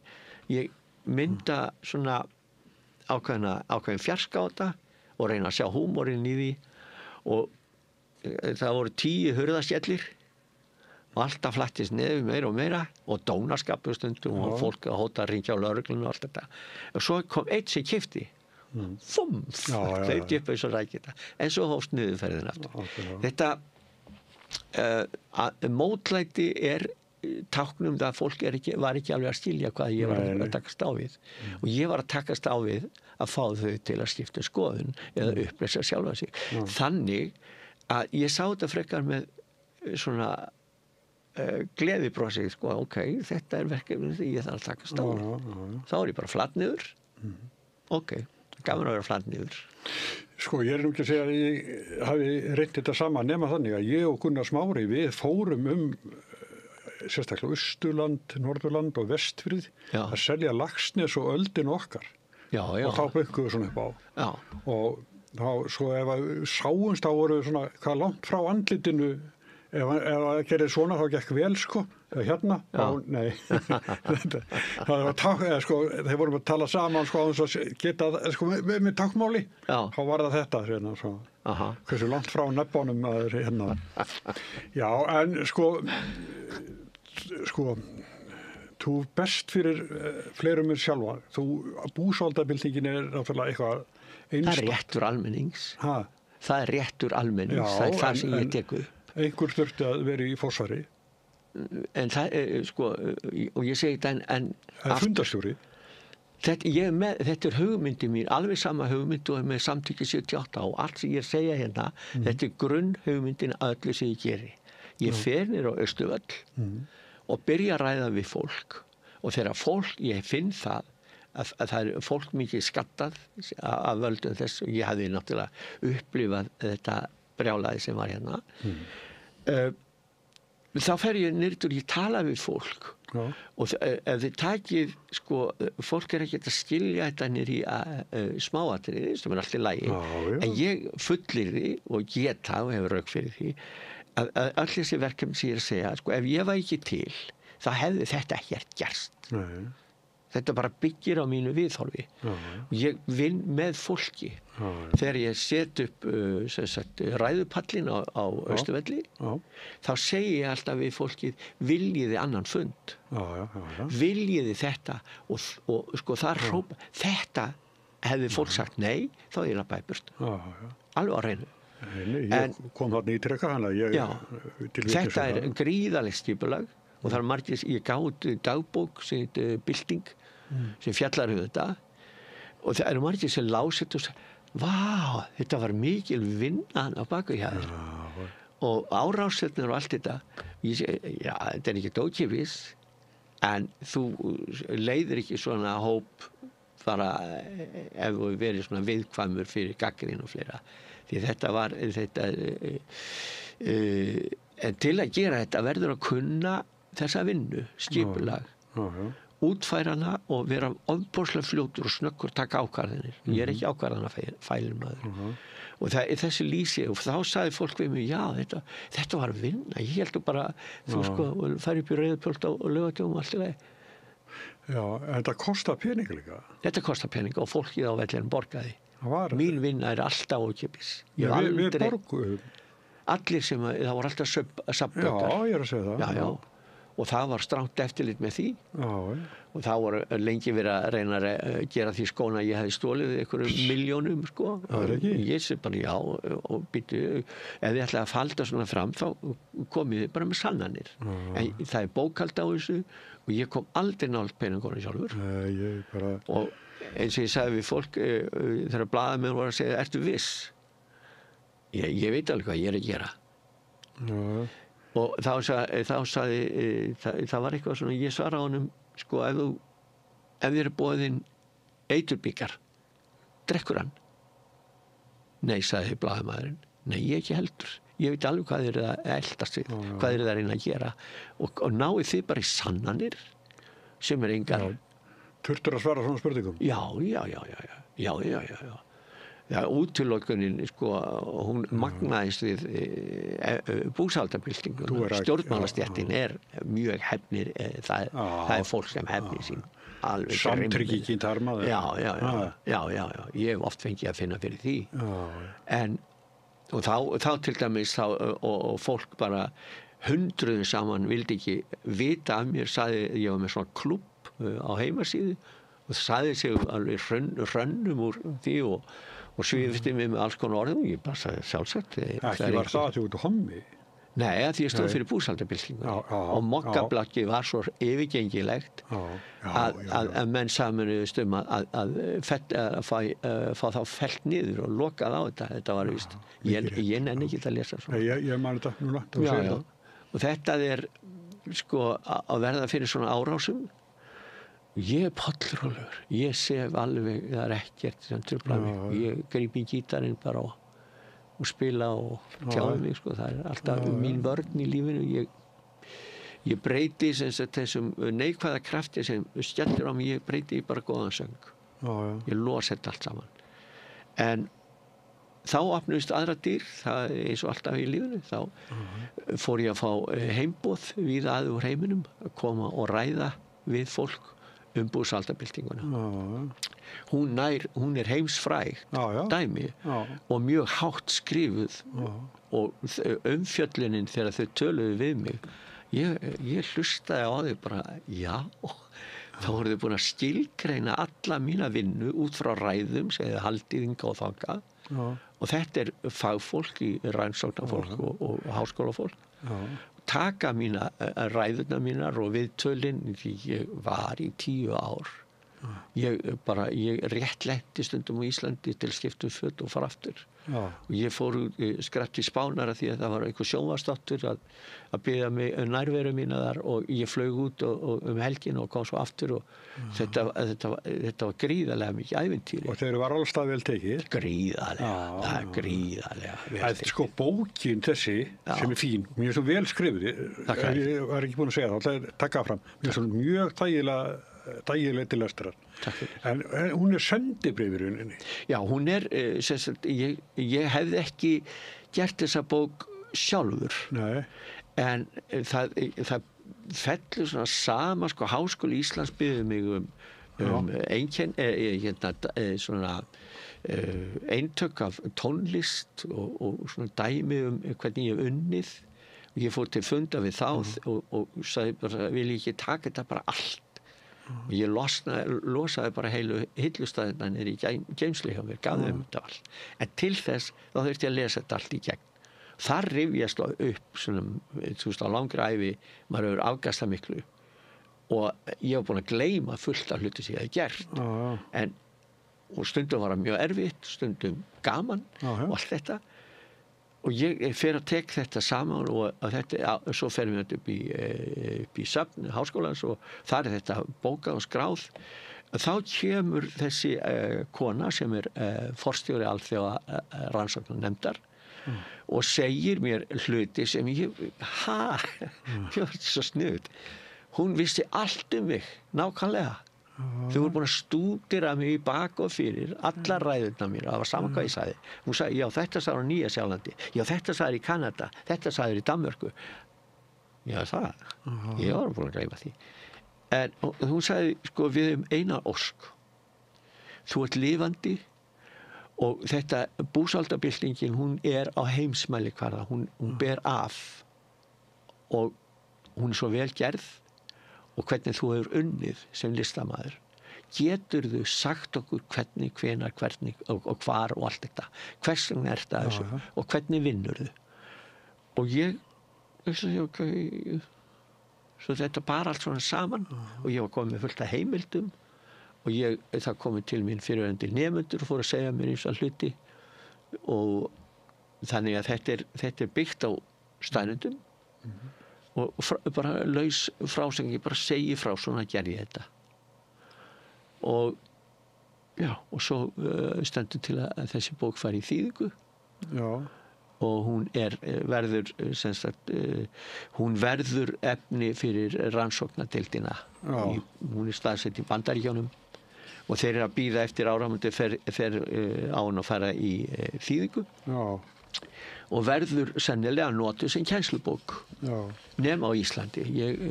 Það er einhvern veginn með það hér og það er eitthvað en sko búsaldabildingin og svo gerir meira hérna þetta er búsaldabilding, Pól Ramses Njálsgötustríðið, svo framlag mitt í alnæmi, Faransöngvarskáldið Sýnileikinn, Samtökin 78 Sesar, þetta er allt svona lítil verkefni sort aðgrindaðist og lýsi hvernig ég fer að þessu með hvaða hætti og þetta eru sko fyrir fullt af fólki að læra því að eins og ég segi þetta er ekki harmsaga, ég er að segja hvernig hægt er að ná árangri. Stjórnmálaflokkar hefðu til dæmis mjög gott hægt þessu skítkast og fara að vinna með svona sko siðmenntaða aðferðir. Það er bara markvisst, skilur við, og það er það sem ég gert, þess vegna hef ég náð þessum sigri og það er ekki allir ánægðir með það, en það er bara þannig. Ég er ánægður með það, ég get litið yfir stoltur og mjög góðu ævistarfi, þetta veit ég og ég hef talað við sem sagt í þessi 10 ár sem ég fór ferðaleg, ég tala við fullt af fólki mjög sprenglærðu og reynslumiklu fólk, mikið fólk sem hefur rætt við mig og það hefur verið gerðar kvikmyndir, heimildir þú veist, þetta er miklu, ég er svona eini Íslendingur sem er viðurkendur á alþjóðavettvangi sem aðgerðasinni. Það er ekki smá titill í raun og veru. Nei. Og það er ekki grjótkast, það er ekki engin dráp, það er engin skilur, þetta er bara að takast á við samfélag sitt og oftast tengist það strax inn í stjórnmál. Stjórnmálamenn hafa ekki staðið sér nægilega vel og ef þeir hafa ekki gert það þá er komið tími til að veita þeim þrýsting. En sko þú best bara með sjálfur, bara með því sem þú segir og skrifar og syngur. Þú ert ekki neinum átökum, líkamlegum átökum eða? Nei. Nei, ég segi vopnið þitt er bara þú. Vopnið mitt eru rök. Já. Og það sem þú getur. Friðsamleg rök. Talað, sungið. Já. Það er ekki, sko... Ekki ofbeldi. Nei, ofbeldi skilar bara ofbeldi, það er alveg sama hvernig hún ferð að því og við erum ólík við erum ólíka skoðanir og svo framvegis en kjarni lýðræðis er það að tala saman og finna sameiginlega lausn. Það þýðir að við fyrir aðeins hægar en allt í lagi að leyfa líka öllum að vera með, ekki segja hann má ekki vera með. Þetta er þessi sortering. Og þetta er náttúrulega eina leiðin fyrir mig að gera þetta var að standa einn. Standa einn. Já. Treysta ekki á neitt, en treysta samt fólk sem vildi vinna með mér. Og svona ég íti bílnum í gang og ég læta í friði. Ég er ekki að fara að hlaupa á eftir og segja þú átt ekki að gera þetta svona. Alls ekki. Leyfa fólki að þróa hlutina áfram. Við vorum mörg sem að komum í búsaldabildingunni niður á Austurvöll. Það voru þúsundir, já. Já, og við höfum öll gott að lesa þessa bók. Já, og bildinguna líka. Hún kemur fólki mjög á áfram. Þetta er kennslubók. Þetta er aðferðafræði. brjóta múrana innan með sér, reyna að vera eins heiðarlegum að getur sem manneskja. Nú, og svo að brjóta múrana sem að bæði við erum að hlaða í kring og þeir margir sem átta sig ekki sko, sem ætla að búa til fullt af girðingum til að halda hinum frá, þeir átta sig ekki á þeir eru að einangra sjálfa sig. Þess vegna leikurinn í þessu nafni sko, þegar múrar falla, hvað gerist þá? Það til mörg góð dæmi það. Já. En Hörður, ég þakka mikið vel fyrir að koma. Takk fyrir mig. Og Rauðaborðið heldur áfram eftir augnablik. Frjáls fjölmiðlun á í vök að verjast, allstaðar, ekki bara á Íslandi. Peningavaldið og sterku hagsmunaöflin eiga greiðan aðgang að stjórnvaldi og fjölmiðlum og eiga jafnvel sína eigin fjölmiðla. Þess vegna samstöðin svo mikilvæg. Hér pláss fyrir alla raddir, málin eru krufin til mergjar og samtölin eru stór og innihaldsrík. Samstöðin mikilvægt lýðræðistæki. Ég heiti Kristín Helga Gunnarsdóttir og ég styð samstöðina. Öflugur og ódýr auglýsingamiðill 40.000 manns sjá eða heyra þætti samstöðvarinnar í hverri viku. Ef þú vilt auglýsa, sendu póst á samstöðin@samstöðin.is. Allir þættir samstæðvarinnar eru fáanlegir á öllum helstu hlaðvarpsveitum.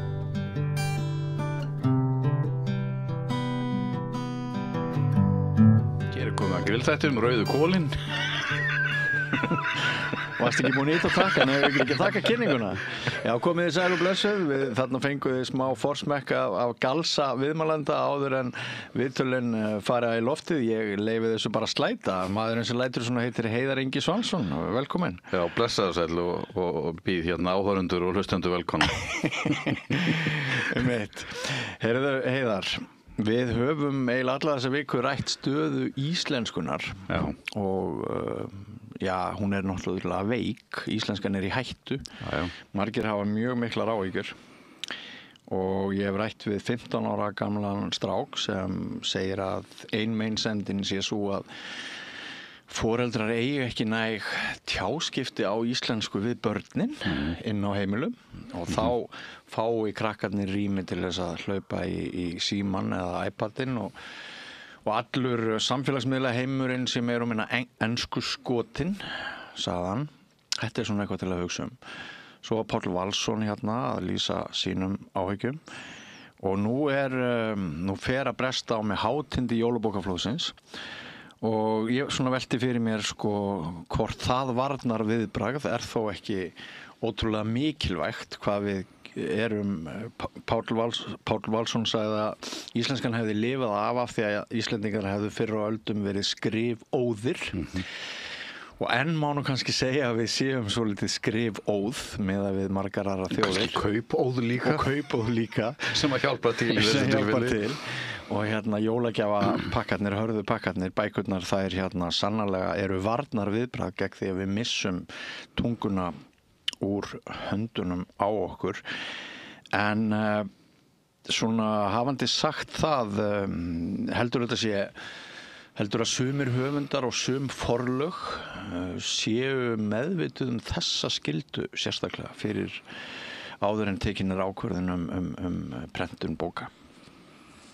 Ég veit ekki alveg hvert að ef þetta sett í samhengi við það þegar ákvörðun tekin prentubóka en ég held að allir sem starfi í bókútgáfu gerir sér grein fyrir því hvaða hlutverki þeir gegna í þessu samhengi.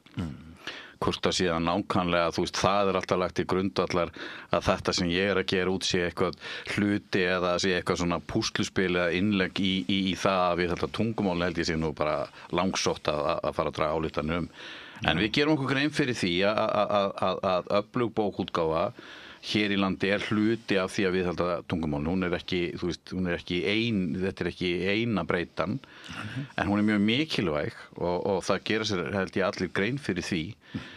Og það sem auðvitað skiptir hér máli, ef við hugsum bara akkurat stöðuna núna, fjölbreytni. Og við auðvitað reynum að kortleggja það og reyna að fylgjast með. Það til dæmis í ár mjög mikil fjölgun í íslensku skáldsögum.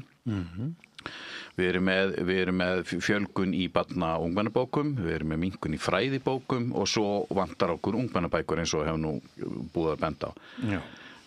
Í fyrsta lagi bara þurfum við að sjá hverjir eru styrkleikarnir í þessu sem við erum með, en líka hverjir eru veikleikarnir og við þurfum að vinna með þá. Varandi heildarmyndina, þá er það alveg rétt. Tungumáli lifir ekki bara sjálfum sér og við erum komin svona, finnst mér að svona held ég ákveðinu svona vendipunkti vegna þess að við erum ekki komið það langt þú veist, eins og til dæmis með Íra að það bara, þú veist, að bara við erum ekki búin að missa þetta út úr höndunum. Við erum alveg með tækifæri núna til þess að bregðast við. Við þurfum þjóðarátak. Það þarf að ná til mjög margra. Bókaútgáfa er auðvitað hluti af því. Og hún er mjög mikilvægur hlekkur en ekki eini, en við þurfum miklu meira, við þurfum svona samfélagslega vakningu og vitund það að bara svona daglegar athafnir okkar og eins og þú veist að lýsa, þú veist, veit okkur insýn í einhvern eldhús eða stofu hjá fjölskyldu sem að 15 ára, hvað var ekki drengur sem var að segja þér, þetta er líka hluti af þessu. Samfélagið er að breyta, samfélagsgerðin og samfélagsmiðlar og öll þessi neysla er að breytast en eftir þarf að vera að tungumáli þarf að vera rauði þráðurinn einhvern veginn í gegnum þetta allt saman. Það þarf að vera líka rauði þráðurinn í því að tala við tæknina og tækin. Tungumáli þarf bara að vera einhverstaðar yfir og allt umkring. Yfir og allt umkring og sannarlega er það ekki staðan við hérna. Sko, það er svo margt sem ógnar íslenskunni. Ferðaþjónustan. Öll þessi skilti á ensku, allar þessar leiðbeiningar á ensku, upplýsingar á ensku. Það er eitt og mjög skiptar skoðanar af hverju við sýnum ekki bara, má ég segja, okkar pung. Okkar pung gagnvart íslenskunni. Ég bara nákvæmlega. Það má segja pungur sem sagt. Er það ekki? Okay, mér detti þó til dæmis í hug, ég fór á tónleika fyrir nokkrum árum síðan með Sigurrós í Þýskalandi. Einhundert Hallen í Þýskalandi og það var mjög áhrifvært auðvitað náttúrulega bara tróðfullt og þessi náttúrulega rjómi okkar íslensku tónlistamenningar þarna að spila. Ég var hérna með erlendum gestum og þetta var náttúrulega mjög bara sitt. Þeir sungu nú íslensku meira minna gegnum allar tónleikana, sögðu fátt en það sem sögðu eiginlega var eitt orð, takk. Og það birti síðan á stórum skjá þegar tónleikarnir voru búnir. Þurfti ekkert að segja meira. Glæsilegt. Og þetta svona, talandi að hafa punga að vera bold, þetta statement til dæmis, að ég veit til dæmis, ég hlusta á norska þungararsljónsveit sem heitir Kvelertak, sem er mjög stórir í svona alþjóðlegu svona jaðar, svona hardcore rockmenningu. Allt sungið á norsku, allt saman. Og plötnar heita Mjöt og Blóttörst heita lögin og svo framvegis. Og þessi einhvern veginn svona minnimáttarkennd, einhvern veginn að halda það að það sé ekki sko, það er með þess að tæki á símanu þínum sem að sko er hluti af Google Translate, þar sem þú getur farið bara og myndað hérna, þú veist, ef þú skilur ekki leiðbeiningar og auglýsingaskilti og veist ekki hvað þetta kaup í búð, þá getur bara að fara með myndavélina þína, hún þýðir fyrir þig bara á skjánum nákvæmlega hvað þetta, þú þarft ekki að breyta skiltinu. Og þetta er hluti held ég af því að þess vegna er að segja þjóðarátak. Við þurfum bara öll einhvern veginn að sameinast það að gera það sem í okkar valdi stendur. Ég er útgefandi og við erum fleiri náttúrulega þar. Við þurfum að taka þetta til okkar líka, en það er bara, við þurfum öll einhvern veginn að finna hvað er það sem við getum gert til þess að hjálpa við þessu tungumáli. Og ég er svo mikið með hennar heimsendarspá. Ég er nú tiltölulega bara eðlilegur bjartsýnn og ég held að alveg að það sé hægt ég held að, þú veist, að tungumálið sko, mun ekki hverfa, en það gerist ekki, þú veist, það er ekki sjálfsagt. Og það er kannski, við höfum verið svolítið værukær í því að halda það til þess bara eins og, þú veist, af hverju lögum við ekki innkaup bókasafna, þú veist, til almennis, og það er svo margt einhvern veginn sem að við getum bara gert, en erum ekki að gera því við höfum ekki. Það verður svona ákveð andvaraleysi Það eru, af hverju lögum við ekki innkaup bókasafna? Já, til dæmis, af hverju bara breytum við, af hverju, þú veist, hvernig... Hvað áttu við? Já, bara hvernig stendur á því að bókasöfn hér í landinu, bæði skólabókasöfn og almenningsbókasöfn ekki að kaupa hérna nóg mikið hlut af því sem við erum að gefa út og færa almenningi. Af hverju þetta býða í 1 eða 2 mánuði eftir nýjustu bók Ólafs Jóhanns, þú veist eitthvað. Af hverju aðgengi almennings ekki meira heldur en til dæmis? Og af hverju aðgangur til dæmis barna og unglinga, sérstaklega þeirra sem eru tekjulæri, sem að langar að sjá núna þar að koma út nýjar barnabækur og hafa kannski eina aðgengi sem hafa gegnum skólabókasöfn. Af hverju eru ekki efla skólabókasöfn?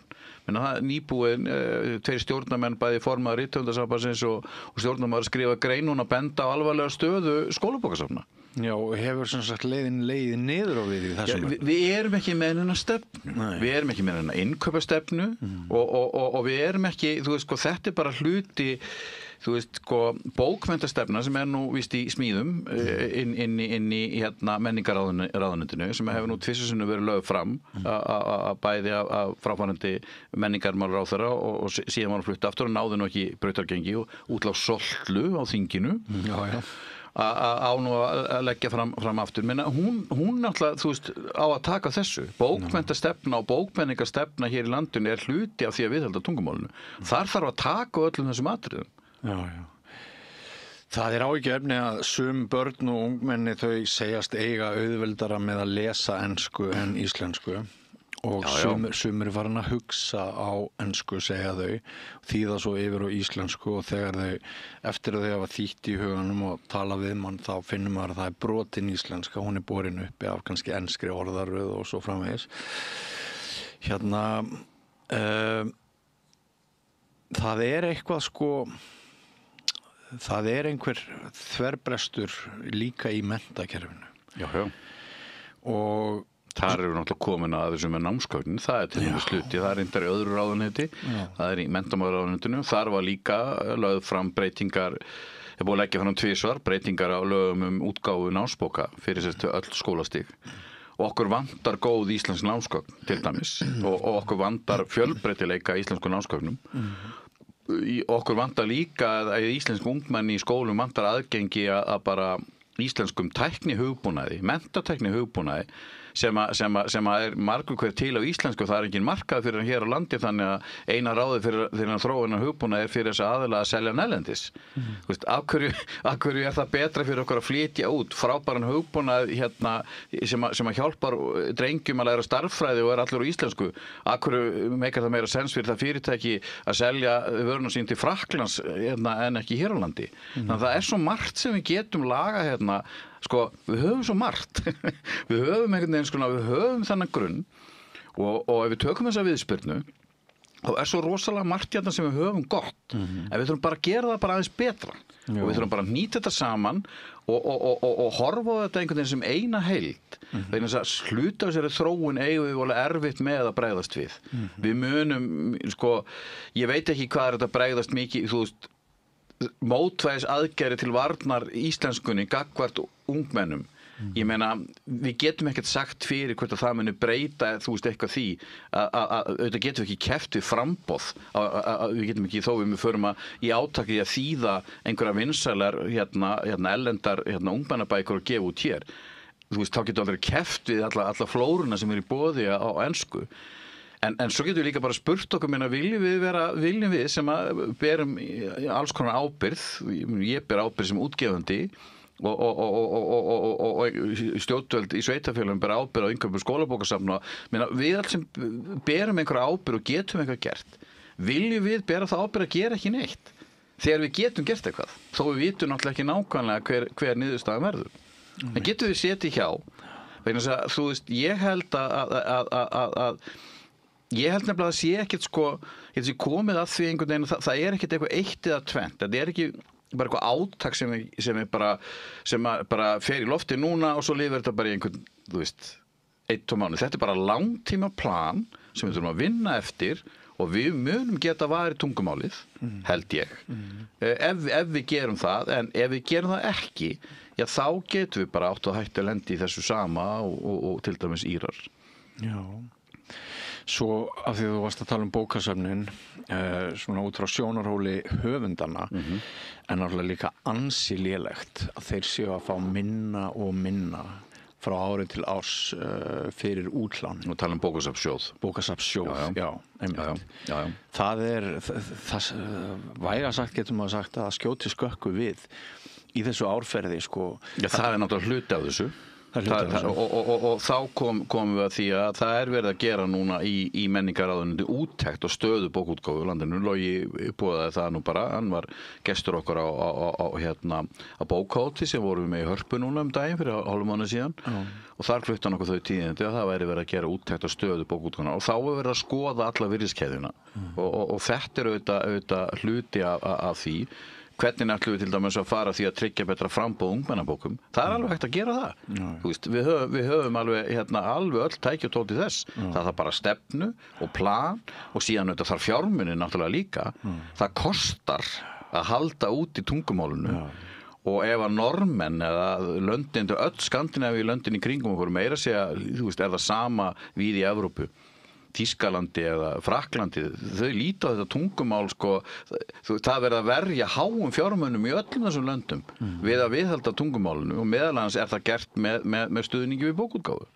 Þú segir það kosti, en hvað kostar það, sko, ef við ætlum ekki að rækta þetta hlutverk, ef við ætlum að missa tunguna frá okkur, þá missum við náttúrulega okkur sjálf. Við missum okkur sjálf sem sjálfstæðan heimspeki, menningar heim og rosalega sög. Sjálfstæði þjóðar. Sjálfstæði þjóðar. Menna við bara, eins og nefndið sem dæmi, hugsa eins og Sigurrós. Þú veist hvað, við þurfum að, og það meina bara þetta grín hana gamla þetta með Eyjafjallajökull og það þetta að vinna með þetta tungumál. Þetta náttúrulega mjög sérstakt tungumál og það líka hægt að vinna með það. Það líka hægt að leika sér svolítið með það. Það ekkert skemmtilegra þegar maður í Wales en að fylgjast með kílómetralöngum orðum og einhverjum skiltum og svona og fyrir viki þá eykst áhugi manns á tungumálunni þetta svo framandi. Það alveg rétt. Já, heyrðu, það í mörg horn að líta og við tveir leysum ekki öll þessi vandamáli, við erum sammála þetta þjóðarátak og Páll Valsson tala líka fyrir því og þetta sé svona alltaf fleiri og fleiri að kveikja á því að við getum ekki beðið lengur og þetta einmitt ekki, sko, þetta ekki spurningum smá skammta lækningar, heldur bara heildstætt plan. Nú, ég í hópi höfunda sem að ég hef skrifað 8 bækur. Ég hef aldrei sér neitt pening fyrir nokkra þeirra, sko, og það eru ótrúlega margir kollegar mínir sem að segja svipaða sögu. Það ekkert allir sem að geta sótt listamannalaun, ég hef alltaf verið í einhver annari vinnu og svona einhverju sem að hefur komið í veg fyrir það. En íslenskan stundum hugsa ég, þegar ég að spója hvort ég að nenna að setja saman bók eða ekki, þú ert með eitthvað sem langar að koma frá þér og svo þetta líka bara gott á svo litla málsvæði og leggja þitt fram. En sko íslenskan verður ekki varin með hugsjónum einum saman, það líkur alveg fyrir. Nei. Og þá komum við svolítið líka því og þetta alveg viðkvæmt, sko, ritlaunin, sko, sem kerfi, sem aðferð við það að svona balansera, þú veist, markaðurinn getur ekki ráðið þessu einn og sér. Mín skoðun svo að sko, svo strategía að leggja áherslu á ritlaunin, sko, hlutfall ritlauna í heildar hvað sem vistkerfi bókútgáfu hátt hér á landi með annars staðar, en það koma kannski aðrir hlutir inn líka, af því að markaðurinn er svo lítill. Þess vegna þú veist, það að sé ákveðin fjöldi höfunda á launum við að skrifa bækur, þú veist, skiptir meira máli í stóra samhenginu og það upphæð sem farið, það eru miklu hærri heldur en í kringum okkur. Gallin síðan hvernig þú átt að skipta því og ég ætla ekki að blanda mér í það en það kannski líka hluti af vandanum að það ákveðin að mínu viti ákveðin atriði þar sem þarf að hafa í huga og ákveðin vandamál þar sem að hefur ekki náðst einhvern veginn leysa, það að tryggja sér ákveðin nýliðun hann inn í þessu. Það auðvitað hægt alltaf við allt svona, öll mannana verk sem eru bundin af einhverjum sem alltaf bundin af einhverju þó einhverju mæli hvað það sé huglega mati að það sé klíkumyndu.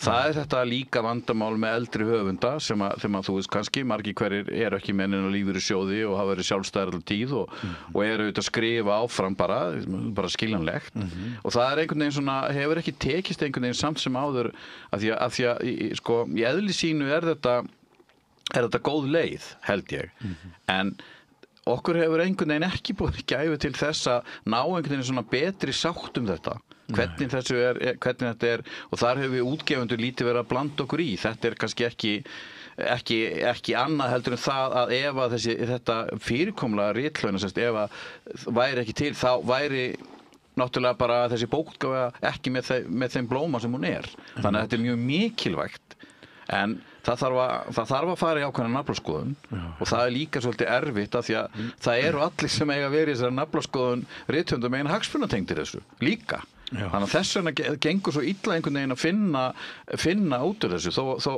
þó að í eðli sínu finnst mér þetta kerfi gott síðan það á þessum örmarkaði sem við erum jafnmörg hér á landi og búi í Brighton svo við tökum það nú í svona samhengi hversu margir höfundar geta lifað af því að skrifa bækur hér á þessum örmarkaði það líka eitthvað og af því að þessi markaður er ekki miðstýrður, hann bara frjáls hann bara auðvitað ríkistuddur bæði útgáfumegin og höfundamegin þá lítur hann oft ekkert kannski lögmálum markaðarins þú skrifar ekki af því að það er gata markanum þú skrifar af því að það er einhver þörf hjá þér og svo er annan náttúrulega hér á landi sem er víða ekki í kringum okkur að það er engin aðgangshindrun hérna inn á markaðin og það til dæmis í Skandinavíu þú sest ekki einhverjum í Noregi og bara þú veist ákveður það menn ég var stundum bara símtöl það í þessi mánuði síðan ég fekk síðan símtal aðalega sem var að velta fyrir sér að gefa út bók og nú er komin mánuður og hún er komin út skilur og hún er komin í búðir og hún er búin á umfjöllun þú veist þetta myndi aldrei gerast neins þar í kringum ykkur það eru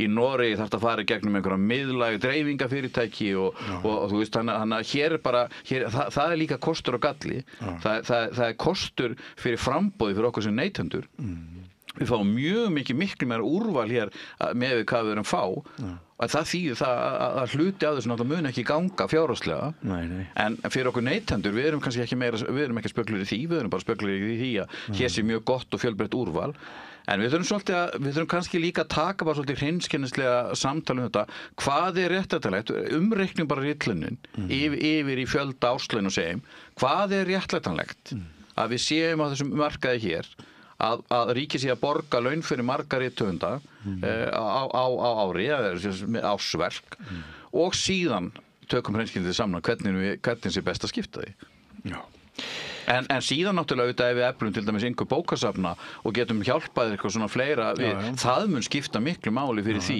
að þú með þína bók til dæmis einhver aðri geta þá allavega átt einhver að trygga sölu þú veist í gegnum það þannig að þú kannski komið með ég veit ekki 200-300 eintök eitthvað svoleiðis það sem að og ég er ekki sammála því að við erum að vera með eitthvað ríkisreiki apparat sem miðstýrir því að bókasöfnin þú veist í einhverju menningarlegum tilgangi hvað á að kaupa og hvað á ekki að kaupa við erum bara, bókasöfnin er bara að kaupa einn þar bækur sem almenningu vill lesa og er eftirspurn eftir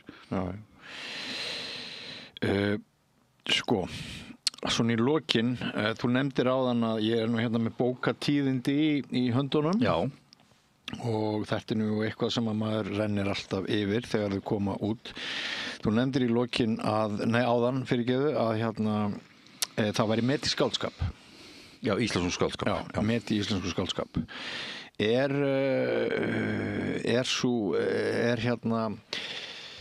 Er bara mikill blómi alveg frá ungum höfundum og upp þar. Já, og það er náttúrulega meðal annars út af þessari lágu aðgangshindrun. Já.